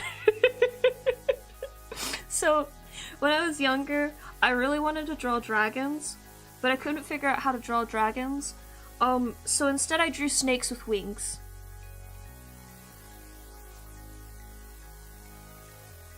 Oh, I spelled it differently! I forgot I spelled it differently originally. I changed it later, and it is actually the same spelling as you have, Kira. But originally it was Kirya, apparently.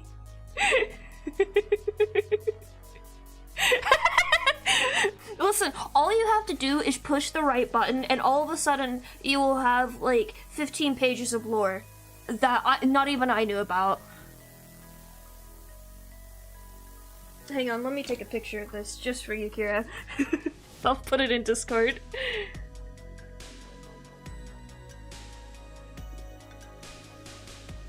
This is from like 13-year-old me. I don't know, I didn't put a year on any of the dates.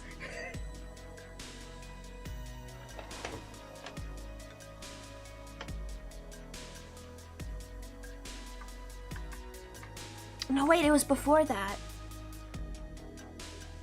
So I got this sketchbook from my very first therapist, who did not do a good job with me. But she did one thing right, and that was encourage me to draw. She got everything else wrong. But what the fuck? Go away, Discord. Holy shit. I don't want that.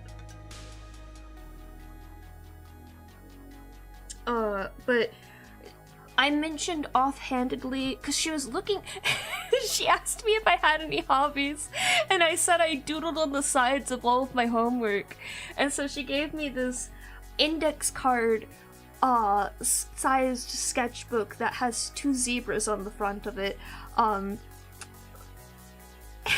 which I would take a picture of, but it doxes one of the locations I previously lived in, so probably not. And she's just like, can you draw on this from now on? And then I drew it every day. And she told me to date it, but I was not smart enough to realize that includes the year, so I don't remember which year this was, but I think I was like 9 or 10 or 11. but I remember because it was, custody court is weird, okay? Custody court is incredibly weird. And I read a statistic recently that somebody was talking about on social media that was like, no, what it was I was on the page on Wikipedia because somebody mentioned, like, common fallacies that people have, and one of the common fallacies is the custody court favors the mother more than the father, and I have to know what research they did to prove that fallacy wrong. I need to look into that more, because my experience in the custody court was they did not like my dad. And they wanted to give us to our mom, but both my sister and I were like, I want to be with our dad. And the common fallacy says it's not that women are favored more, it's that the dads don't fight for it. But my dad had been fighting for it, and it took like 6 fucking years to get through custody court. Custody court is weird. Like, so weird. And it could have been any number of things as to why they did not like my dad specifically. But I have a bone to pick with that statistic because of that. Like, I want to see the proof. And I know, like, I'm coming from a place of a fallacy of, well, this was my experience and it doesn't match up with this. But still.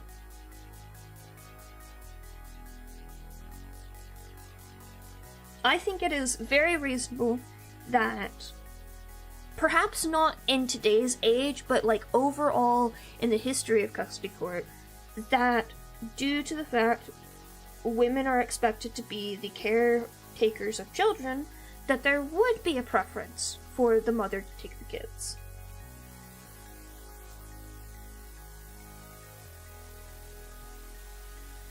That is really interesting that you say that, Kira, because I really had the opposite experience. I remember very clearly, here's some really deep lore, they kind of almost refused to hear out, like, my dad's side of things for the longest time in custody court. We originally did it in my mom's state, and then we eventually went over to my dad's state because they were just being total assholes about it there. And even there, the judge there, like, still was, like, very concerned in all this. And it wasn't until she pulled us into another room on her own, and she was like, hey, can you tell me which parent you want to live with? And I referred to our mother by her first name instead of, you know, a term of endearment. And, like, the look on her face went from, oh, and suddenly everything cleared up very quickly. It is an incredibly bad experience for a divorce. It is a worse experience for kids to deal with two fighting parents that should have divorced ages ago. I will also say, though, that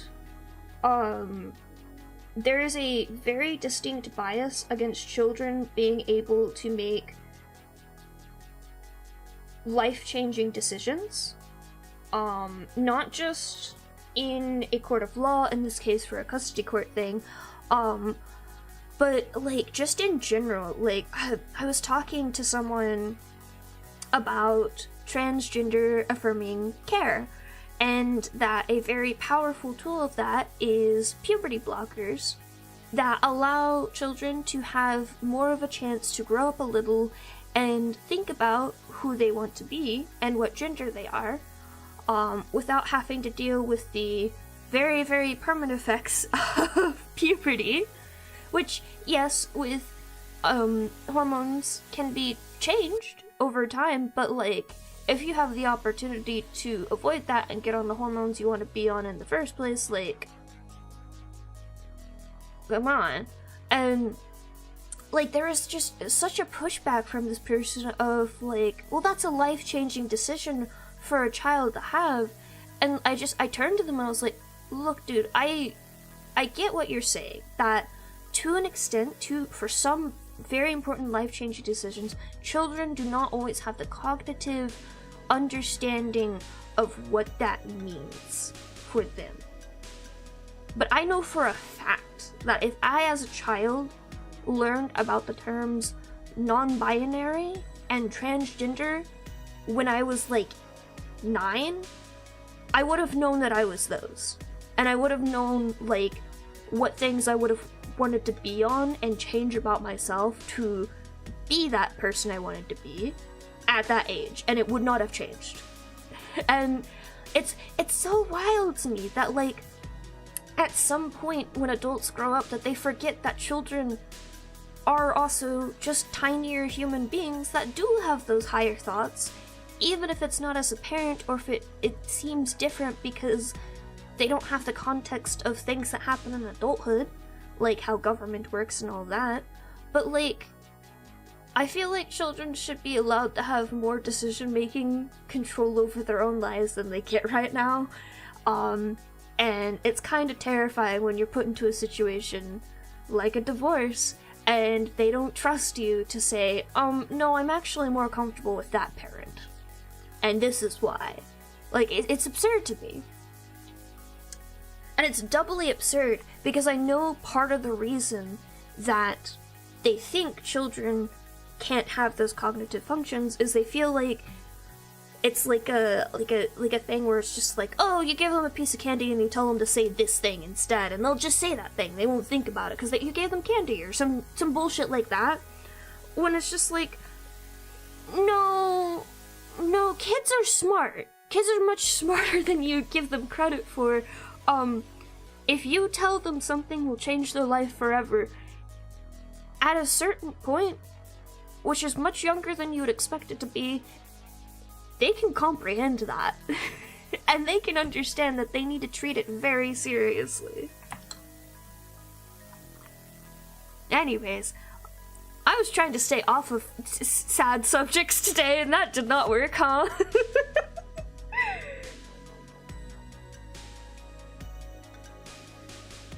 But yeah, no, honestly, anything that you have to do in the court system is fucking terrible, to experience as a child, for sure.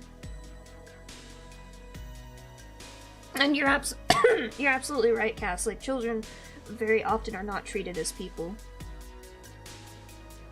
And I feel like there's a distinct difference between doing something like setting the drinking age, to be 21 or something like that, versus like the stuff that I just described, because there's just so many differences.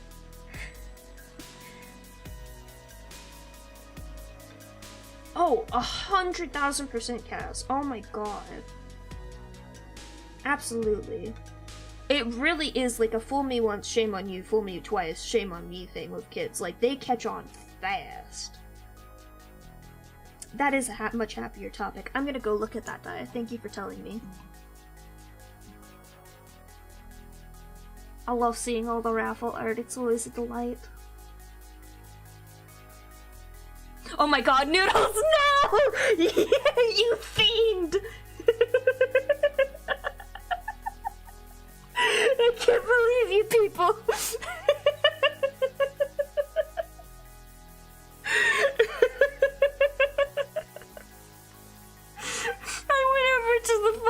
Open commission because I'm like, ooh, another person to look at to see if I want to commission them. You fiends!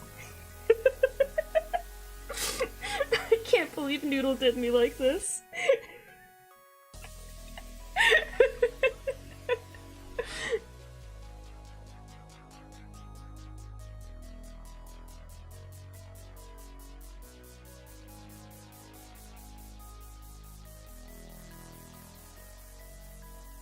I will be probably commissioning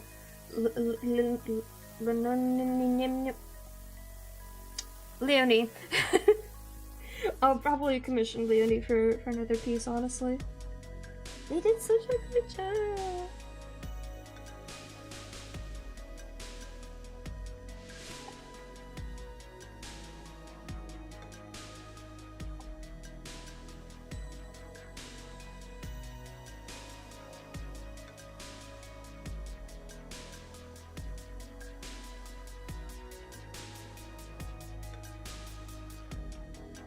I'm always scavenging across Region.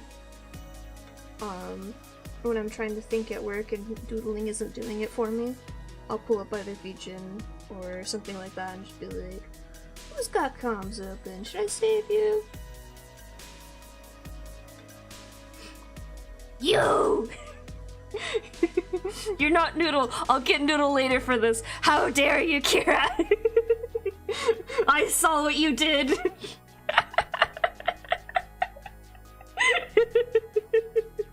Oh, that's adorable. Oh my gosh. Shu's art is so cute. I love those colors.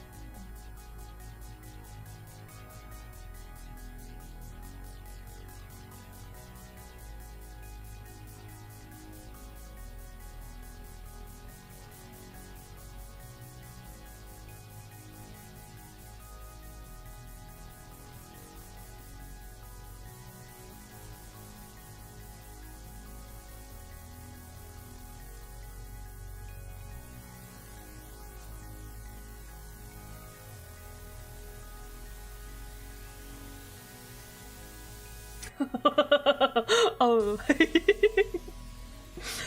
What date does the 31st of October land on? Important question. Oh, perfect.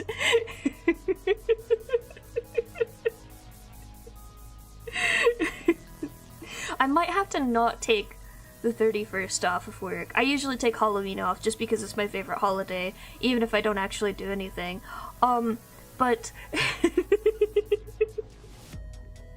I'm unsure if everyone here is aware, but I have a very lovely demonic voice, and I've been, like, trying to find the perfect moment to introduce it to my new team at work, because I swapped teams recently, and I'm on a team of people who are unfamiliar with me.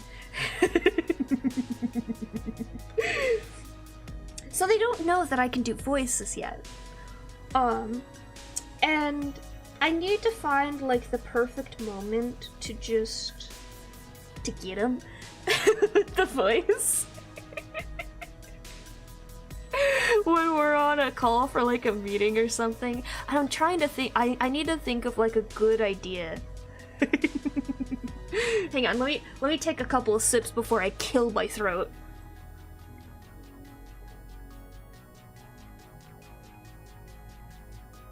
So importantly, I can also do a Stitch voice, and I also need to introduce this one to them. It's a lot easier on my throat.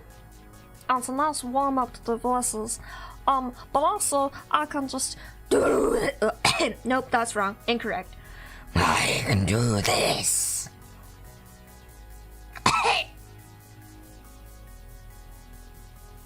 It's all good. I read fluent typo.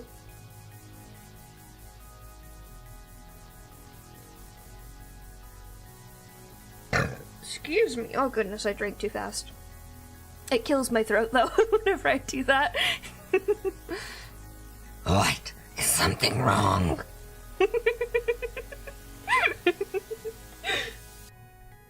I used to do a perfect Murloc noise from World of Warcraft 2, but it is a challenge to get that one to happen on cue. And I tried to learn how to do a Golem voice, but I never got that one down. What? What's the matter? What's the matter with you? I can't do accents, but I can do voices.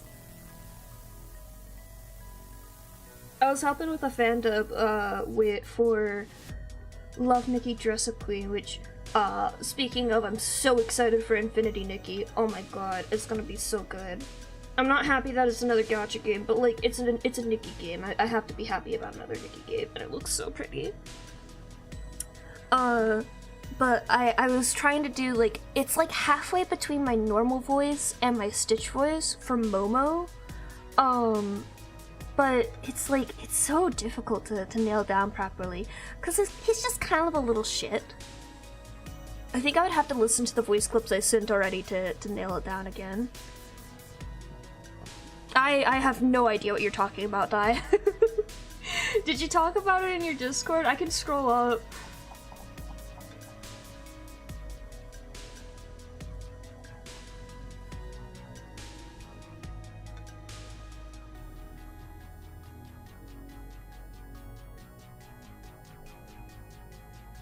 If it's something that, like, was heard about on Twitter or TikTok, I definitely haven't heard of it, because I don't go on either of those ever.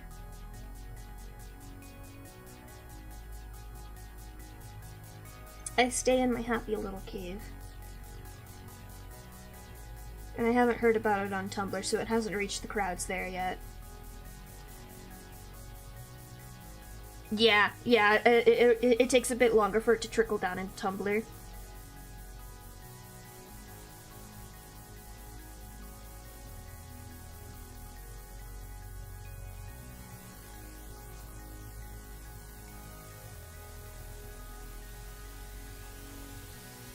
Oh! Oh my god! Oh no! Fuck, the guinea pig laugh. Oh my god, that's so funny!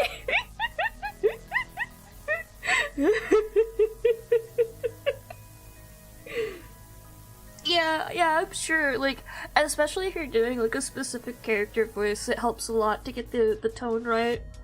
Let me find those real quick. Let me see if I can do it again. It's a tip, like, voice acting is something I'm mildly interested in, but I don't think I could do it as, like, a job, but, like, it's still really cool, you know?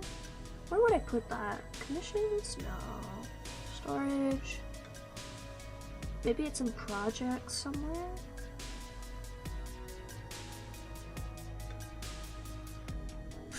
There's a fly! Sorry, I got startled.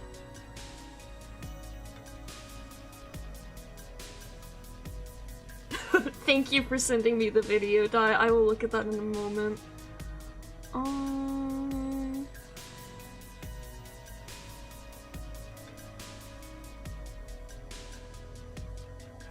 No, it's not in here. Is it in video projects? No. In here?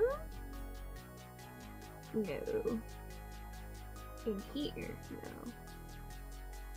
Where did I put them? I definitely would have kept them.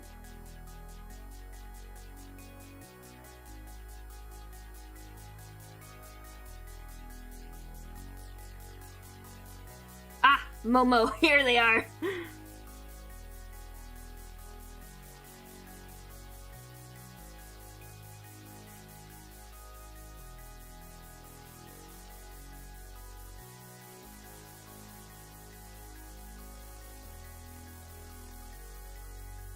Hang on, let me mute myself while I try to remember how I did this.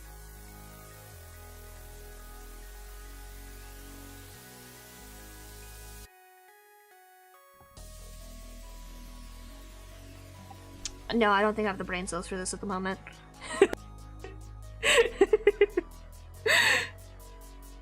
It's like a weird, it's such a weird mix of the voices that I do, too.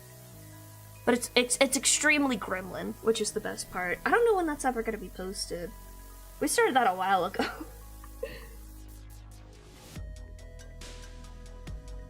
But like, when the Tumblr fandom started getting together to do this voice acting project for it, like, I saw I saw it and I knew which character I wanted to do. For context, for Shining and Love Nikki, the Nikki games are a series of dress-up games that are mobile games. And the most popular one that you probably have at least seen an advertisement for is Love Nikki Dress-Up Queen, which was hugely popular for years. And it still is to this day, but it's a bit overshadowed by its newest entry into the series, Shining Nikki, which is a 3D. It's a 3D. I think it was probably one of the first 3D dress-up games for mobile, and that one exploded as well. But one of the protagonist characters that is like the mascot companion of the titular Nikki character is named Momo, and he's kind of an asshole, and by kind of I mean really an asshole. He's the character that scores you, or at least gives you like feedback on your scoring after you've done a dress-up event or something. So he's got like a lot of really asshole lines, as well as just like, yeah, you did fantastic, Nikki, good job! I think one of his lines is, you're a true goddess, Nikki! Or something to that effect. He calls her a goddess at some point. But very notably, a lot of players, at least in the English fandom, really fucking hate Momo.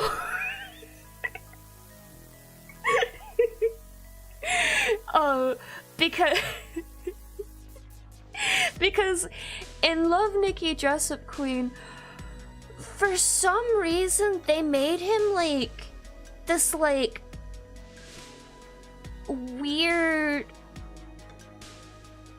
character that like tries to get with every woman he sees that's like a mature older lady with big boobs.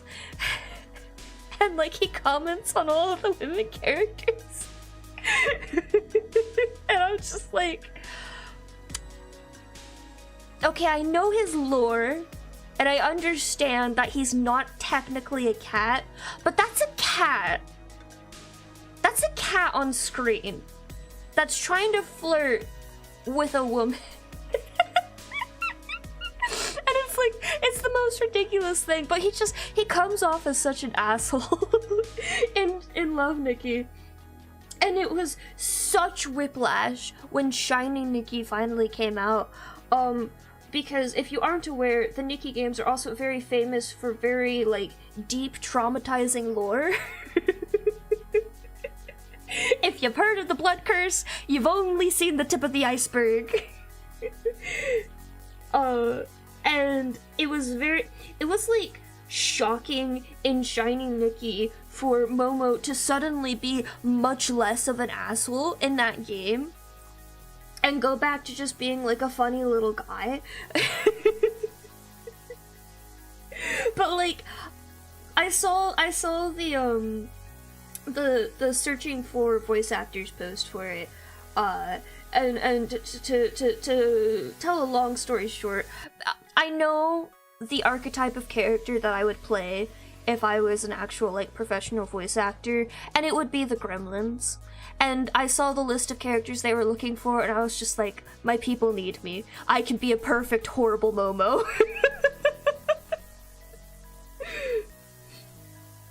If there's anything I'm good at doing, it's being a pretentious idiot.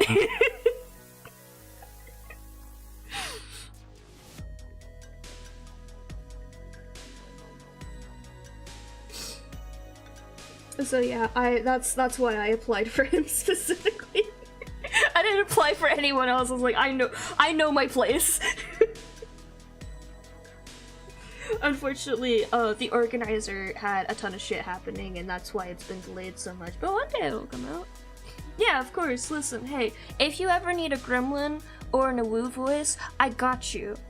Just hit me up. I don't ask for anything except for the joy of sharing my horrible, horrible voice.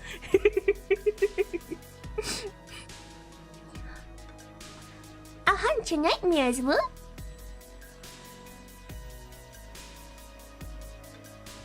I say horrible not in like I hate my voice, but just knowing I can curse anyone at any time, just swapping to a woo.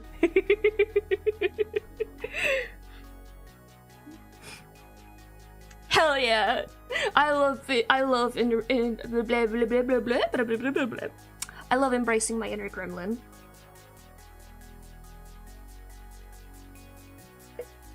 I used to, before I was a VTuber, whenever I would join voice chats and people would call my voice cute. I don't mind it now, mind you. I lean into it, honestly, for my VTuber persona. But whenever people would call me cute, I would swap to the demonic voice. I'd make everyone scream, and I'd be like, tee, what's wrong? I thought you liked my voice.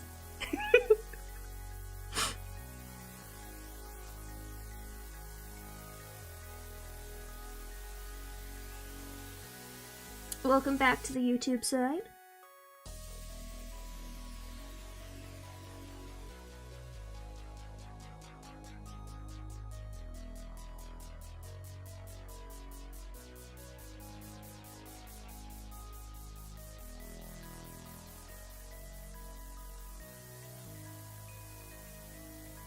I don't remember how I discovered I could do the demonic voice specifically. I did it by accident. I'm pretty sure I did it by accident, and then I just kind of encouraged it, so I could continue doing it. I know the Murloc noise, my dad heard me do it once, and he just like whipped his head around and said, "Do it again." And I was on that.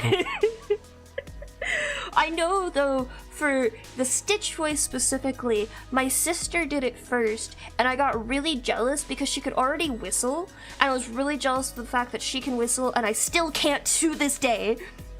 But I heard her do the Stitch voice, and I was like, I can do that. I can figure that one out. Surely. Oh, my pronouns are they, them. I am very, very, very non-binary.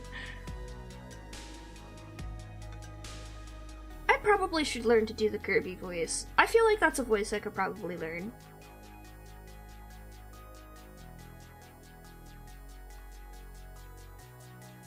It's just like, play up? I don't know, I've never played a Kirby game.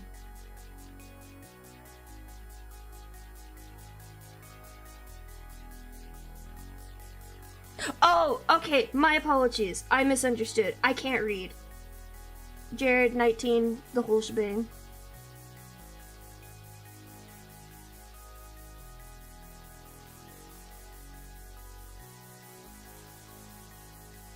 All good, all good. I am merely easily confused. Fret not.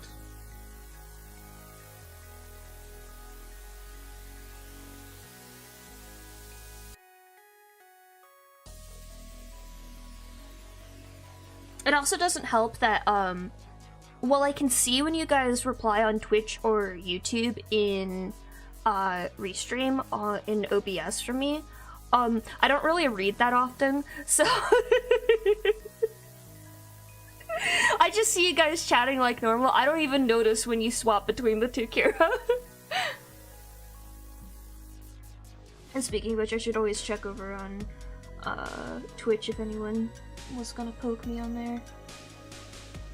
Gotta make sure.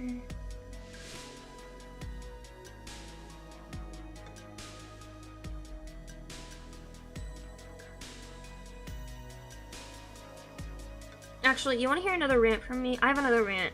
I have another very important rant. I'm very upset by this. Excuse me. Oh my gosh, why do I have so many burps today? I am so frustrated. I'm not a Pokemon person. I don't enjoy the Pokemon games. I don't watch any of the animes or anything like that. But like, I still like enjoy the idea of Pokemon, you know?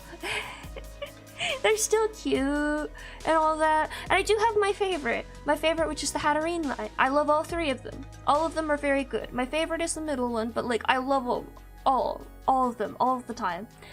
And I'm mad because there's never any merch of them. I have gone to the Pokemon store at the mall several times now, and the only thing they ever had was like some shitty like gacha machine ring of Hatene on a ring, and I was just like, I don't want this. I want a plushie of my favorite little girl. Why can't I have this? Can I please have this? But no, they don't like me. They won't make merch of my favorite Pokemon, and I'm very disappointed about that. I know there's a lot of Pokemon, and it's difficult to make merch of every single Pokemon. But they need to make more merch of Hatterene.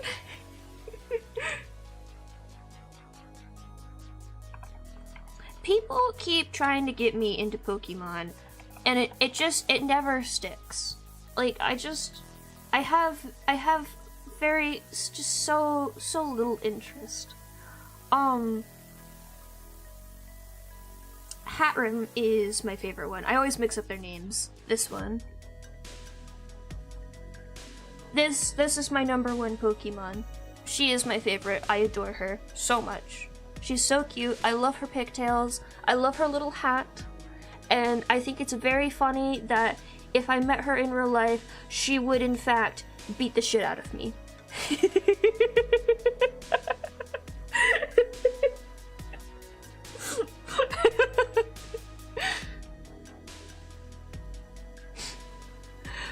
But I love all 3 of them. Like, they're all adorable. This is the one that was on the little ring that I saw, and I saw it and I was just so disappointed. I was like, this is all you have?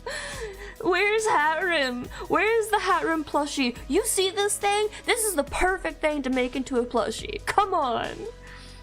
Like, I can understand, I guess, if you don't want to make a Hatterene plushie. I can understand. This is not fully plushie material. This is more of just like something you'd see on a figurine. But like, come on. She's so cute. She's so cute.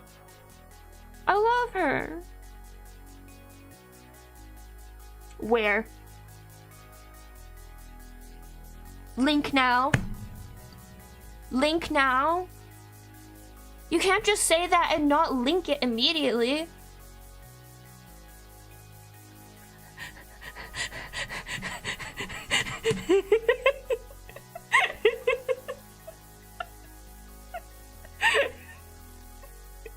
Thank you. Oh, sorry, I forgot I was sharing that screen.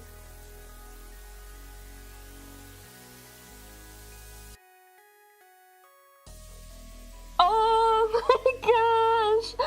Oh, that's adorable! It's still not Harem, but it is very good.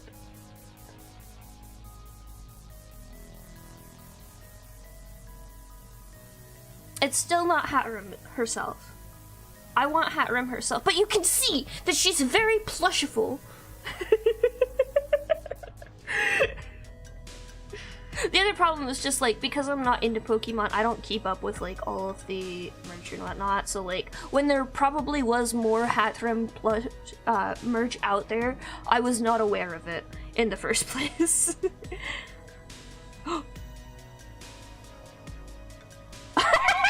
Yeah, yeah. Yeah, the hat situation is exactly why Hatterene herself is probably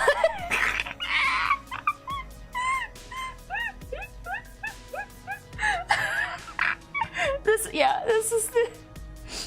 is the final evolution for the Hatterene line. Hatterene is the middle one. Sorry.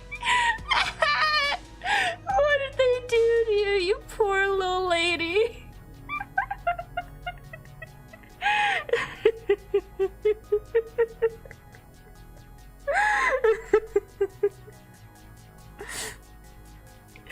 Oh goodness. Okay, actually, you want to hear why I can't get into Pokemon games? Like, it's because the idea of it that I like about the Pokemon games is you are encouraged to collect things. I love collecting things. That's my favorite thing to do in games.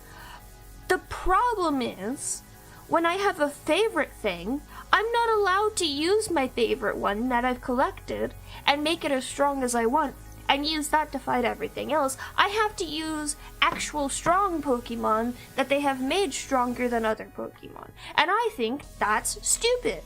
If I want to use a Caterpie all the way to level 100, I should be allowed to use a Caterpie and crush my enemies if they are lower level than me. But I'm not allowed to because their IVs or whatever the fuck the way stats are determined don't allow for that. And I think that's stupid.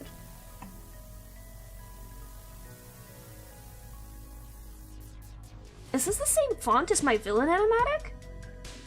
Sorry. Very out of context. I was listening to the song that Noodles linked.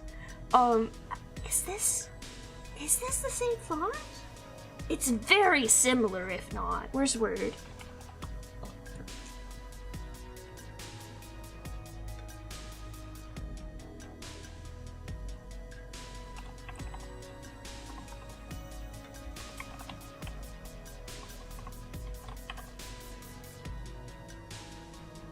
what was it called? Aesthetic?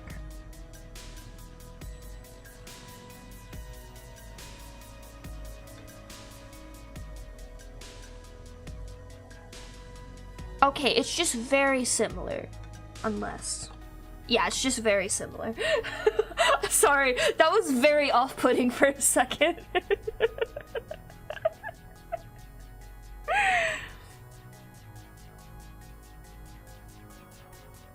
Wait, is this...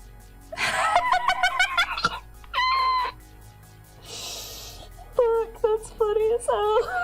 Sorry. I don't think I want the hat rim hat, but I do enjoy it.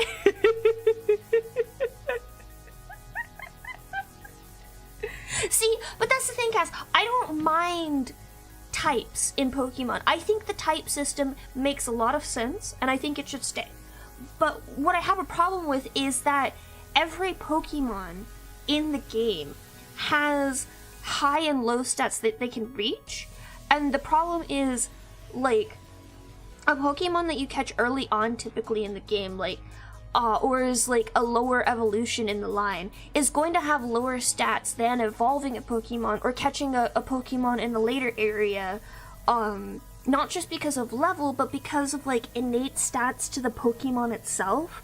Like, a Caterpie, no matter how much you level it, how much you pump into it, is never going to match up to, one of the more powerful dragon Pokemon or something like that.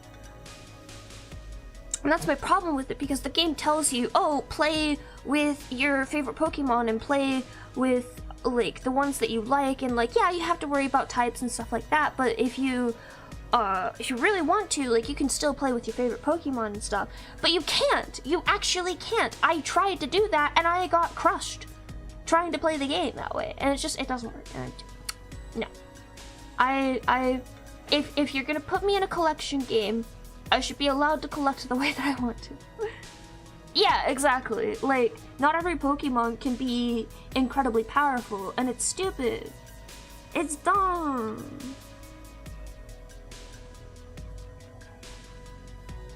Yeah, they all have individual stats. It's weird. I don't know how any of that's determined. There's a lot of math and whatnot behind it. And then there's also, there's the innate stats that they have based on the species of Pokemon they have, and then they have IVs, which you have to get maxed IVs to have powerful Pokemon. And personality types, I don't understand. There's too much. There's so much. Yeah, but like, yeah, like here's the thing. Here's the thing. Genuinely, one of my favorite Pokemon is Magikarp. Magikarp is a useless Pokemon.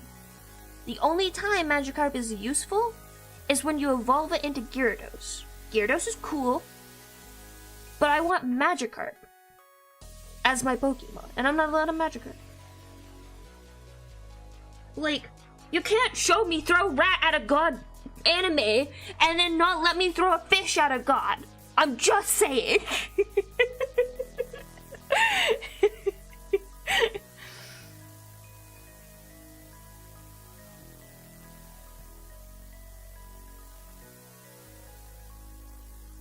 Yeah, it's like, I like the idea of it, and I think it's a very neat concept, and I can see, like, how people get into it and stuff, but it's never going to appeal to me specifically, because I'm never going to be allowed to play with the Pokemon that I want to play with.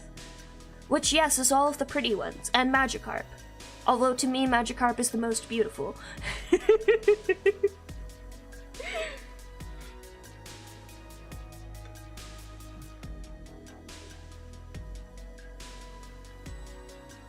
I also really, so when I was younger, I did see a spare few episodes of the anime, and I always had a really soft spot in my heart for Psyduck. I always felt really bad, because they were always, like, in pain in the episodes that I saw of Pokemon, and, like, I don't remember if it was Misty, or it was just other characters were always just like, oh my god, Psyduck, can you stop? Can you just keep up? And stuff like that. It was just like, let the guy live! He's doing his best! He's got a really bad headache. And so I also really like Psyduck. But then in Pokeroga, Psyduck, like, beat the shit out of me multiple times in a row, and... Psyduck. I still love them, don't get me wrong, but also, they did beat the shit out of me.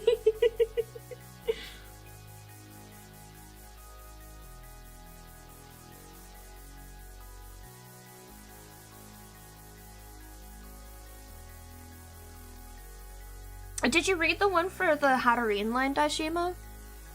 Because the Hatterene line one is just incredible.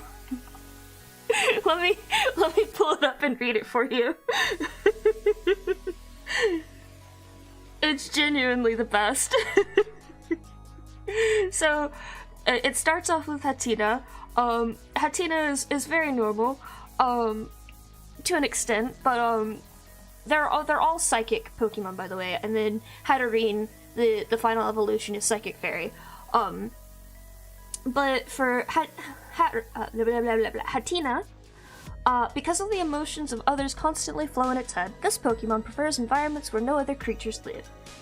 And in Violet, it senses the feelings of other living creatures. Be careful to not expose it to strong emotions for too long, or it will end up exhausted. Yeah, makes sense.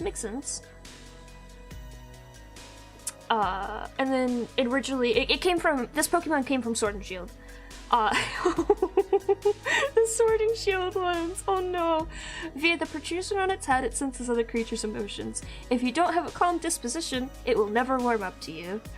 If this Pokemon senses a strong emotion, it will run away as fast as it can. It prefers areas without people. It's just like, okay, that's understandable. It's just a shy little guy, right?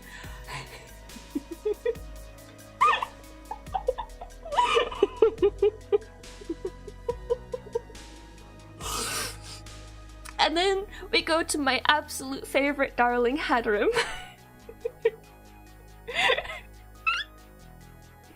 The sword description. No matter who you are, if you bring strong emotions near this Pokemon, it will silence you violently.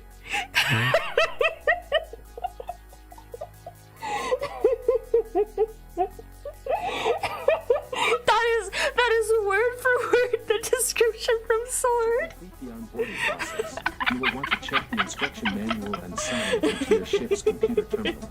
We trust you will be a great asset to the company. Great asset to the company. Asset. Great asset to the company. Asset. Great. Have you never become a great asset? Oh, we've gotta play. I've gotta get people together to play,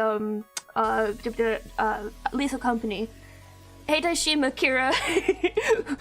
who of you has Lethal Company? We gotta play together. I'm absolutely awful at the game, but that's not the point of the game. Anyways, and then, we get to Hatterene.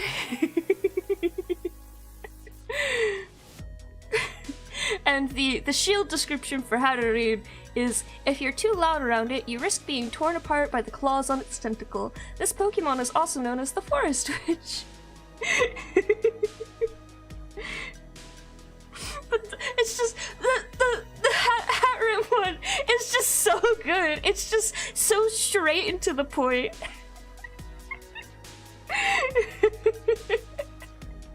It will silence you violently.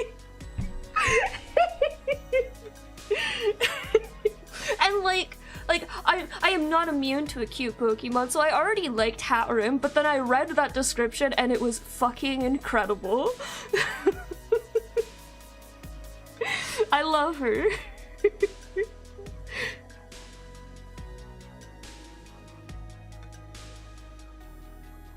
Oh no, not the cringe.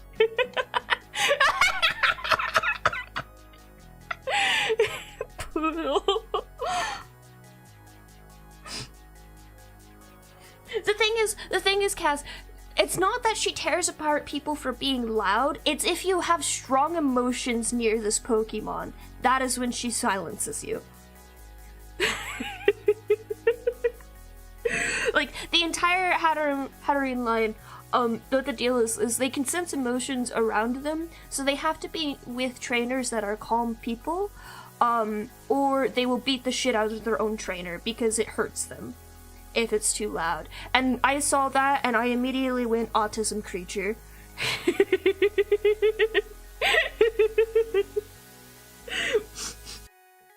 She has my heart and soul. I understand her.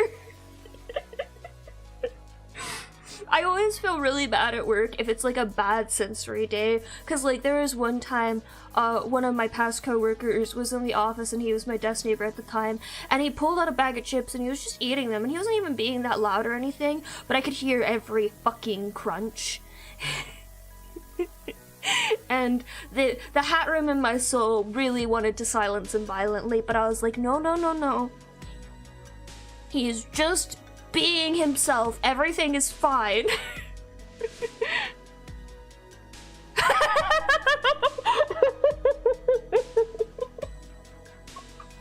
I feel like, see, like, I would not be allowed to have a hat room. Because my anxiety is so loud. Like, nowadays, it's very calm, and I don't notice it until it gets really bad. But as soon as it like snaps really bad, like the menacing aura of my hat room would turn and just pummel me.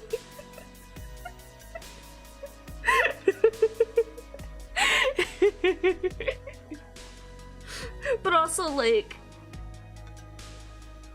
it would be so funny to have an emotional support hat room.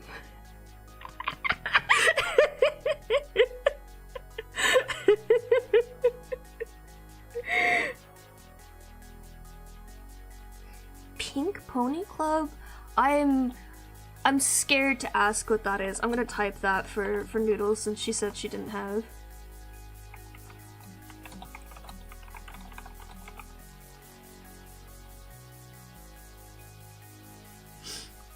But yeah, Hat Room is the best Pokemon. But quite literally, before Sword and Shield came out and I saw Hat Room for the first time, Magikarp has always been my eternal favorite.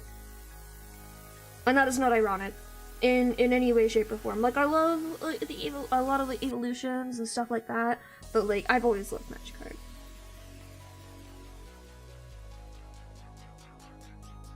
He's just a little guy.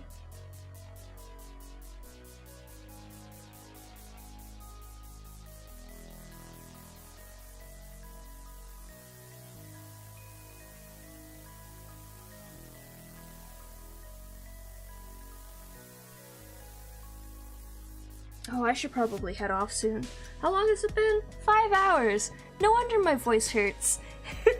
Not actually. My voice is fine, I promise. I think it's been strained just because of Blightfall yesterday, to be perfectly clear. I should end stream, though. It is quite late. Let's see, is anyone live? Ooh, Ian's live. Oh, Satch's live. What is abiotic factor? Yes! Wait, no, Magikarp doesn't have a mustache. Oh, it does, it does, it does. My bad. This is Magikarp. My favorite little boy. Yeah, thank you all for joining. I'm just looking to see what Satch is doing. I probably don't want to read into that, actually. I think that's a horror game.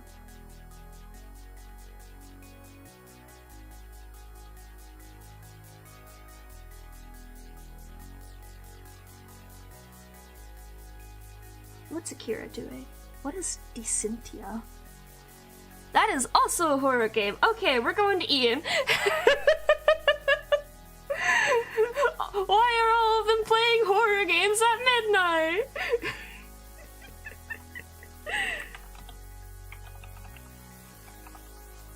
My friend Ian is playing Genshin, as per normal.